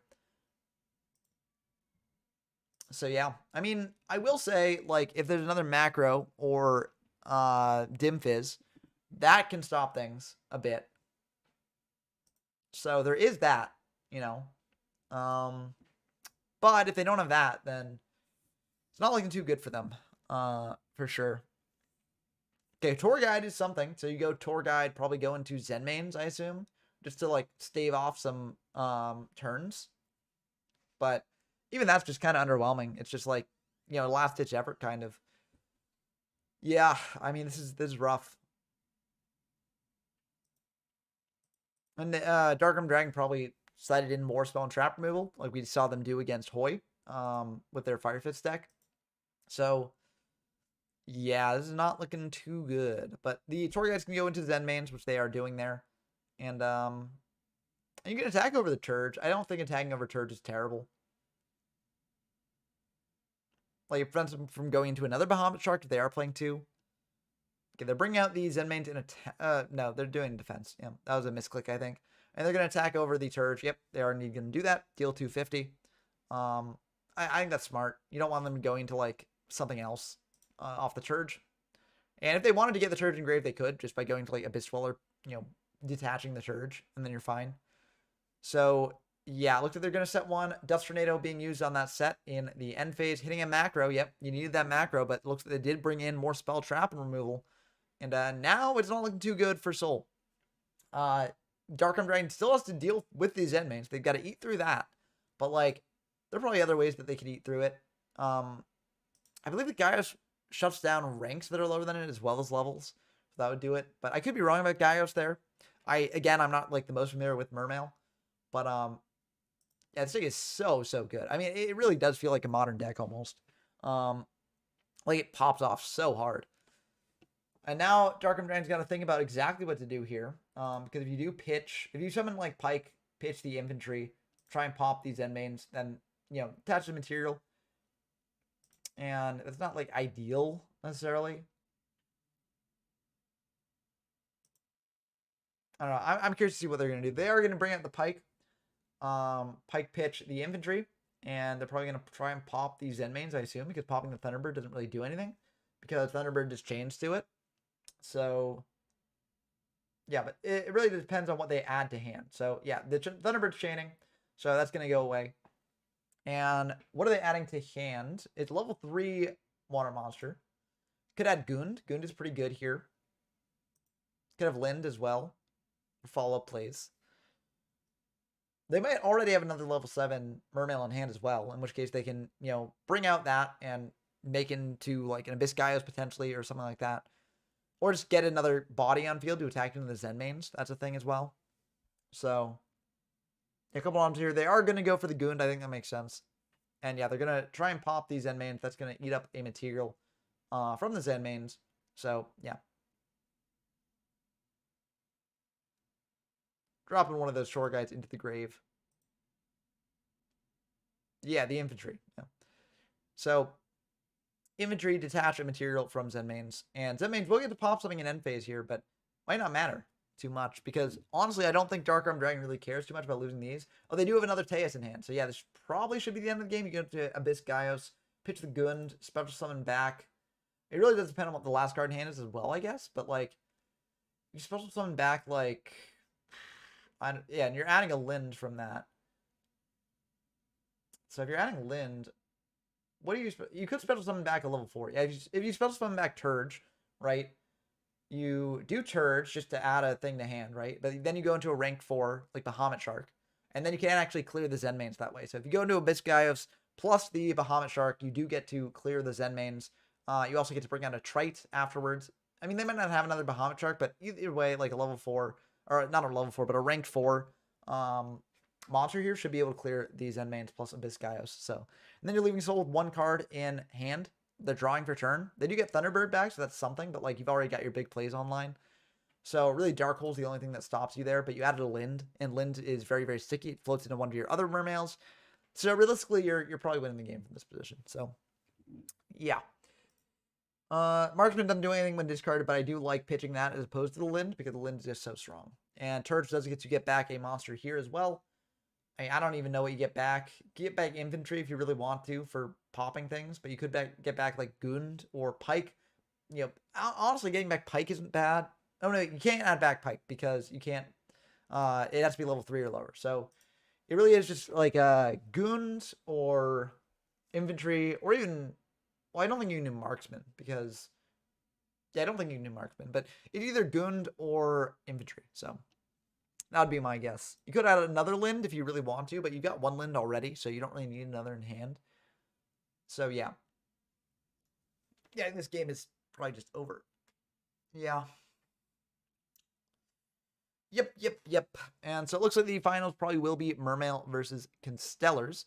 I mean, they're not going to, like, you know, close out of the game or anything right now because I do think anything can happen in Yu-Gi-Oh, but like it would need to be quite a sequence of draws from Soul. But yeah, adding Gund is definitely the choice. And yeah, James says should be fun. Yeah, I mean, yeah, this will definitely be a fun turn. They're going into their extra deck multiple times. I mean, if they do have another Bahamut Shark, that's definitely the pick here for the rank 4. If they don't, yeah, it's probably fine. I don't think Big Eye is out yet, so you can't go into that for your rank 7 play, but Abyss Gaios should be enough. And they are going to go into a rank 4 here. Which one are they going to do? Abyss Dweller. That's pretty good as well. It does have 2200 attack, so it does get over the Zenmains there. And Abyss Gaios should be coming through as well. Or, oh, okay. Okay, I see what they're doing here. 2200 each. So you can get in for 2200 this way and then bring out Abyss Gaios in main 2. Yeah, that works. Yep. So, yeah, they're just going to clear that, get in for 22. And that'll drop Soul down to 25. So that's a very good play. I like that play a lot. Yeah. No, does that, are they not use, oh, no, that's not once per turn. No, it's the once per turn thing is the destruction. It's not detaching materials. I mean, I guess this is optional. So like they could just let it go. They're just trying to end the game earlier, but like not necessarily, yeah. Okay. Just level 5. It'll less attack. So that would work. Yeah. Yeah, I mean, I guess this does the same thing. I feel like you could have gone You would have gotten more damage by just going 33 because this doesn't stop the Zenmains from like protecting itself again later in the turn.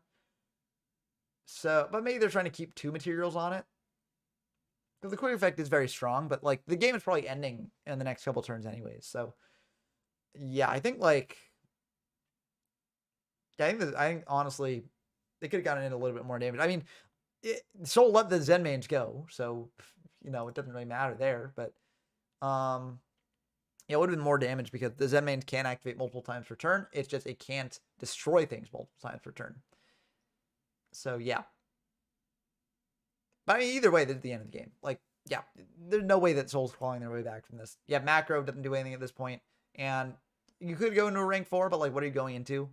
Like, yeah, you get even if like they could summon out something and just attack in there. So even if the Zenmains had stayed there, then would have made a difference. But very, very cool games there for sure. So now our finals are Constellar versus Mermail. So yeah, it looks like the voting changed there. So Mermail, yeah, people started changing their votes as Mermail was winning there. But let's add another poll here. Starting a poll. Who will, and I'll make this a bit interesting. I'm not going to ask who will win the finals, who will win the tournament as a whole. I'm going to say who will win match 1 of finals. And so this is between Constellar and Mermail. Who will win? I do think that Mermail is just such a powerful deck, so that might have the advantage. But like, I mean, Nuki did make it through the winners bracket entirely on the Constellars, so very, very cool stuff there for sure. But yeah, very, very great run from Soul. Congratulations to Soul for making it that far. Yeah, very, very good stuff. But yeah, I'm leaning towards Mermail for match 1, but I don't know. I'm never gonna count on Nuki because Nuki made it to the finals with Constellars, you know, undefeated. So I can only see Nuki pulling off some plays, doing some stuff. Maybe they'll win. But yeah, Rescue Rabbit could not make it into the final 2, unfortunately. But still very cool stuff. I'm curious to see who will win this one.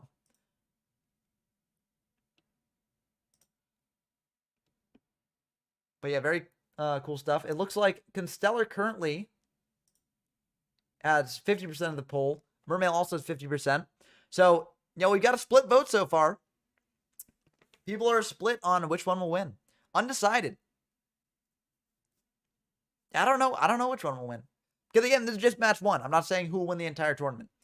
I could definitely see who defeated Mermail who defeated Megahorn in the previous bracket. Megahorn lost to Soul. Okay, so Soul did beat Megahorn in the first place. So yeah, so that means that that was a rematch going on there.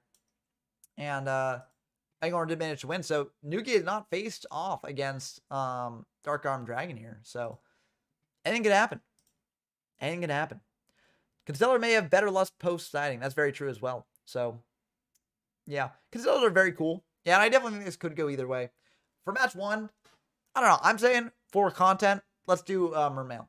I'm gonna put my vote in for Mermail because for content that gives us another game after this one. So that'd be cool to see. But it would also be really awesome to see Constellar just win, go undefeated in the tournament, and you know, cement their place as a deck to be feared in this format. But Mermail is going first, so that means they can potentially set up for a good play. It's a very scary position for Nuki to be in for sure. Nice thing about Pleiades, though, that Pleiades can bounce like Tetsu.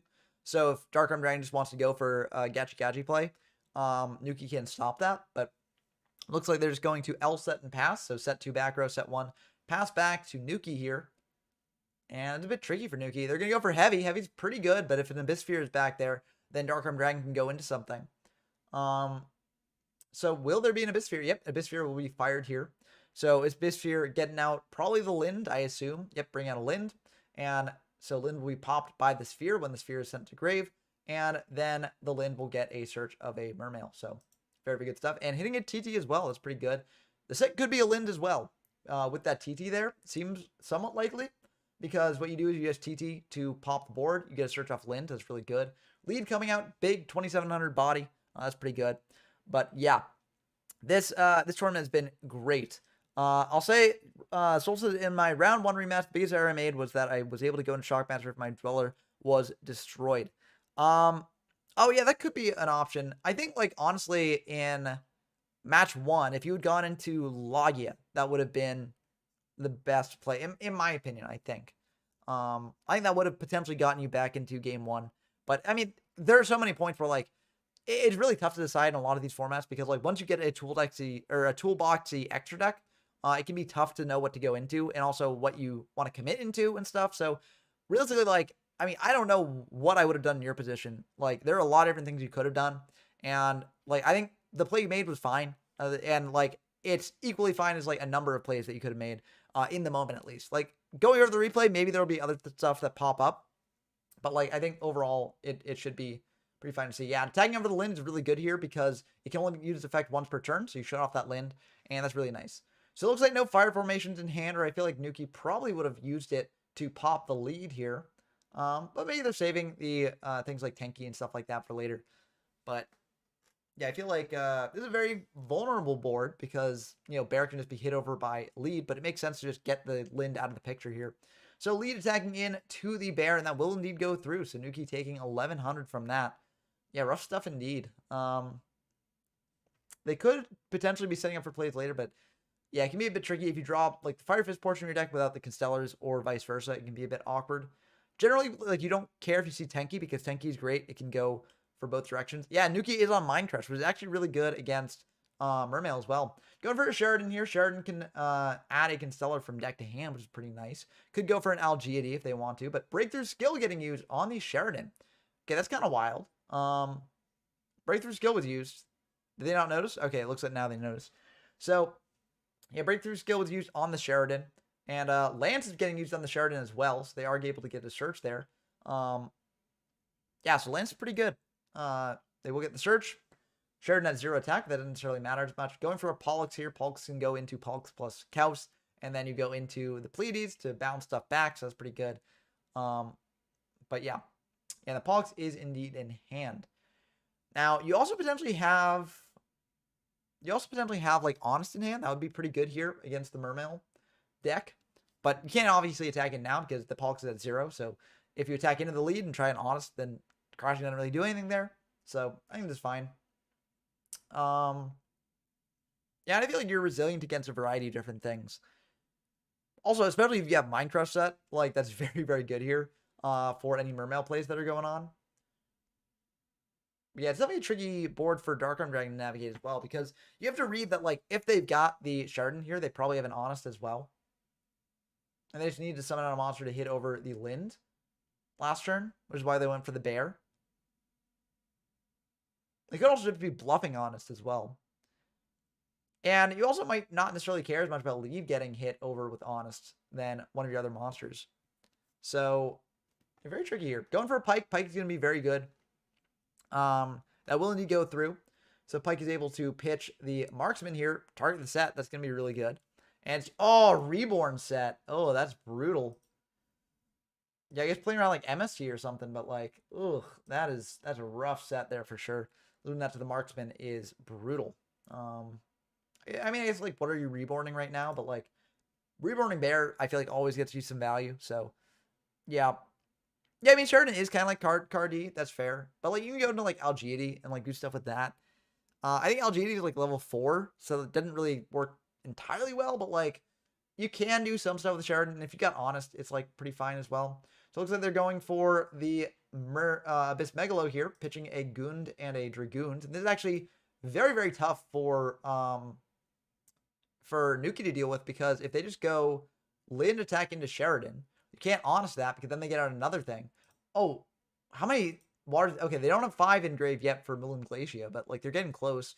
So if you just let Lind attack in here, that's 800 plus let's see, 27 plus 20. I mean, you could even tribute for, like, you could tribute the Abyss Spike to attacking directly with Megalo twice. It's 48 plus 27.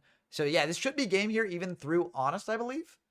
Well, actually, yeah, because you get out another search with Lind. So yeah, this is game even through Honest. They're actually going to attribute the Lind to rip a card out of hand. That's also fine. I don't think you needed to do this. I think Lind attacking a Sheridan is about as good as it gets. But if they've got like Turge and then they can pop the, yeah, it doesn't matter. Yeah, I think they had game either way there. Yeah, because then you bring out like a Turge and you pitch from hand. So you bring out, yeah, so that was game. That was game 5 waits to Sunday. But yeah, Mermail taking the first game. So unfortunately, Constellar believers, maybe it won't come true. Yeah, Janjo's calling it right so far. But Nuki probably has some stuff in the side deck for Mermails. So we got to see exactly how that goes. But yeah, let's see how it goes. I mean, Mermail is just such a powerful deck, especially in the hands of a great duelist. So, and Darkroom Dragon has been playing Mermail out of their mind this entire game, or this entire tournament. So, I think they definitely could potentially make it all the way to winning the entire tournament. But Mermail definitely doing well here. Yeah, it just depends on what Nuki does. Depends what Nuki does in games 2 and 3. Definitely be an uphill battle for Nuki from this point. Yeah, they can just explode in control. It's wild. Really the first modern deck, I'd argue. I agree with you, Janjo Zone. I think that, I mean, you could argue that some of the other decks people have discovered in earlier formats, like, approach the modern deck. Like, you could argue maybe, like, Vayu Turbo is similar to a modern deck. Or, like, some of the interesting fairy builds in Edison as well, maybe. Some, like, I don't know. I do think that this is probably the first modern deck because it just has so much flexibility in what it does. Like, even if you're using up a lot of your resources and doing interesting, flexible plays with other decks before this, like, you know, I feel like Mermail just has so many of them. And it also, like, one of the hallmarks of Mermail is that it can use up so many resources and then just get back the resources for the next turn, right? That's why a lot of modern decks don't really care about, like, you know, putting out their entire hand on the board or into play, because their decks naturally just regenerate resources or allow them to just do the same plays again in the following turn. And Mermail does that a lot. So, yeah, Mermail is super good. X-Saber is also pretty good, but I don't think X-Saber's, like, does enough to be, like, a modern deck.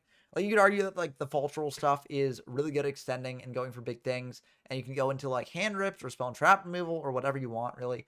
But, like, I do think that, like, Mermail just has so much flexibility, and, like, even if you go through a full X-Saber play, like, if they clear your false rolls, like, you are still up a river, right?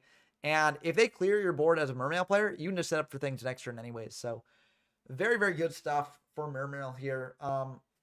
Tenki getting Fire Tenki, great opener play here. Getting a search from the deck. And yeah, I'm curious what they're going to search out. Searching out a Kaus. Kaus is really good. You can go into Pleiades here, potentially, if you've got Pollux in hand already. So yeah, I mean, that's a good start. So I'm curious if they got Sheridan as well. If they go Sheridan, search out Pollux for next turn, go into Pleiades there. But yeah, Kaus level control. Yep. Increase the level by 1 or reduce the level by 1. You get to do that twice per turn, so you can go into a variety of plays there. So yeah, it's very, very good for Nuki to start with, but, like, what are they going to do outside of this? Is the question. What are they going to do? They're going to go for Algiady here. Okay, Algiady is very good. Yeah, that brings out a Kaus. Okay, I'm mixing up Algiady. I thought Algiady special summon from hand when you had a Constellar on field. It just special summons another Constellar from hand. Okay, that makes sense, yeah. So you go Algiady, bring out the Kaus. Probably level modulate now. You could just go for a rank 4, though, if you're afraid of Valor, because Valor is really good on the second Kaus activation after you've already adjusted the level. But I think that it's fine doing this now, especially if you've got, like, Honest or other back row in hand. But yeah, they're going to go for the Kaus here, and they're going to modulate the levels up by 1. Go into Pleiades here. Pleiades really, really good. Bouncing things back to hand. So, I mean, that's a really, really good monster to have out on field right now. Yeah, very powerful board. So, will Mermail be able to deal with it is the question. Also, as a fun note, even if Mermail can deal with it, like, let's say they, like, pitch an infantry to pop the Pleiades, you just use Pleiades, target the Tenki, and bounce that back to hand. So you get a Tenki play for next turn as well. So I think that there's a lot of cool plays that you can do with Pleiades in this deck in particular. So very, very cool stuff for sure. Jander says, Constellar's been a weird deck historically. It's topped in a couple formats I've covered, but never enough presence for me to talk about it. Yeah, Constellar is definitely very weird. I think, like, it's one of those decks that, like, people were really hyped about at the time, and so they experimented a lot with it. But unfortunately, it, like, did not do enough, really, at the time. So it's sort of like at the beginning, people really liked it and it was played on a bunch of things and got some success. But as people continue to play in these formats, it sort of dropped off and didn't really do much. And then with historical, you know, sort of re-exploration, People like Constellar. They think it's a cool strategy, so they're trying it out more. And we saw Constellar get second in Fire Water the other day, and it could potentially win here. So clearly there's something to this deck. Clearly it's like not as bad as some people thought back in the early days, but it might not be as good as they thought in the early days either. So it's a weird spot to be in for the deck. But still, I mean, when you set up a board like this, it can be very, very nice. Play is just such a flexible monster, flexible boss, like enabling you to stop a lot of different plays. So it definitely will be interesting to see what Dark Armed Dragon does here. I'm not sure what you really do in this situation.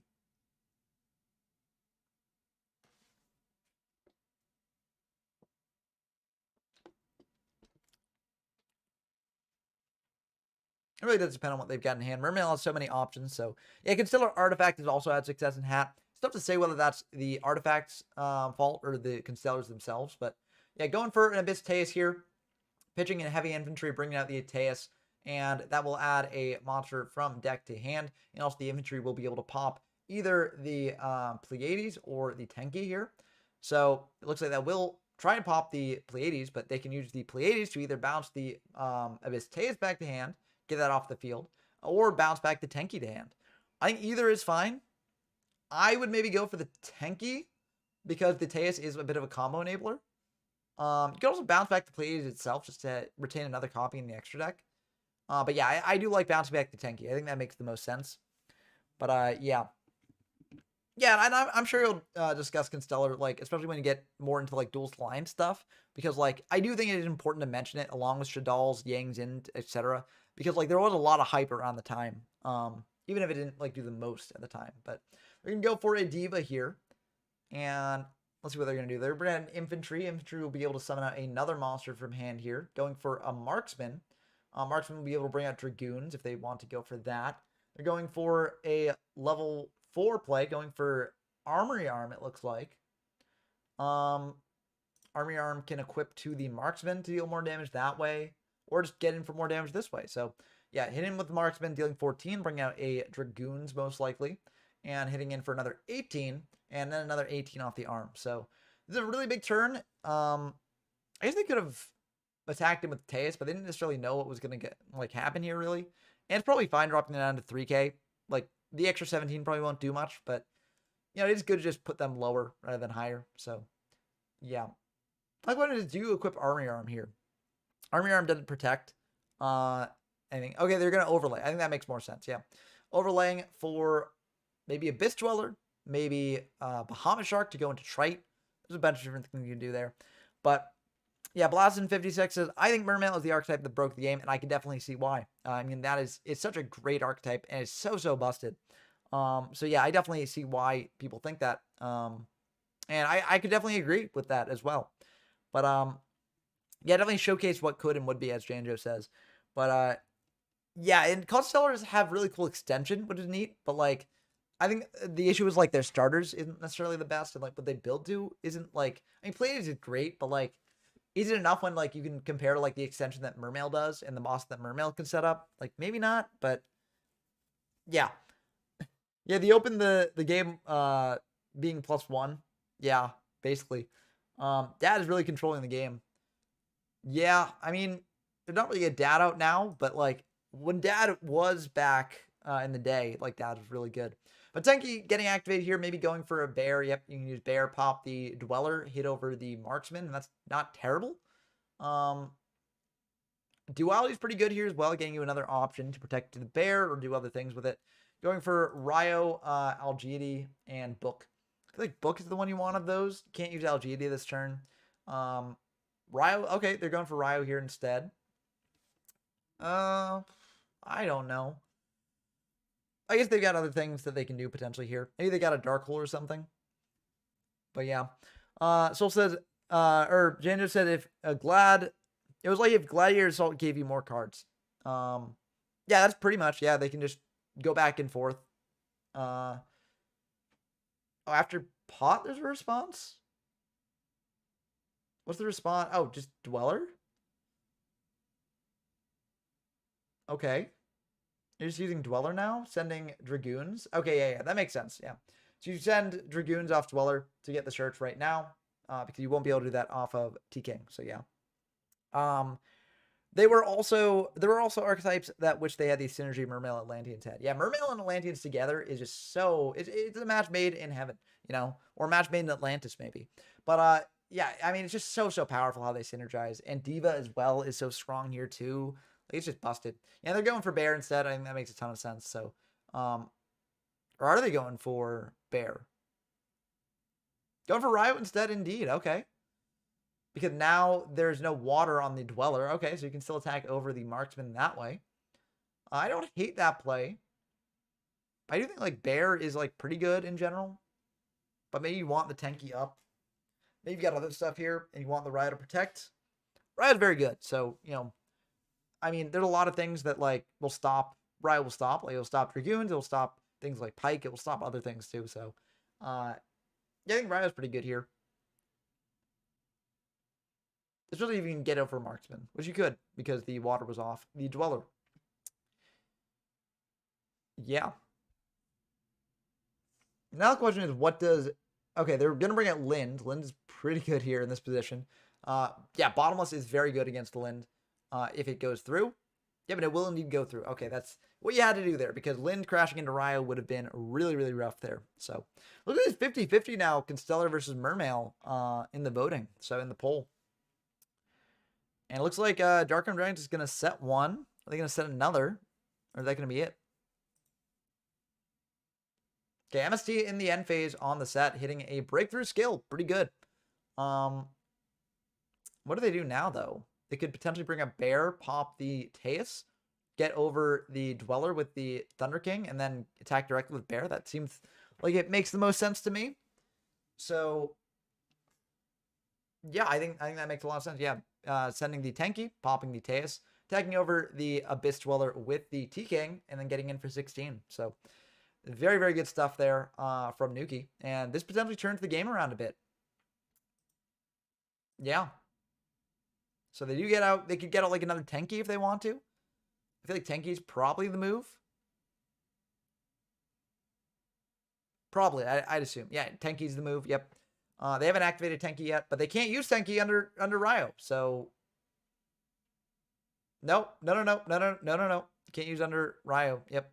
So that is very unfortunate. But I mean, the Tenki can still be activated at least. It just buffs up the Bear to 17. So yeah, maybe Tenki was not the right play. But I mean, I don't know what else they're playing. They could be like, they might not be playing many other fire formations besides Tenki. So,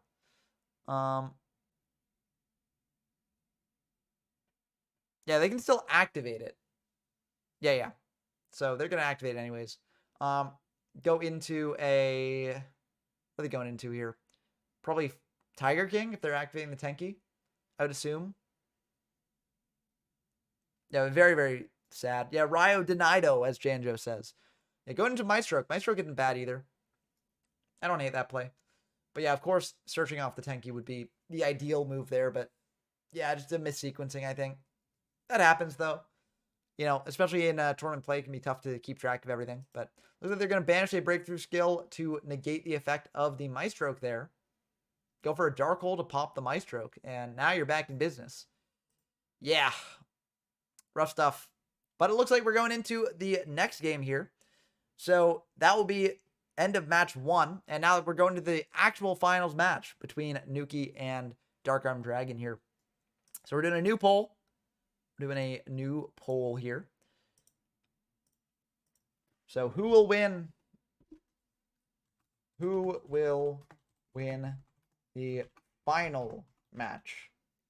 Will it be Constellar or Mermail? Which one? Let me know in the poll. I think Mermail probably wins this one as well. Because Mermail, I mean, we saw it just absolutely demolish the Constellar deck there. But, I mean, if Nuki made the Constellar deck, like, they probably are prepared for Mermail. But, yeah.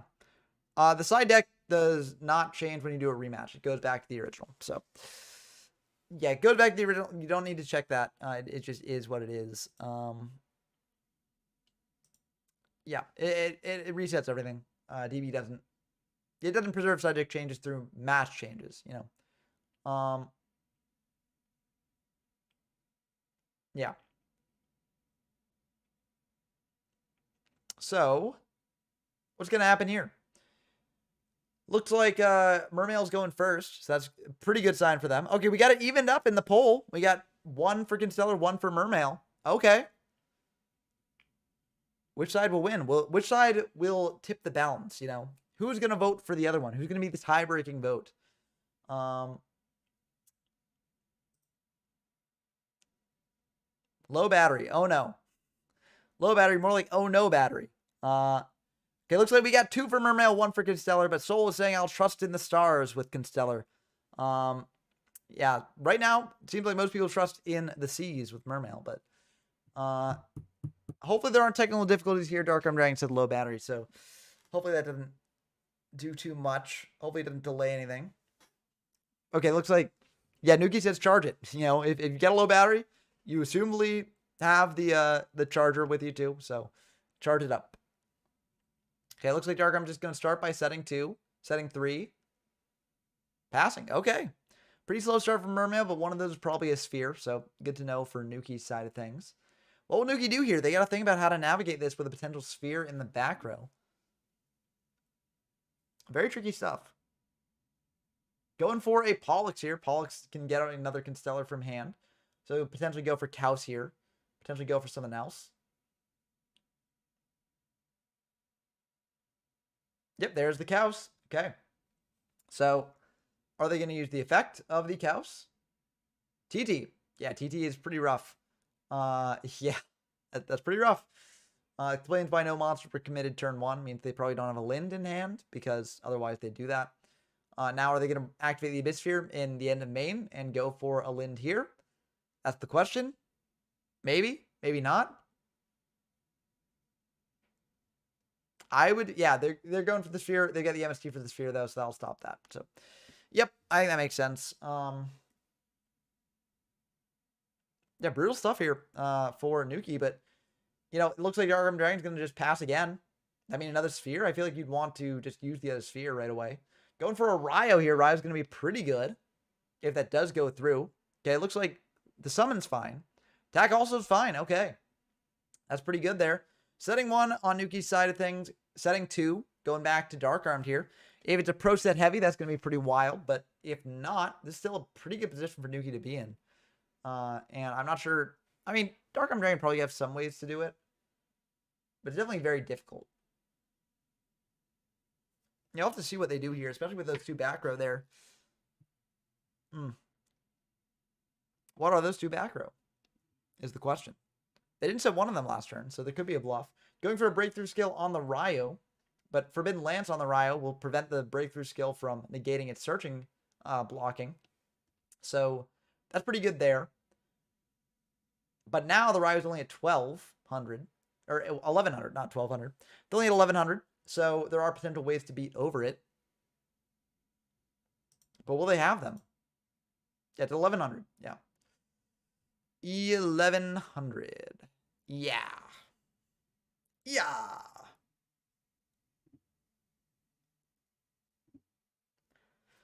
Could be that the pieces aren't working with each other in that Mermail hand, and that can happen sometimes. Heavy coming down on an MST, so honestly not that bad for Nuki there.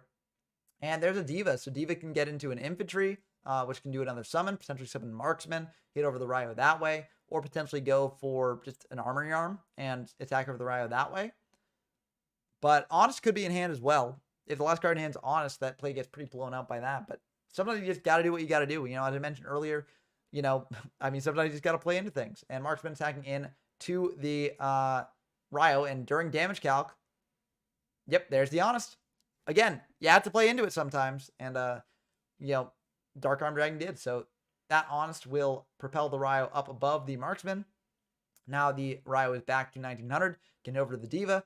And looking pretty good for Nuki here. Now, Nuki, or Dark Arm Dragon does have the breakthrough skill to banish from their grave and target the Ryo to prevent it from that. But, yeah, it might not be. Okay, there's MST. So MST on the new back row, which would try and protect the Ryo. But Stardust Road obviously would not really protect it. So if you're Nuki, you're probably not upset about the the road being popped. Dark Hole here does clear the Ryo. I feel like you might want to do Breakthrough Skill instead, but I guess you can't clear it with the Dragoons there, so yeah. But Dragoons, okay, so I think what they were trying to do last turn, they were trying to go for an infantry play. Bring out Dragoons, make an Armory Arm, go into Abyss Dweller, and then get the search with the Dragoons, but they couldn't do that with the Ryo on field, obviously. So, yeah. But now things have shifted a bit. The Dragoons is putting on the aggressive pressure here against Nuki, whereas Dark Arm Dragon, you know, they've got 3,300 life points, which is less than Nuki to be sure, but like, you know, they can probably easily kill from 44 depending on what the back row are. So, yeah, definitely a rough spot for Nuki to be in, but, you know, they definitely could have things here to stop it. And Dark Arm probably also does not want to play into the back row that much. So, yeah, Dragoons attacking in, getting very close to a Cowboy for game sort of scenario, which might come up soon. But we'll have to see what happens. Nuki activating Pot of Duality. That's really good for them. A lot of potential options there. Kaus is okay. Lance is, well, it really depends on what the sets are. It's a bit of a thinker. Kaus didn't really do much on its own, but you probably want to get it if you can, like, keep that on your field and you've got some other stuff. And we need a Cowboy for game drinking game. Probably would only be like one shot with the amount of time remaining, but you know, it would be kind of interesting for sure. Kaus coming down. Will Kaus attack in, just crash into the Dragoons? It might. Okay, look, they're passing, so no crashing in with Dragoons there. And potentially risky, but the back row might protect the Kaus. Abyss Sphere coming down here. And 2 MSTs are used up, so it's unlikely that there's another MST there. Yeah, this is going to be pretty rough for Nuki if they don't have a way to stop the Sphere. Yeah, at least it's not duality and duality. Yeah, duality into duality would be rough if you had to just grab that duality. But, you know, sometimes that does happen. So, Nuki's thinking on the summon of Lind here. Could have a bottomless, potentially. I think you've got bottomless, you just go for bottomless here. Because, like, Lind is probably the most high-value bottomless target in your deck. You could also bottomless the card they search off of Lind. That might be a thing to do as well. But I think just getting the Lind out of rotation is very good. So, I like the bottomless there. And we'll have to see what Dark Arm Dragon does now. Like, Dark Arm Dragon could have also just searched out, like, a level 4 to go into Abyss Dweller there and threaten the Kaus, you know, in, I don't know if that would have been good. But either way, you know, I think the bottomless is still right on the Lind. But, yeah. What will Dark Arm Dragon do now is the question. How are they going to deal with this Kaus? I think crashing in with the Dragoons is not terrible. They are going to go for a Megalo from hand. This is the risk of not doing the bottomless, or of doing the bottomless there. But, oh, also, oh, actually, Goons can't get anything back. So, actually, it made sense to do the, you can't use Mind Crush here because Mind Crush is, you need to have a card in hand for that. But, yeah, nothing to get back off Goons, but you can search out a card with Dragoons here to add a Sea Serpent in hand. Searching out a Diva for follow-up plays next turn. But yeah, this is a pretty good position to be in for Dark Arm Dragon here. Even if that set's like Lance and they lance the Megalo. They're tributing. Yeah, they can do that and then get a search off the Dragoons here. It's any Sea Serpent. So you could go. I mean, Moulin Glacier doesn't really do anything, I don't think. Or maybe it does. Yeah, Moulin Glacier does threaten to hit over the Kaus. So you do Moulin Glacier into Kaus. And yeah. So you do Moulin Glacier into Kaus. If they got Lance, that plays around that because they can't lance the Moulin Glacier. So this should be the end of the game. Unless something's happening here. What do they have? What could they have in this situation? Oh, TT. Okay, TT's really good. Very, very disciplined hold on the TT. Why is Moulin Glacier going to hand? Okay, yeah, Moulin Glacier. Yeah, and it does. So their next turn battle phase will be skipped as well. Diva can get out cards here. So you go Marksman. Oh, this is probably just the end of the game either way. Yeah. That's the end of the game. Okay, yep. Well, that was a very good game 1. And again, shows how powerful the Atlantean engine is with this deck. I mean, searching out the Diva as follow-up, even if your big play there ends, like, I mean, yeah. Yeah, double TT would be kind of rough, but yeah. I mean, I don't know. I think that was the correct play. I think Nuki did the right thing. Like, we saw Goons be pitched. You play around Goons by banishing the Lind there off the bottomless, but yeah, unfortunately, the Diva into the Marksman into the what have you is the end of the game there. But yeah, Mermail's doing really strong here. Constellar's going to have to fight their way back, claw their way back to victory. But very, very cool stuff for sure. I'm excited to see who ends up on top. You know, we've seen stranger things than Constellar fighting their way back from a one-game loss here. But yeah, definitely it's tough. 0 concurrent viewers. That doesn't seem right. I guess this... What's going on here with the... I don't know. For some reason, it's not showing the view count for this a bit, but maybe something happened. But anyways, I'll just keep talking as if there are watchers out there watching.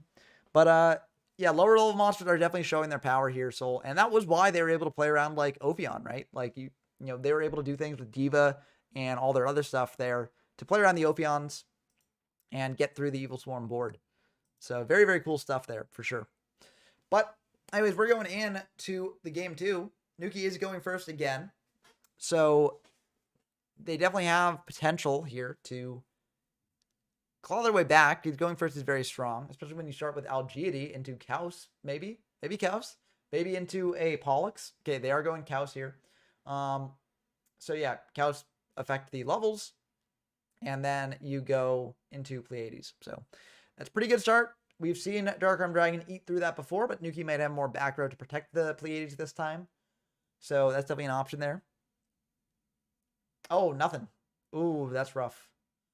That is rough. You generally want to be able to get value off the Pleiades bounce, even if they do have a way to clear it, but looks like they don't have a way to do that. So Pleiades in a Dream. I mean, that can be good enough, potentially, but against Mermail, it might not be enough.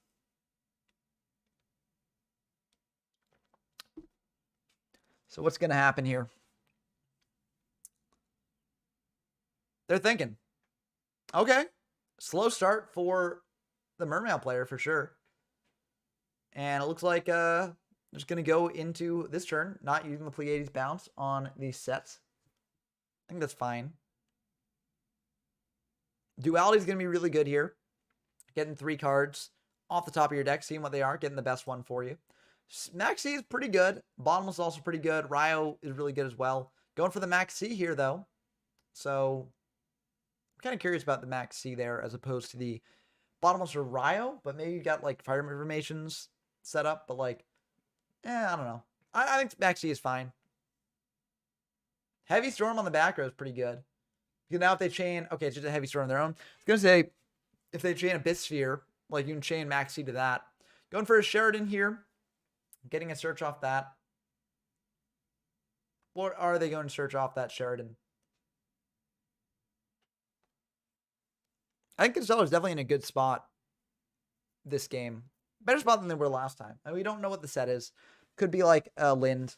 Okay, they're going to bounce back the set. I think that makes a lot of sense. You want to bounce back that set. So that way if it is a Lind, you know, you don't have to deal with it. So you can have the read that they're not on Gores because they set the heavy. So they wouldn't have that if they were on Gores in hand. Yeah, they're going to get in, drop Dark Arm Dragon down to 4,800, set 1, pass. It's a very, very resilient board. Worst case scenario, you can go for Pleiades, bounce the Sheridan, get that to hand, get another search on your following turn potentially. So, yeah, and you got Maxi in hand as well, so you're getting draws in there. Going for the Teus, pitching a Marksman here, calling Mind Crush, so you can call Teus, and that will stop the Teus from going through. So that's very good. And they get to see the rest of the hand as well. So, yeah, this is a very, very good position for Nuki to be in. I mean, Mind Crushes are so good in this format for sure. Yeah, I do think that Mermail can play decently well when they're max seed, and I mean, they're probably going to do that this turn with the Teus, because, like, you know that your opponent has max seed there, but see them like they've got Abysslind, Deep Sea Diva, Penguin, and Megalo. Is that Penguin Soldier they've got? Wow, I mean, that's definitely something that you can do to bounce back some things. But yeah, Megalo can be brought out this turn as well, but you can't get over the Pleiades with it. So, I mean, if you do Megalo, yeah, nothing good to pitch off the Megalo here. So yeah, it's kind of awkward. Go Diva into Marksman, hit over the Sheridan, or try to. Go into Dragoons. But, you know, the Pleiades having a bounce is just so annoying here for anything that you might want to do. Yeah, I don't know. It might just be the move to... yeah, it's just so awkward. I mean, it might be the move. Okay, here's what I think the move is. Okay. Summon out Lind. Okay, they're going for Megalo now. That's also a move. I think like what you do is you summon out Lind. You try crashing into the Pleiades. Okay, they're going for Maxi. So they might still be doing the Lind play. So you summon out Lind, or summon out Megalo, search out Abyss Sphere, summon out Lind, threaten to crash the Lind into like the Pleiades potentially. They have to bounce the Lind. And then you get the Abyss Sphere set. But they could just set Sphere, set Lind here, and that would also be pretty good. So, yeah. Yeah, I think that makes sense. Also, this doesn't play into the Maxi more if they choose to let it go. So, yeah. Yeah, this makes sense. I like that play better out of Dark Arm Dragon, yeah. That's definitely pretty good. Pleiades probably will bounce. Yeah, they're bouncing the Sphere. I think that makes sense. Sphere is a bit more flexible than just the set Lind that you know about. So, yeah, I think that makes sense. I don't know. You could attack into the Lind and then bounce the... Oh, it doesn't really work out as well. But yeah, going for Algiedi plus Pollux. Looks like no other monster in hand to bring out off the Algiedi, I think. That would be my guess. But yeah, they're checking their extra deck, seeing what they can go into here. I mean, there are a lot of good rank 4s that you can do, potentially. And they're going into... What are they going into? Abyss Dweller. Abyss Dweller is really good, because that stops the Lind from triggering. So yeah, that's probably the best thing you can do. Going over this with a Ptolemy M7, that's also really good for the Banish effect, which can come up later. Or not the Banish effect, but the Return to Hand effect is really good. So yeah, looks like they're going to attack over the Lind, and then, yep, that'll go through. And then attack over the Megalo, that'll go through as well. So just an Abyss Sphere left. And again, you know, you got the Abyss Dweller to stop that. So... Oh, Mind Crush on Sphere. Oh, that's brutal. Yeah, that's probably the end of the game, I'd assume. Oh, double Sphere. Oh my god. Okay, yeah, that's the end of the game. Yeah, because what you do is you just do Ptolemy M7, add back Constellar to hand, and then you win. So, yep, that should do it. Yeah, there's no way that they can come back. Nothing does anything in grave, and yep. That's the end of the game. So going into the game 3 of the final match. Okay, we're in it. Constellars are in it. 3 people say Mermail. 1 person says Constellar. The Constellar dream is still alive. Sure, Mermail's going first was a bit better for it, but you know, there's definitely is still no, he mind crushed on a hand that had 2 Abyss Spheres when he knew Abyss Sphere was in hand, and both those Abyss Spheres got pitched. So yeah. So the Mind Crush was on the Abyss Spheres. It just hit the entire hand instead of just 1. So that was very, very good. Oh, I see the votes changing. I see those votes changing. Okay. Fickle voters, you know, just changing it as the tides shift. No, Nuki had a card in hand. They had a card. I'm pretty sure, at least. I'm pretty sure Nuki had a card. That would be an illegal activation if they didn't have a card in hand, but I'm pretty sure they didn't need to have a card in hand. Because I remember there being a card there. It might have blended into the background, but yeah, Mind Crush really did a lot of work. I do think the Mind Crush is very, very good in this format. It stops Mermail, stops a variety of things that search. Very, very powerful stuff. But yeah, so I'm glad that you're always a Constellar believer. I am becoming a Constellar believer. If they win this game, I might be a full-on Constellar believer. But I'm very excited to see where this game goes from here. I mean, we've seen Mermail do very, very well over the course of the tournament. But yeah, people are seeing the stars. They're seeing stars. We're star-struck, you know? I'm really excited to see what happens with this game. It really could go either way. I do think that, you know, Constellar had a lot tougher of a time eating through a board than Mermail does. But if Constellar gets set up, then that's very, very good. So, yeah. It's definitely a very interesting matchup. I'm not sure how it will actually turn out. But there's only one way to find out, and that is to watch. And it seems like the votes are now 50-50. 50% to Constellar, 50% say Mermail. So it could go either way. The audience is split. The games begin. I'm excited to see what happens. I honestly don't know myself. Looks like they're just going to open with setting 1, setting 2, and passing. Okay, so probably a Lind set. That'd be my guess. Could be the Penguin Soldier. We did see that sided in on Dark Arm Dragon side. Going for a Tenki is very, very good, but Dust Tornado will stop that from going through. So that is something there. Going for a Rhoda, though. Rhoda to get Pollux, maybe. Pollux to go into Chaos and Pleiades. That could be something. Yep, there's the Pollux. And there's the Chaos. Okay, you get to go in Pleiades now. Bounce back that set monster to hand. And then get in for 2,500 points of damage, potentially. So will indeed go through. No effect Veiler in hand to stop this. And that's going to be really good. Constellar believers. We might have a Constellar victory here. They're going to go into battle. I assume you bounce the doing this to play around effect Veiler, I believe. Bouncing that monster to hand, attacking in for 25. No way they're on Gores. Especially with a set Dust Tornado there. But now setting 1, passing back. And you're feeling pretty good about this if you're Nuki, I think. Especially if that set is Mind Crush. That set is Mind Crush, that's going to be really good. But, yeah. Oh, my goodness. This is such an intense game. Such an intense game. Oh, my goodness. Down to this. I mean, Mermail with 6 cards in hand, there are a lot of different things they can do. And we've seen Dark Arm Dragon play Mermails around some really annoying situations to be in the past. So, there definitely are ways that they can come back from this. Not an unwinnable position by any means. Looks like they're going to set 2, set 3, and pass back to Nuki here. And it looks like Nuki's going to draw. What are they going to do here? Are they going to try and Pleiades bounce the set monster? That plays into potentially breakthrough skill. A lot of different options here. Set could be like Penguin Soldier as well. Could be Lind. Yeah, tough stuff. Nuki's checking their graveyard, seeing what they're working with. Maybe they have Reborn as well. That could be something too. Yeah, definitely a tricky turn to navigate for sure. Especially with Pleiades at only 1 card on it. Going for the Pleiades here, bouncing the set if it's breakthrough skill. Okay, no, that will indeed go through. Dropping Dark Arm Dragon to 3k. If this it does connect. Wow, okay. Very, very good stuff here. Setting 1. Are they going to set another? Okay, they're just passing. Is an Abyss Sphere going to get fired here, is the question. They're waiting. They're waiting to see. Is it getting fired? Abyss Sphere? Abyss Sphere? Sphere for Lind? Lind for something? MST on the new one. Okay, that's something. Hidden A Bottomless. Okay, that's a really good MST there. Bottomless is really good at stopping Lind. Dust Tornado on the old one as well. So that's a bit scary for Nuki because now Dark Arm Dragon can basically have free reign here. Now, of course, there is the option to Honest this Pleiades up. Honestly, there was also the option to go for a Constellar M7, Ptolemy M7, but I guess they're trying to play around things like, Bottomless or things like that. Something out Lind, attacking into the Pleiades here, taking 1,000, dropping down to 2,000. So the life point differential is pretty good here.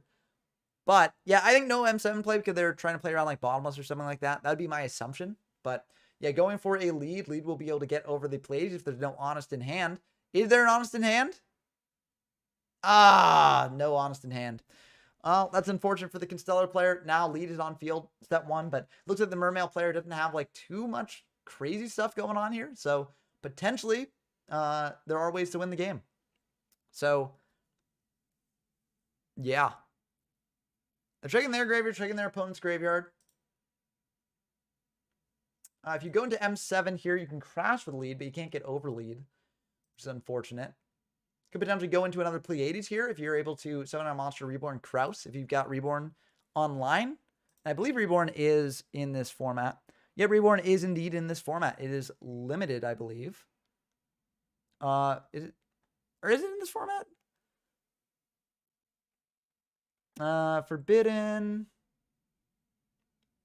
Yeah, it looks like it's legal. So, yeah, there it is. It's limited. Yeah. That's what I thought. But they're thinking.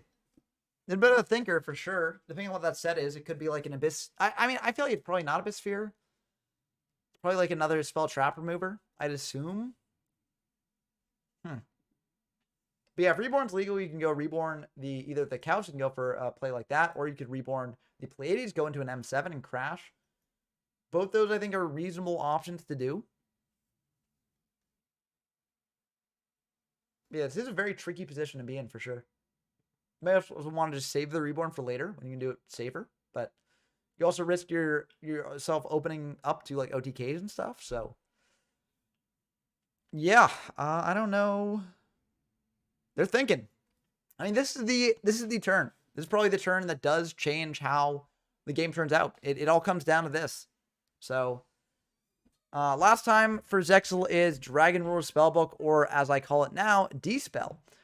D-Spell is Yugi Kaiba. What are you talking about? You got to D-Spell your opponent's Swords Revealing Lights, you know? But yeah, I'm excited for, like, I do like Dragon Ruler format. I think it's cool. I mean, I'm a fan of Tier 0 formats. I mean, Dragon Ruler isn't really Tier 0, but it's like Dragon Ruler and then there's Spellbooks to stop it. So I like that sort of thing. It's almost always Tier 0, but like, it's like Tier, like there's only 2 Tier 1 decks that are facing off against each other. And I think that's kind of a cool dynamic. It's kind of like Tier 0, but there is flexibility to play what you want. So I think it's cool. But anyways, they are still thinking. They just pass back to Dark Arm Dragon here. That's a bit worrying. I'm not sure I would have done that. I mean, okay, looks like that's going to go through. So no Abyss Sphere in main 2. Maybe they're setting up for other plays, but well, flexibility does equal ruler variation, but also there is flexibility in, like, you get to play Spellbook if you don't like any Dragon Ruler decks. So there's that. Diva going to Marksman. Marksman hit in for 14. Get out an 1800 Dragoons. So 32 plus 27, that's 59 plus 200. Okay, Swift Scarecrow. Oh, okay. Swift Scarecrow, that's putting in some work. Okay. That's really cool. Now, of course, you can go into Catastrophe here if you're Dark Arm Dragon, so it's not the end of the world. But that's really neat. That's a really neat play. I like that a lot. That explains why they're fine just passing here, because Swift Scarecrow does stop battle from going through. Very, very neat tech against this deck.